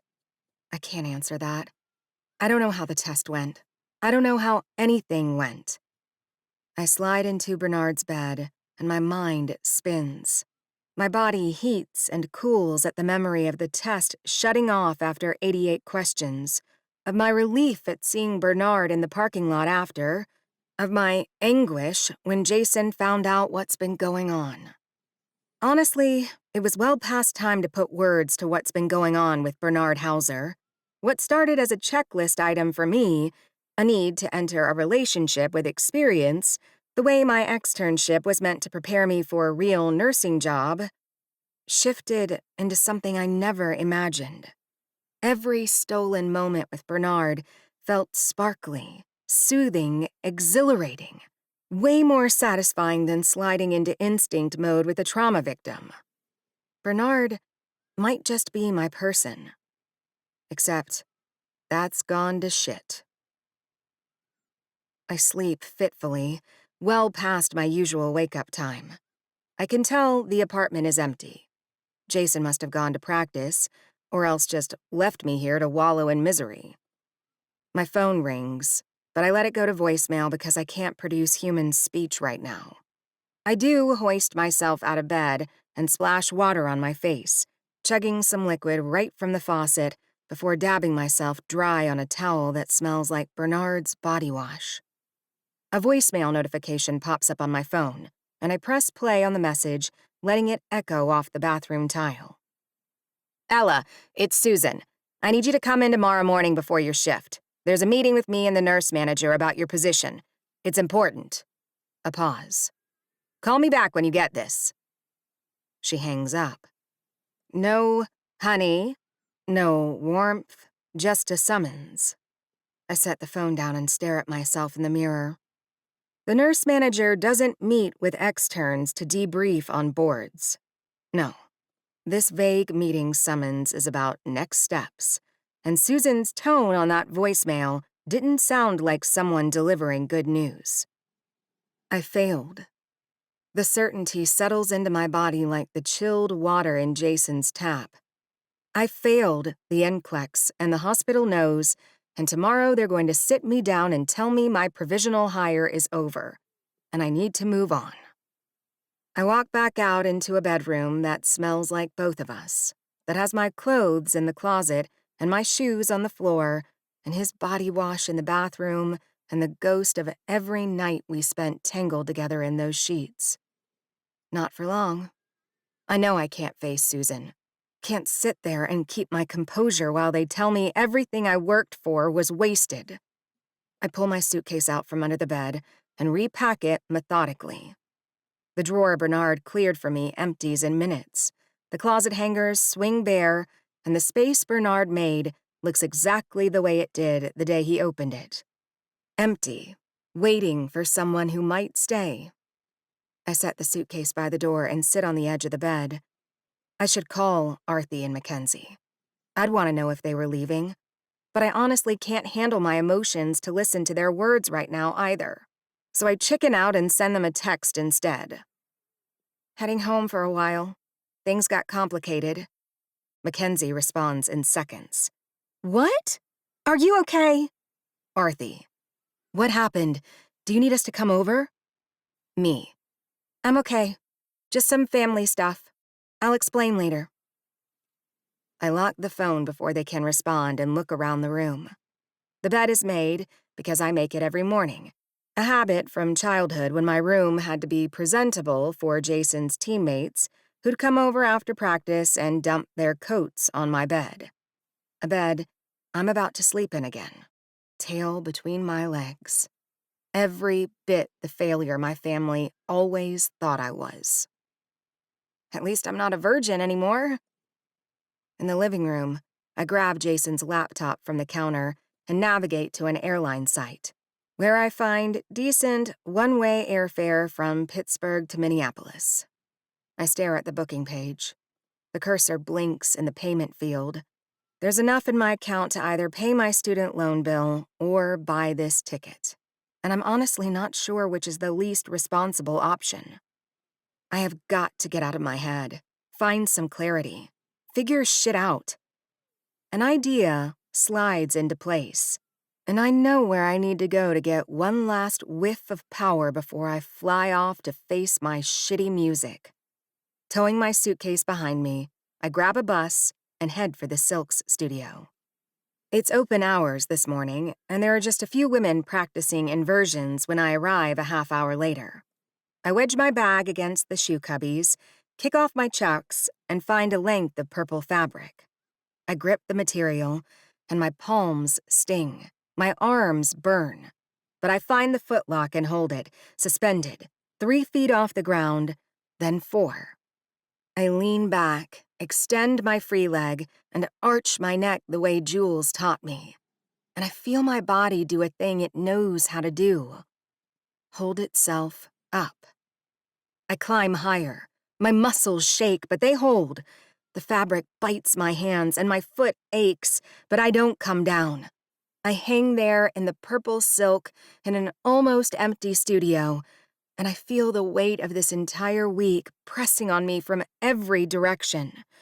The test, the voicemail, the parking lot, Bernard's blood on my thumb, Jason's face, the suitcase. I don't cry. I just hold on. My body knows things my brain hasn't caught up to yet. My body knows how to grip when everything is slipping. My body knows how to stay suspended when there's nothing solid underneath. I might lose my job. I might fly home. Tomorrow, everything I built here might crumble. But right now, I'm in the air, and the fabric is holding, and I'm not falling yet. Chapter 22. Howie. Mayhem's couch is worse than Rookie's, but it seems like it costs less, at least. It's a brown corduroy thing that smells like a dog, even though Mayhem is a cat dad, and my feet hang off the end. His Observatory Hill house is quiet. No barge horns, drunk people sauntering around outside. Just birds and the distant hum of Riverview Park waking up. My cheek throbs. My knee throbs. My everything throbs. I lie here staring at Mayhem's ceiling, which has cracks in the plaster like a regular person house, and I think about Ella telling me to go home. So I went. Because she asked. Because I'm trying to be the man who listens, not the man who takes. I thought Mayhem would talk to me for once, tell me what to do about that apartment with her clothes in my closet and the ghosts of my promises filling the space. But he just fed me along with his fur ball and went to bed. Mayhem appears in the doorway now, though, with 2 mugs of coffee. He's already dressed in black sweats, bare feet. He is fully awake, like he's been up for hours reading. He hands me a mug and sits in the armchair across from me and doesn't speak. We drink our coffee in silence for a few minutes.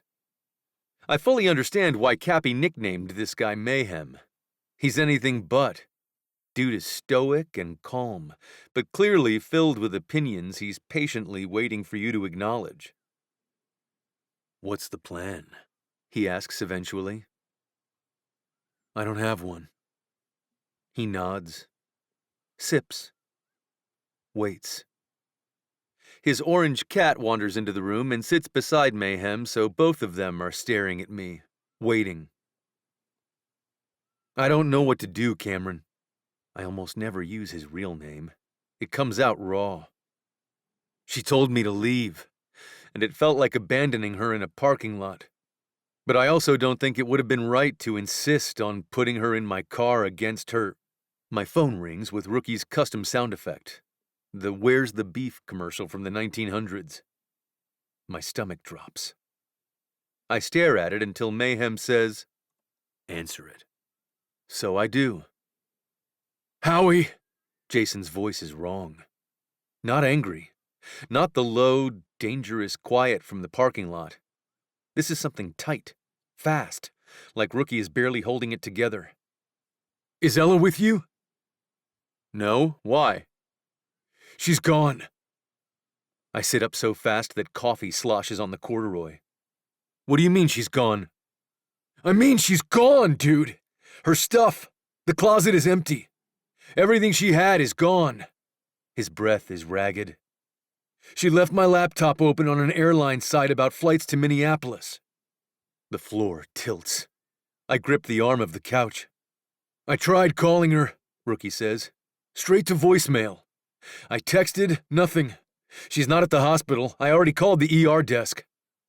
"Rookie?" "I chased her away." His voice cracks, and I hear something I've almost never heard from Jason Rujkowski. Not anger, not bravado, but genuine, chest-deep anguish. "I drove her out of my home. My own sister. She came to Pittsburgh because I told her I'd help her out, and I sucked at that, and now she's going back to Minnesota. I close my eyes.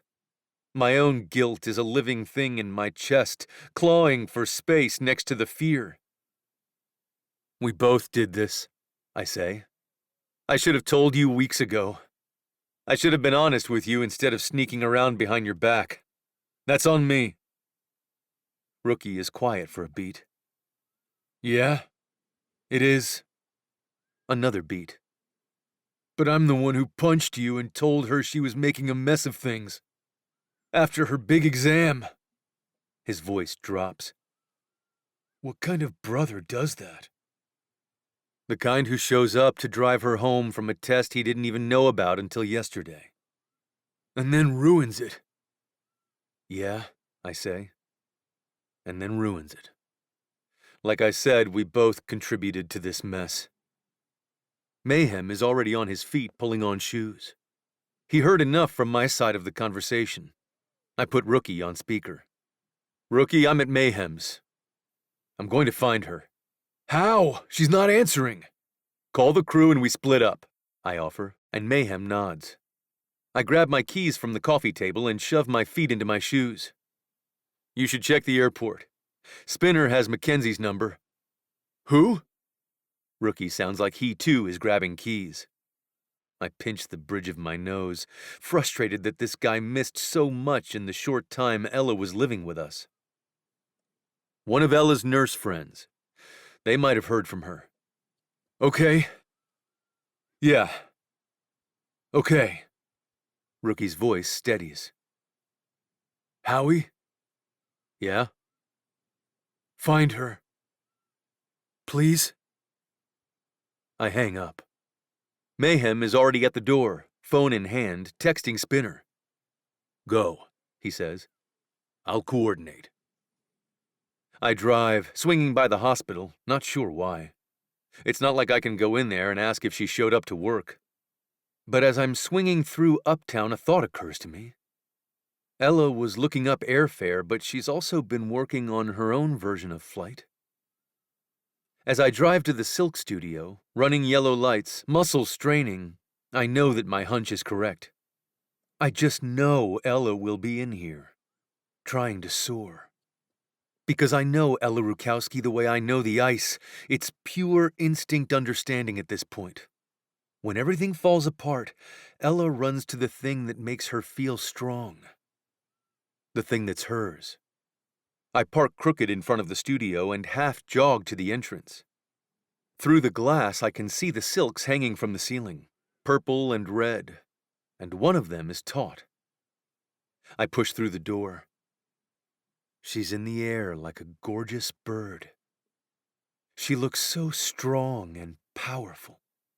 Back arched, thick legs sticking out behind her. The swell of her belly glows in the sun streaming through the studio window.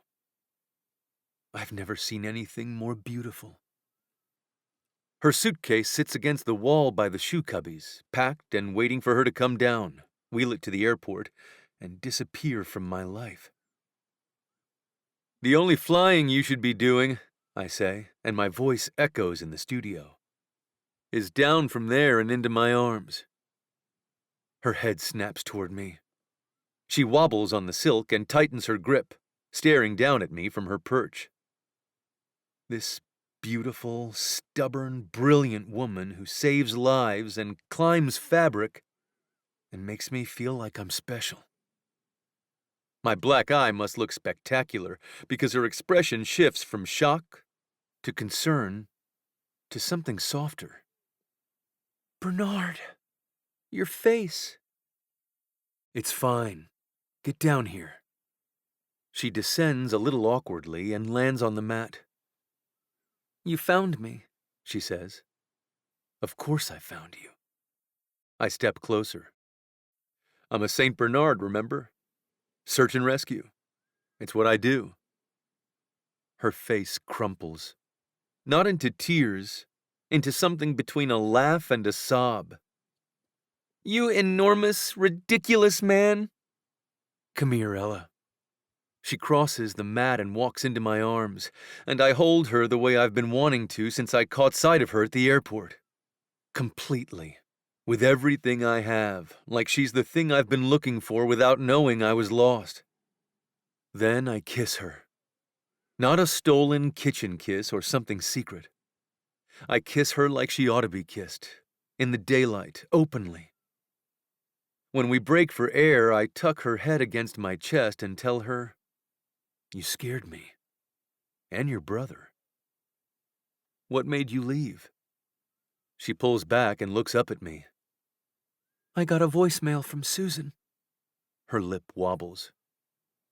"She wants me to come in for a meeting about my position." Her jaw tightens. "I think I failed, Bernard." "You don't know that." The tone of her voice? You don't know. I hold her face in both hands. "Ella, you are the most capable person I have ever met. You aced every practice test for weeks. You are a goddamn incredible nurse. And you are going to walk into that meeting tomorrow and hear what Susan has to say." "I'm scared." "I know. But you can be scared. I've watched you do scared. You do scared better than anyone." I press my forehead against hers. "I'll drive you there. I'll sit in the parking lot and wait. Whatever you need, but just stay. Please?" She blinks up at me with tears near her lashes and swallows, nodding almost imperceptibly. But I'll take it. I release her and walk to the wall where her suitcase sits propped against the cubbies. I grab the handle and roll it toward the door. "What are you doing?" she asks. "Putting this in my car and taking you home." "Bernard." "Your place is in Pittsburgh, Ella." I turn to look at her. "Your friends are here. Your job is here. Your weird circus hobby is here." "It's not weird." "Your glorious hobby is here." I hold out my hand. "And I'm here. So let's go home." She stares at my hand, then at me. I lean forward until our fingers touch, and then I wrap her hand in mine for good. We walk out of the studio into the cold March morning. I toss her suitcase in the back of the G-Wagon beside my gym bag and open her door. She climbs in, and the heated seat hums to life. She makes that sound, the tiny sigh, a pleased little groan I've been obsessed with since January. I pull away from the curb with our fingers threaded together, the way they've been in the dark. But that was before. Now that I have her with me in broad daylight, I'm not letting go. Chapter 23. Ella. Bernard drives me straight to Mercy Hospital after I confirm with Susan that I can come in now rather than before a shift. He holds my hand, rubs my leg as I breathe through my anxiety. I can hoist myself into the air. I can sit across from someone and listen while they let me know my fate. I can do this. I keep glancing at Bernard. His black eye deepened into a purple crescent, and I wonder briefly if he chipped an orbital bone again. "Stop assessing me," he says. "You should get that checked out." "I had other priorities last night." He squeezes my hand. "I'll see the trainer tomorrow, okay?" I nod and try the visualization exercises Bernard told me about before my boards. I imagine Susan telling me she's proud of me, that I get to stay. By the time Bernard pulls into the parking garage, I'm almost calm. I unclip my seatbelt and sit there for a second, staring at the concrete wall. Am I too sweaty and casual to talk to my boss about this? He cracks a crooked smile and shakes his head. "Would you feel more comfortable in bloody scrubs?" I huff. "Honestly, maybe." Bernard cups my cheek and turns me to face him, his beautiful eyes warm and encouraging. "Whatever happens in there," he says, "know that you're amazing. A piece of paper doesn't define you or your ability." I know. Do you? I look at him. Yeah, I say. I think I do. I get out, cross the lot, and summon the elevator up to the admin offices. The hallway smells like floor wax and printer toner, a different universe from the ER's antiseptic chaos. My sneakers squeak on the tile. Susan is waiting outside the nurse manager's office. She's in her usual scrubs, reading glasses pushed up on her head, and when she sees me, she smiles. She doesn't seem upset and doesn't appear to judge my outfit. There she is, Susan says, draping an arm around my shoulder. Come on in. I want to let myself feel relief, but the voice in my head whispers that Susan could be preparing to let me down with love. The nurse manager's name is Monique. She's a black woman in her mid-50s with gray hair and reading glasses on a chain. The kind of woman who has framed diplomas on every wall and a candy dish on her desk that nobody touches because it feels like a trap. I sit in the chair across from her, fold my hands in my lap, and brace for the word, unfortunately. Monique opens a folder. Ella, your NCLEX results came back. I stop breathing. You nailed it, my dear. The room goes very still. Susan puts a hand on my shoulder. Monique nods, smiling. You made our externship program look very good indeed, in a time where we really needed a win. She opens a folder and gestures at the paperwork. Combined with your clinical evaluations and the feedback from the ER attendings, you are quite the candidate for a permanent nursing position. I open my mouth, and nothing comes out. We have some options for you. Monique slides a printout across the desk. There's an opening on the med-surg unit. Day shift, excellent mentorship. It's a competitive placement, and frankly, it's unusual to offer it to a new grad. I look at the printout. Steady hours, normal schedule, patients who are stable. Or, Susan says, leaning against the door frame with her arms crossed, you stay with me in the ER. I look at Susan, who raises an eyebrow. I think about the kid with internal bleeding, the quarter swallower, the panic attack woman I sat with and made laugh, the sound of the trauma bay when everything is moving fast and my hands are steady and my mind is clear. ER, I say. Susan grins. That's my girl. Monique makes a note in the folder and smiles again. An excellent choice. Congratulations, Ella. Please remember to negotiate with me regarding this signing bonus. She slides a piece of paper across the desk and looks at me expectantly. Susan chuckles behind me, coughing the word double into her fist.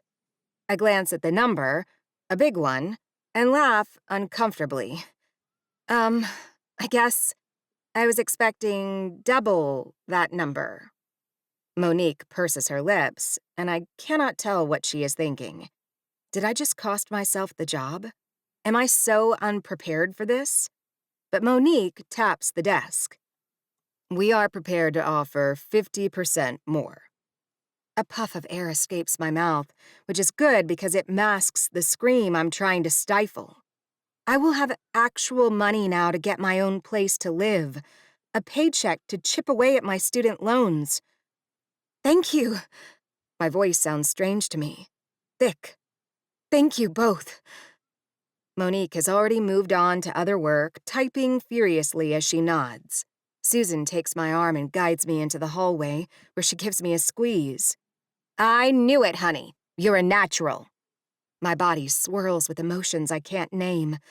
Relief? Excitement? Could this be what pride feels like? I feel an overwhelming pull to call Bernard. But I meet Susan's gaze and admit to her, you scared me with that voicemail. I scared you? She laughs. I was trying to be professional. Believe me, I wanted to call you screaming. I laugh, and it shakes loose something that's been lodged in my windpipe since yesterday. Maybe longer. One more thing, Susan says, adjusting her glasses. Now that you're permanent staff, I expect you to get me into a Fury game. Your brother gets good seats, right? I'll see what I can do. She pats my back and heads toward the elevator. I stand in the hallway for a minute. The fluorescent lights buzz. A janitor pushes a mop cart past me. Somewhere below, the ER is humming along without me, handling whatever Pittsburgh throws at it. And tomorrow, I'll be down there as a real RN. I take the sky bridge back to the garage. Bernard's G-Wagon sits right where I left it, heat shimmering from the engine in the cold air. I open the door and climb in. He turns to me, face steady in anticipation. I passed. His eyes brighten. Of course you did. They offered me a permanent job and a bonus. Ella. He reaches across the console and cups the back of my neck and pulls me toward him and kisses my forehead, my cheek, my mouth. Of course they did. You don't seem surprised. I'm not. He releases me, turns on the engine, puts the car in gear, and pulls out of the spot. I was so sure of it that I already called your friends. Arthie and Mackenzie are meeting us at Gianna's. You called my friends? He nods, glancing over his shoulder to turn onto Fifth Avenue. Spinner had Mackenzie's number. Everyone's been worried about you since your brother saw you were looking at flights. My stomach tightens. Jason? He's been scouring the airport looking for you since this morning, Ella. He thought you flew home. Bernard glances at me. He wants to be there for you. I lean back in the heated seat and close my eyes. The sun is out. The car is warm. Bernard is beside me. And my friends are waiting. And my brother is coming. And I just became a real nurse. The air around me feels different now. My body is not relieved exactly, not happy necessarily. I feel a little like a joint that's been out of alignment for 23 years just clicked into place. And the pain I thought was permanent turns out to have been transient. I did something difficult. I did it well. And the people around me, the ones I found, the ones I chose me back. I trust that. They want to celebrate, not because I'm somebody's sister or somebody's afterthought, but because I'm Ella, and Ella is enough. I open my eyes and look at Bernard's profile. This man helped make all this happen for me. He gained nothing from this, except, I guess, my heart. Bernard? Yeah? Thank you. He takes my hand. For what? Everything. He lifts my hand to his mouth and kisses my knuckles. Chapter 24. Howie. Gianna meets us at the door with a wooden spoon and a grin. I hear there's a new nurse in the burg. Ella blushes and nods, and Gianna pulls her in for a hug. Mackenzie's been here for 20 minutes telling everyone how awesome you are. Gianna ushers us into the back room. I made something special. Sit. The meatball joint is full. Mackenzie spots Ella and screams, a full fangirl whoop that makes Spinner flinch and Mayhem raise an eyebrow, and launches herself across the room to grab Ella in a hug that lifts her off the ground. Arthie is right behind, calmer but bright-eyed, squeezing Ella's arm and saying something I can't hear over Mackenzie's continued shrieking. The PAWs are out in force, even if a lot of my teammates aren't here. I like thinking of Ella getting close to my friends' partners and wives. I like the thought of her close, period. Cam and Essence are at the big table with Banksy. Emerson Stagg waves from beside Spinner, who appears to be explaining the rules of hockey to Arthie using salt shakers. Mayhem occupies his usual corner, quietly watching the room fill. Ella stands in the middle of it, and I watch her face cycle through surprise, overwhelm, and then pure joy. These people are here for her. For Ella Rujkowski, RN. Gianna emerges from the kitchen carrying a platter of red, steaming balls. Mercy balls, she announces, setting them down at the center of the table. Meatballs and a Bloody Mary reduction with horseradish and celery salt, in honor of our girl and her new gig. That's disgusting, Spinner says, reaching for one. I notice that he winks at Gianna and she actually blushes. It's genius, Arthi corrects, already eating. Her eyes close. Ella beams, one hand on her chest like she's trying to contain her heart from swelling out of her body. She pops a meatball in her mouth and moans. Oh my God, Gianna! I adjust my pants, reminding myself that we are here for my girl, and try one of the meatballs. Gianna pats Ella's shoulder. Eat. You're too skinny. Okay, boomer. Ella laughs at the restaurant owner, who is the same age as me and Rookie. You're perfect, Gianna says, wiping her hands on her apron. Please come often. Spinner, incapable of passing on a joke, speaks with his mouth full. That's what she said. He punches my shoulder just as Rookie pokes his head in the door and silently grabs a table.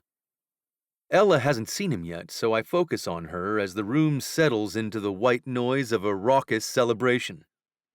Overlapping conversations, laughter, and the clink of glasses punctuate the party, while Mackenzie and Arthi continue telling everyone how awesome Ella is at her job.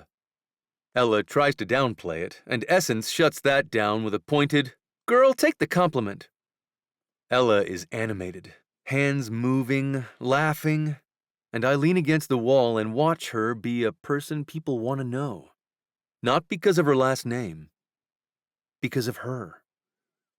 Spinner drops onto the bench beside me. Nice shiner. Thanks. Rookie do that? Yep. You hit him back? Nope. Spinner nods slowly, processing this. That was probably the right call. Probably. He bumps my shoulder. She's good for you, man. You're different. Different how? You're calmer. He gestures at the room. You planned this. You got everyone together. That's always been your thing. But this time it's not about the party. It's about her. He takes a sip of his beer. That's different. I don't know what to say to that, so I just nod. Spinner claps my back and heads off to refill his drink. Mayhem materializes beside me. He stands next to me against the wall and surveys the room. You good? He asks. Getting there. He nods, sips, gestures his head toward Rookie, who is quietly eating, biding his time. That's the whole conversation. It's enough. The door to the back room opens and Grentley walks in. This alone is unusual, although I guess he's been coming out a little bit now that he finished anger management therapy or whatever went on with him and the Stag twins. But tonight, Grentley walks in and scans the room until he finds Ella. He crosses directly to her, bypassing Spinner, ignoring Banksy's greeting, sidestepping Mackenzie like she's a traffic cone. He stops in front of Ella, who looks up at him with mild alarm at being approached by a 6'2" block of ice. Hi, she says. Do you want a mercy ball? He shakes his head. I heard you passed your nursing exam. I did. He's quiet for a beat. Thank you for doing that. The table around them goes still because Grentley voluntarily speaking to someone is an event. Then he says, When I was 7, I broke my collarbone. The adults in charge of me didn't take me to the hospital for 2 days. When they finally brought me in, it was an ER nurse who figured out what was going on. She's the one who called Protective Services. She sat with me the whole time and told me I was brave. The room is dead silent. I don't remember her name, Grentley continues, like he's casually discussing a hockey game. But she changed my life. You're going to matter to people like that, Ella. Congratulations. He turns, walks to the counter, picks up a tray Gianna has already prepared for him, and takes it to the corner without another word. I stare at him. I've played with Josh Grentley for years. I've seen him block shots with his face, stare down charging forwards, shut out entire offenses without flinching. I have never once heard him volunteer personal information. Not in the locker room, not on road trips, not after wins or losses or anything in between. He didn't even talk to us about his divorce. And now he just bared his soul in front of the team and the PAWs. Ella's eyes are bright. She blinks, swallows, and pops another meatball in her mouth. I'm about to sit down with her and finally relax when Rookie crosses the room to stand behind Ella. His eyes are red. His hair is worse than usual, which makes sense since he's been driving around all day, probably confronting the possibility that he drove his sister away. Ella turns from the table and looks up at her brother. For once, he doesn't call her names or say something dumb. He squats down and wraps his arms around her, clinging like tape on the blade of a hockey stick. Ella's hands come up to his back. She grips his hoodie, and I see her knuckles go white. "I'm proud of you," Rookie says. His voice is thick and muffled against her hair. "I'm so proud of you, Elle." She nods against his chest. Doesn't speak. Doesn't need to. He holds her for a long time. Nobody cracks a joke. Nobody fills the silence. Even Spinner keeps his mouth shut, which might be the most remarkable event of the year. The whole thing, Grentley spewing his soul, Rookie feeling a feeling, it all has me thinking about my shitty dad and his own awful treatment of me. All the people in my life are here doing brave things, being vulnerable with their feelings and holding each other up. Makes me want to only let in people who do the same to me. When Rookie releases his sister, he turns and finds me against the wall. We look at each other, and I can see the calculations. The anger still there, but banked. Covered by something more urgent. Gratitude, maybe. Or just the recognition that I found his sister when he couldn't. He crosses to me and puts a hand on my back. Pats once. Firm. The way you'd tap a teammate's helmet after a good shift. It's not forgiveness, but it's a start. "Nice shiner," he says. "You should see the other guy." His mouth twitches. Almost a smile. Not quite. He drops his hand and walks to the table, where Gianna is already setting a plate in front of the empty seat she kept for him. I lean against the wall and watch the Rujkowski siblings eat meatballs across from each other, and I know they're going to be okay. I soak it all in and think about what I can change too, other than being more open with the woman I love. Ella's hand reaches for the empty place beside her on the bench and glances up at me. My body and all my instincts scream at me to join her, to sit beside her, drape an arm over her shoulder, but I don't want to take away from her celebration here by stirring up more shit with her brother before we've had a chance to talk things out. I hesitate while she continues to glance over at me, at the space beside her, and finally Rookie groans and stares at the ceiling. "Just fucking sit with my sister, Howie." Chapter 25. Ella. Bernard slides onto the bench beside me, and his thigh presses against mine, and I feel my brother's eyes track the shift in Bernard's body. But Jason doesn't say anything. He eats a mercy ball and stares at the table, and I can see him working through something, the gears turning behind his bloodshot eyes. The party continues around us. Arthi is deep in conversation with Essence about healthcare policy. Gianna keeps bringing food. But our corner of the table has gone quiet. the three of us in our own pocket of gravity. "So," Jason says. "So," I say. Bernard says nothing. Jason pushes a meatball around his plate.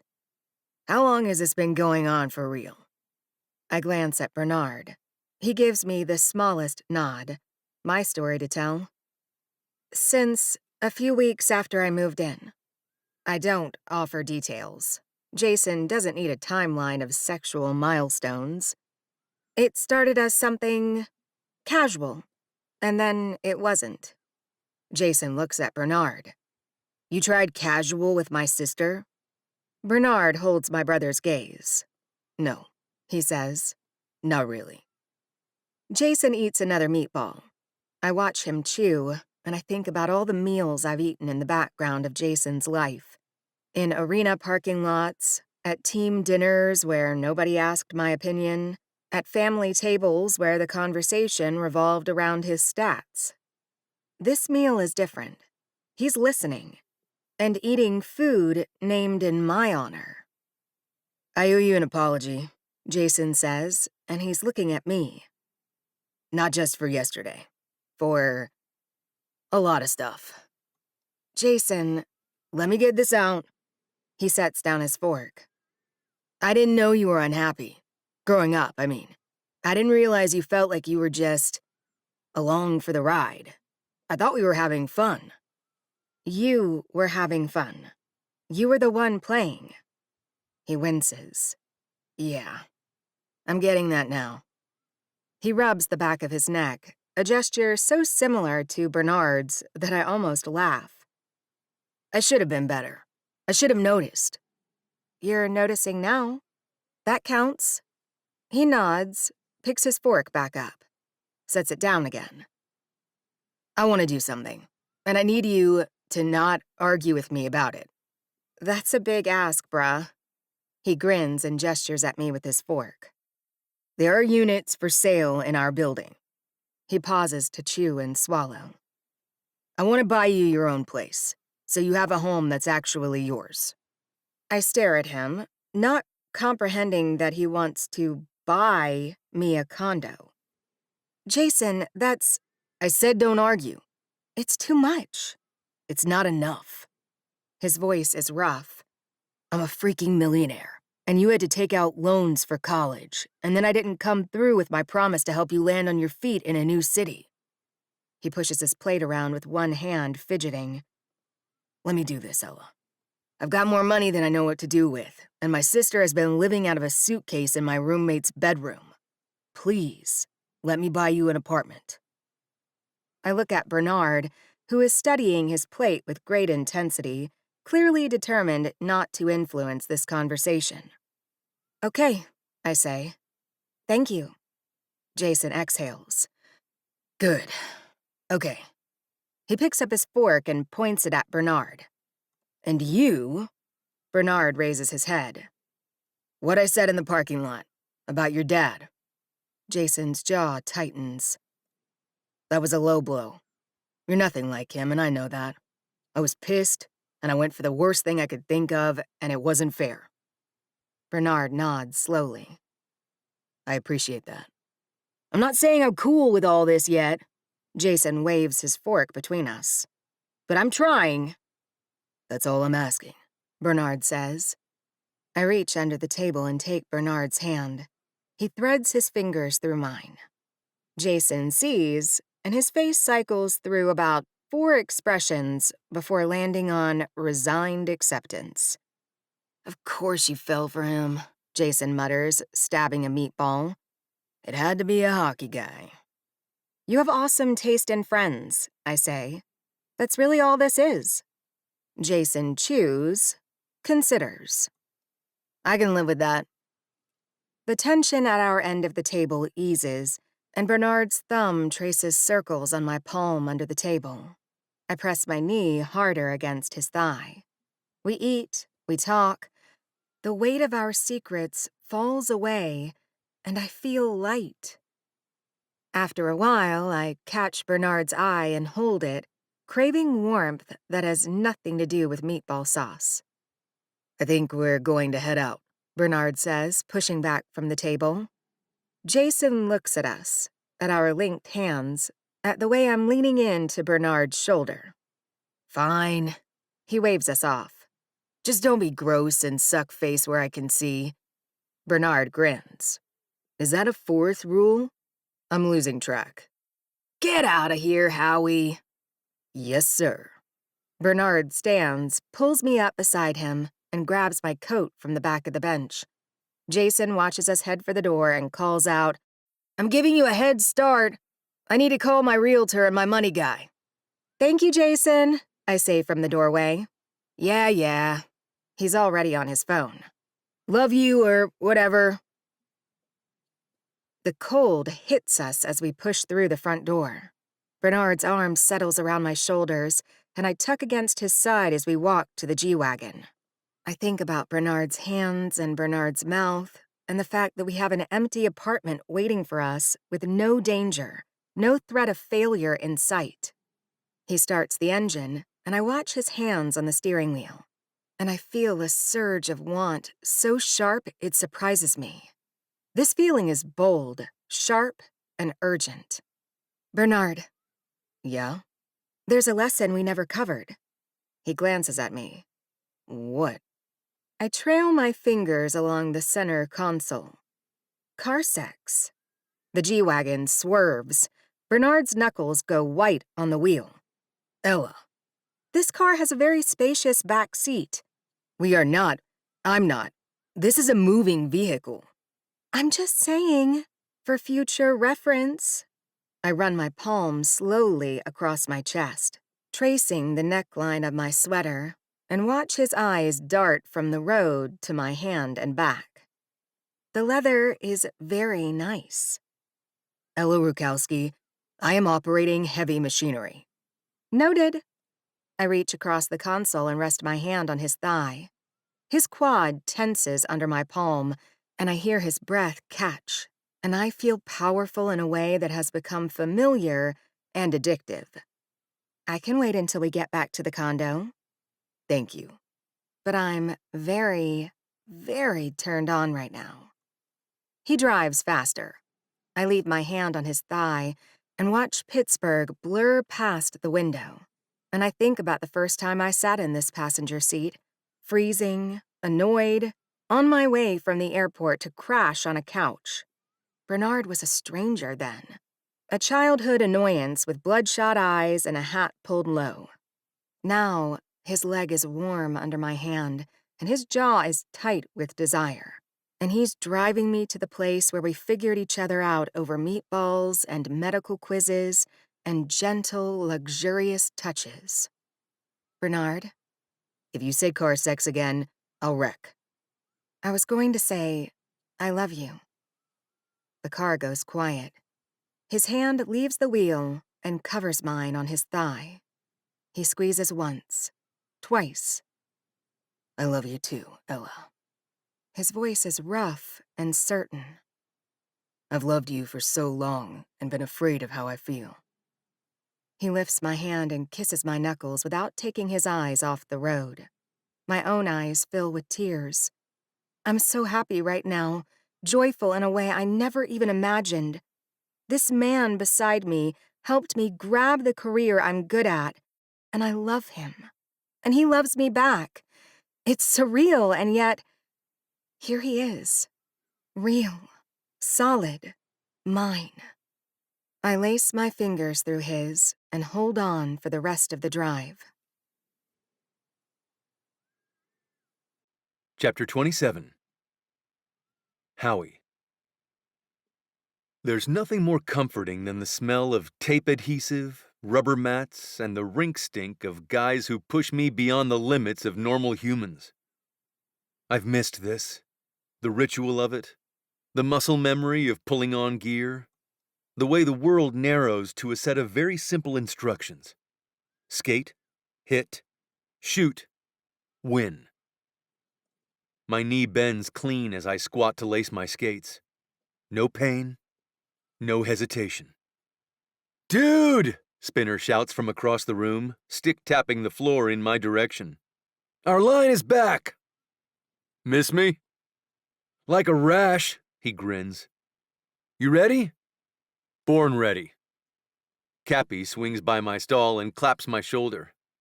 Good to have you back. Don't be stupid with that knee. When have I ever been stupid? Do you want the full list or the highlights? Rookie is 3 stalls down, taping his stick. He catches my eye and nods. We've been okay. Not back to normal, not fully healed, but functional. I've been sleeping in my room with Ella the past few nights, and I get how that's probably weird for him. Shouldn't be too much longer. He closed on Ella's new condo and will get the keys soon. Your girl's up with the PAWs, he says now, not looking up from his tape job. I know. Cam got her a jersey. I pause mid-lace. Whose jersey? Jason's mouth twitches. Yours, dipshit. Something warm spreads through my chest. Ella is in the family section wearing my jersey, not one with her own last name on it. Ella, who spent her childhood watching hockey from the margins, is sitting with the PAWs and cheering for me on purpose. Don't get all weepy, Spinner says. Save it for the ice. Speaking of the ice, Mayhem appears, fully dressed, looking like a tank with shin pads. He settles on the bench beside me and says, in the tone of a man who has been waiting for the right moment, Did you call Benny about the podcast thing? I pull my jersey over my head. What about it?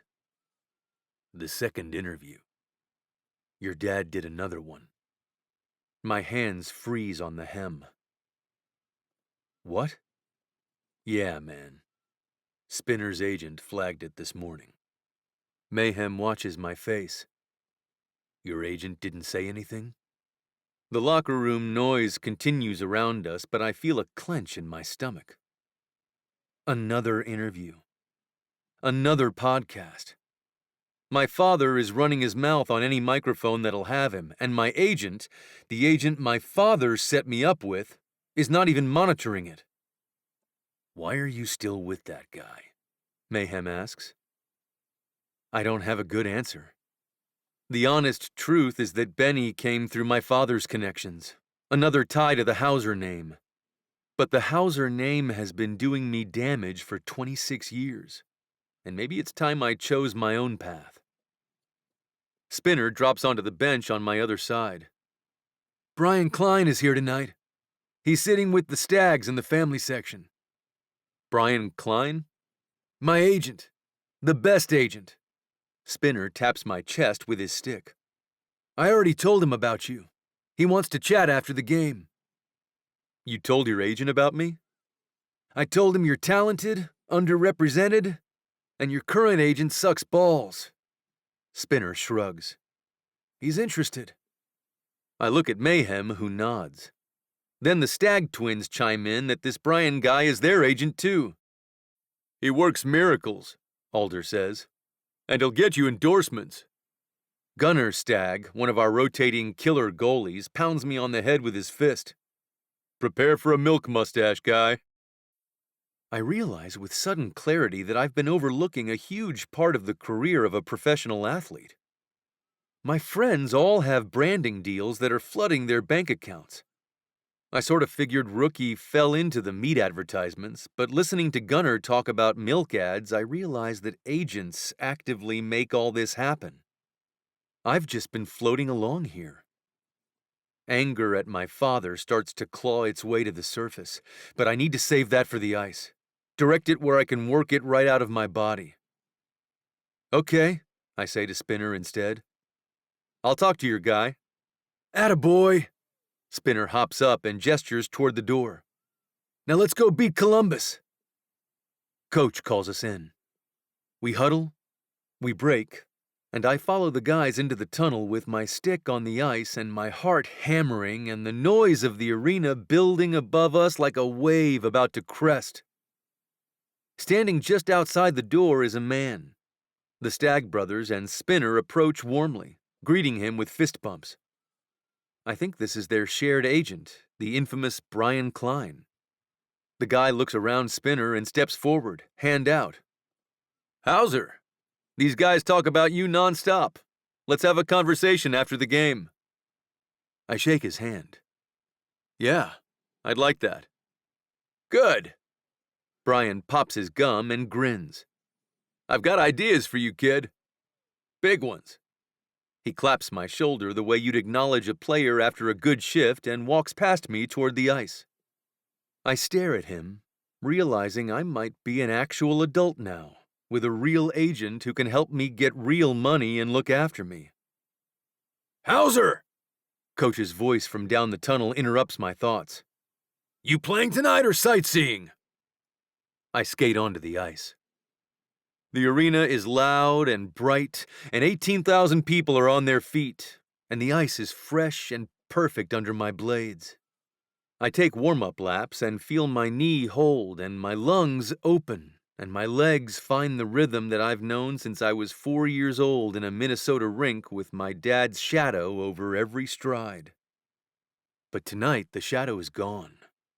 Instead, with my girl in the stands and my name on her back and the weight of a secret lifted, I feel like every spotlight in this place is lighting my way. The game starts fast. Columbus is physical, and we match them hit for hit. I play the second line with Spinner, cycling the puck, crashing the net, feeling the rust shake off with every shift. My timing is half a step behind, but my instincts are there. The reads, the angles, the sense of where the puck is going before it gets there. Mayhem lays a guy out in the neutral zone, so clean that the arena roars.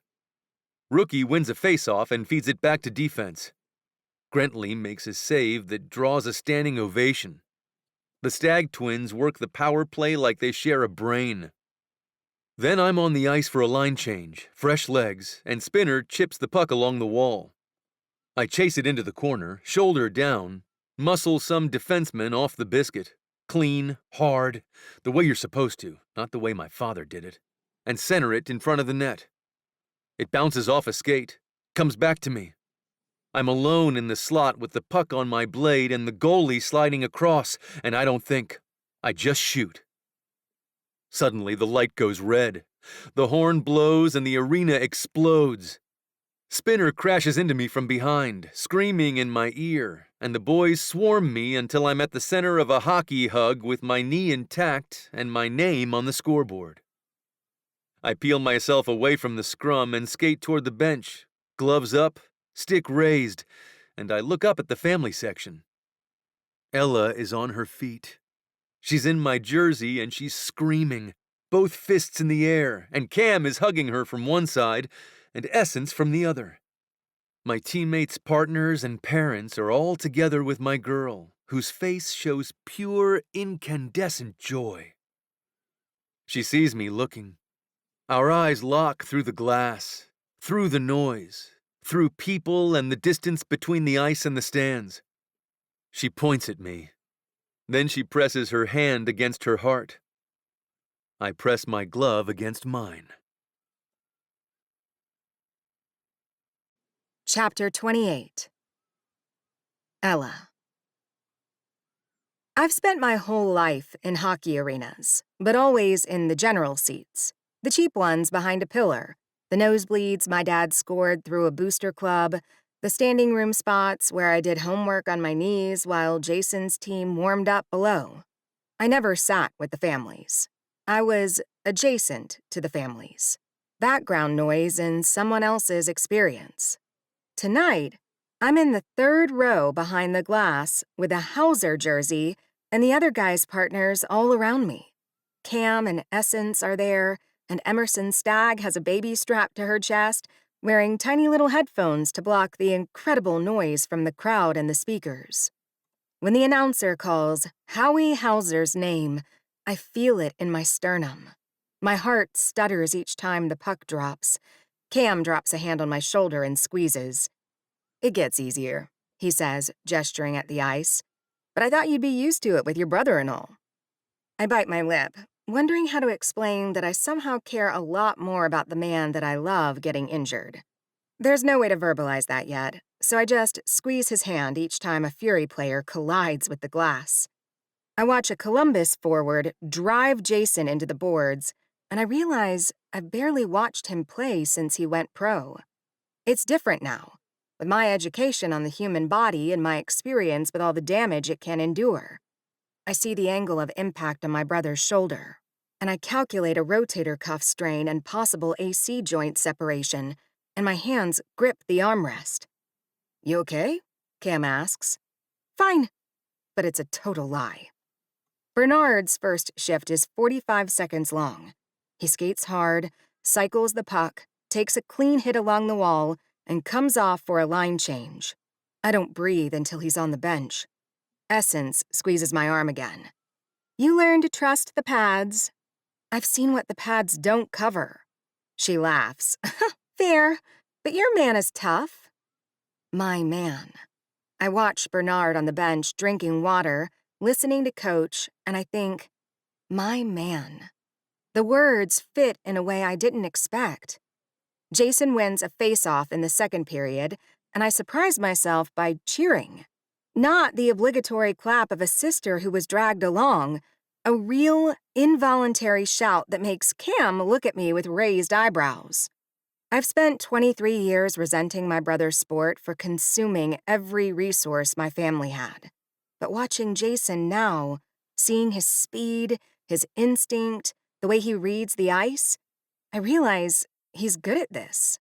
And being proud of him doesn't diminish me the way I always thought it would. There's room for both. Then, Bernard hops over the boards for a fresh shift, and I forget about my brother entirely. My boyfriend scores a freaking goal, and suddenly I'm screaming like a deranged fan, both fists in the air. I find myself wishing I was out there in the pile of guys congratulating him, but then he's skating toward our section and looking up. For me, I realize. Our eyes meet through the glass, and I feel a swell of pride, connection, and contentment. I point at him and press my hand to my heart to convey what I'm feeling. He presses his glove to his. The arena roars around us, but I don't notice. I'm basking in the wonder of choosing this place, this man, this life. This isn't something secondhand or the scraps of someone else's success. This is mine. The Fury wins 4-2, and the crowd erupts. Cam grabs my hand, and he pulls me toward the corridor where the families wait for players to emerge from the locker room. Other partners cluster in groups, some with kids, some dressed up, all carrying the particular energy of folks who love men who do violent things for a living and then come home tender. After an eternity, the locker room door opens and the players filter out in post-game suits with wet hair and flushed faces. Spinner emerges first, scanning the hallway until he spots our group. "Pause! Who's buying drinks?" "Not me," Cam says. "I bought last time." "That was November. And I'm still recovering." He shakes his head before finding his husband and pulling Banksy in for a kiss. Jason comes out next, suit jacket over one arm, and gives me a nod that contains approximately 40% less hostility than it would have a week ago. Progress. Then Bernard walks through the door, and every coherent thought in my head evaporates. He's in a charcoal suit with no tie, top button undone, hair still damp and curling at his temples. His black eye has faded to a greenish yellow that somehow makes him look more attractive, not less. He scans the hallway the way he scanned the airport baggage claim 2 months ago. Except this time, when his eyes find me, he doesn't have to pretend he's not looking. "There's my girl," he says, and his arms open, and I walk into them and press my face against his chest and breathe in soap and ice and Bernard. "Great game," I murmur into his shirt. "Great jersey." His hand finds the nameplate on my back and traces it through the fabric. "Looks good on you." Somewhere behind us, Spinner is organizing a group outing. A bar, apparently, where the whole team can celebrate the win. Cam and Essence are in. The Stagg brothers are discussing logistics and babysitters. Jason is on his phone, presumably coordinating something that involves protein. Bernard looks down at me. You want to go out? I look up at him. I want to go home. His eyes darken. His hand tightens on my back. Yeah? Take me home, Bernard. We say our goodbyes. Spinner calls us boring. Cam gives me a knowing look.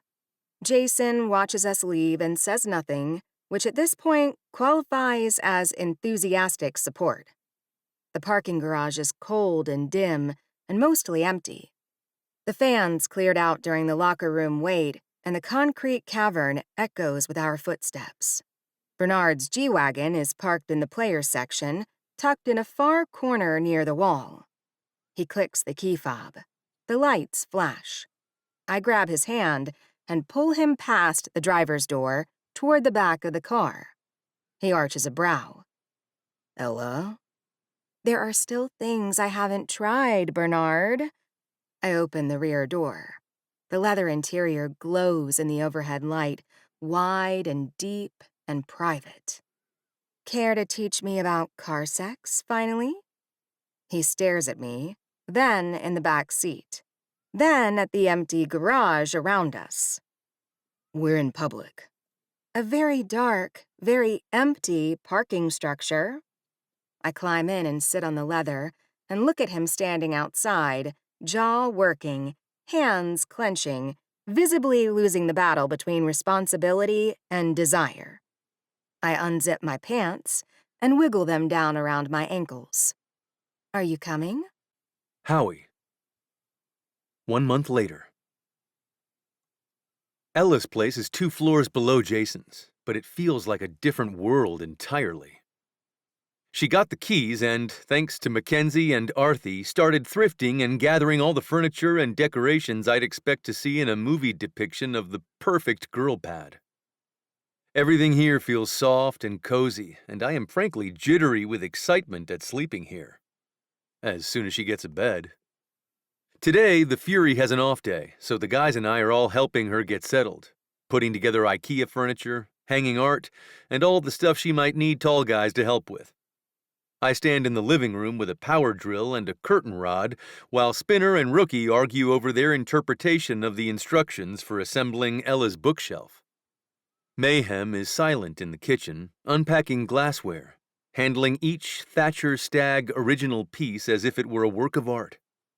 He and Ella are probably the only people I know who could casually use actual designer cups and not worry about breaking them.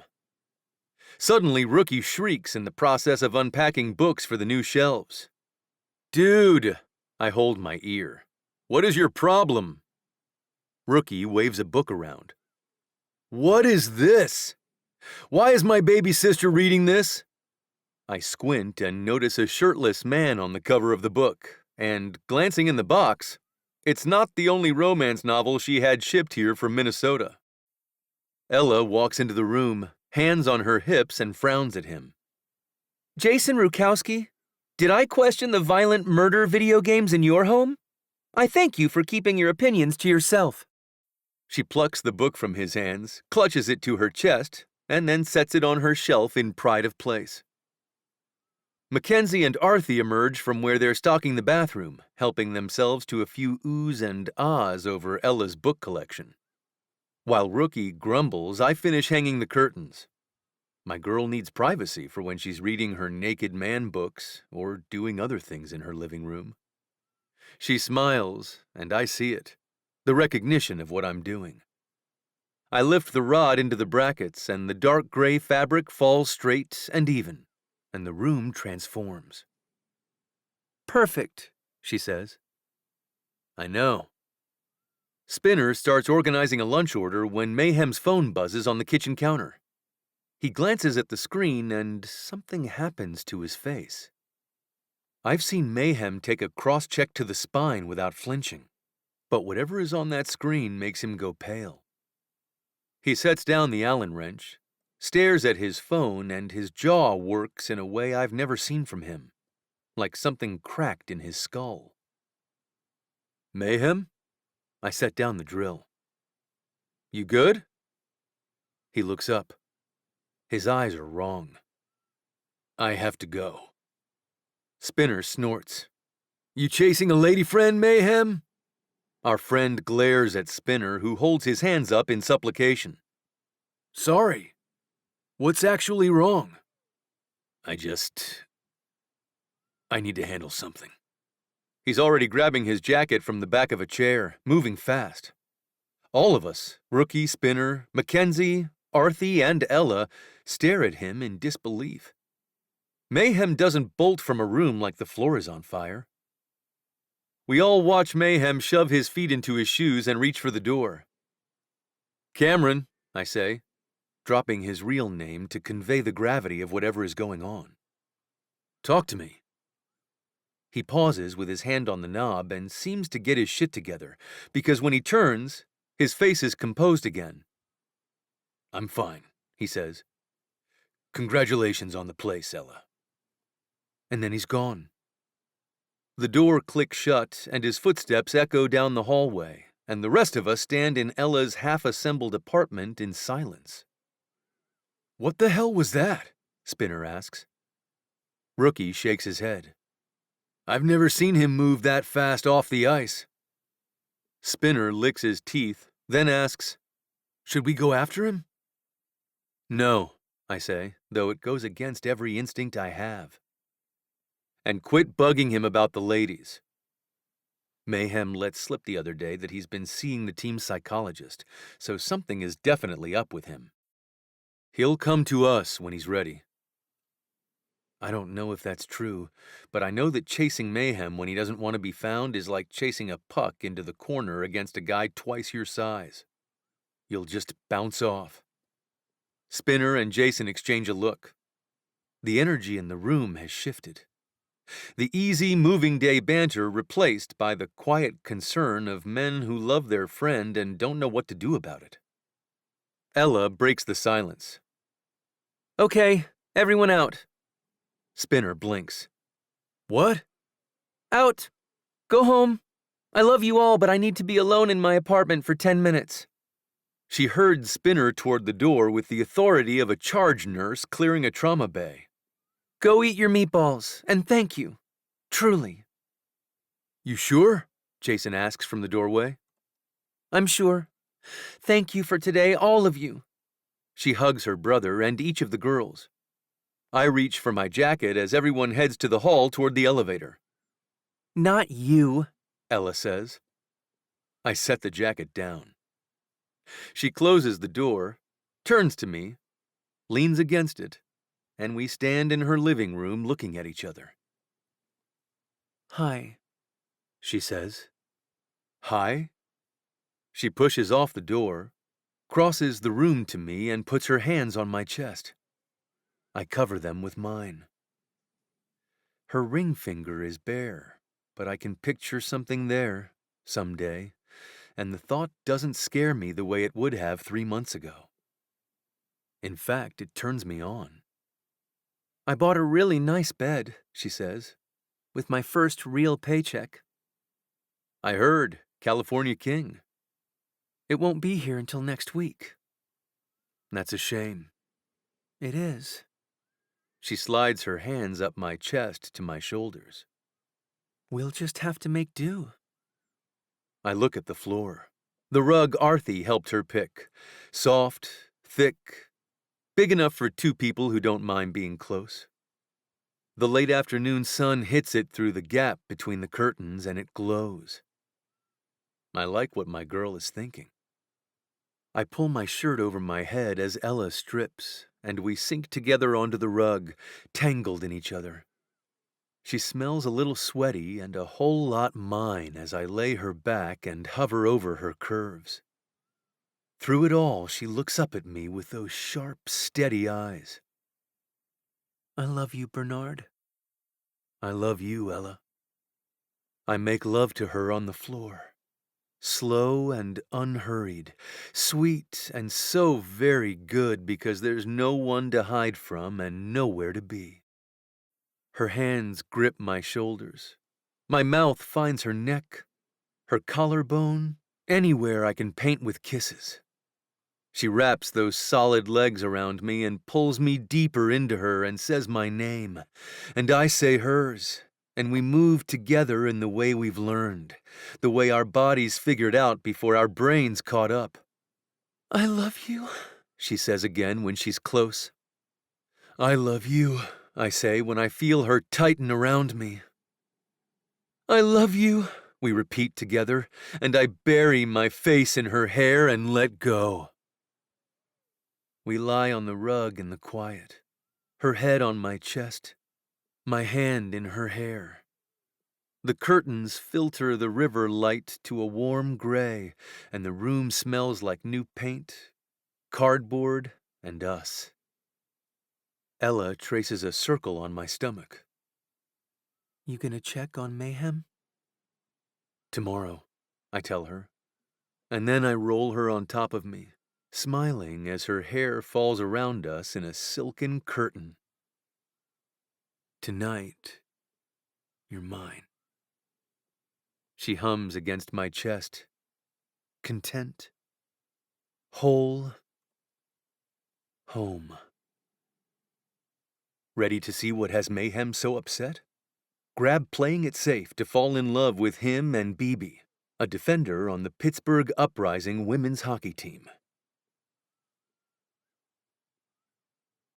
Author's note. I worked on this book in the first quarter of 2026, and it's hard to explain how tumultuous life was during that time. I had to take the city bus to the emergency room during a blizzard, where I was admitted for a liver infection caused by my faulty gallbladder. While I was in there, my roof got an ice dam, and my youngest child got head lice. It was a mess. But I had a whole community of people helping my family, delivering meals, running errands, lending us Subarus when the city took an entire week to plow out the blizzard's snow deposits. Through it all, writing this book was my escape. I spent a lot of time imagining these characters, dreaming about them at night, listening to them shout at me. I hope you like what they decided their story would be. All my playing book covers have been created by the incredible team at Camber Designs, a boutique firm based in Bahrain. I mention this because while everything was happening with my personal guts, the world around my artist friends was literally on fire as bombs fell and bullets tore through the piece. I wasn't sure if my longtime collaborators were safe. They weren't sure either. But they said work was their own escape from the madness, and I love the cover they made for Bernard and Ella. Romance novels are such an escape for me, writing and reading them. And I know this is true for many others. I hope this book brings you some comfort during a time when the world is very scary for so many. Purchasing this book helps provide paid work for a lot of human beings, including my cover designer, my editors, my narrators, my audio engineer, and my GI surgeon, who got me back on my feet by the equinox. Thank you for reading and supporting the team. Many thanks belong to Elizabeth Perry, who always reads my shitty first drafts, and to Steph for providing all the nursing intel. And thank you to my beloved husband, who shaved the heads of our lousy offspring while I was in the hospital, in between emptying buckets of roof water. Thank you for listening to Playing with Trouble, Book 4 in the Playing series, written by Lainey Davis, narrated by Charlotte North and Alastair Haynesbridge. Members of SAG-AFTRA. Produced by Lainey Davis. Post-production by Kyle Gaffney. Cover by Camber Designs. For access to bonus scenes and the inside scoop on upcoming releases, sales, and giveaways, be sure to sign up for Lainey's newsletter at laineydavis.com/audio. Text copyright 2026 by Lainey Davis. Production copyright 2026 by Lainey Davis.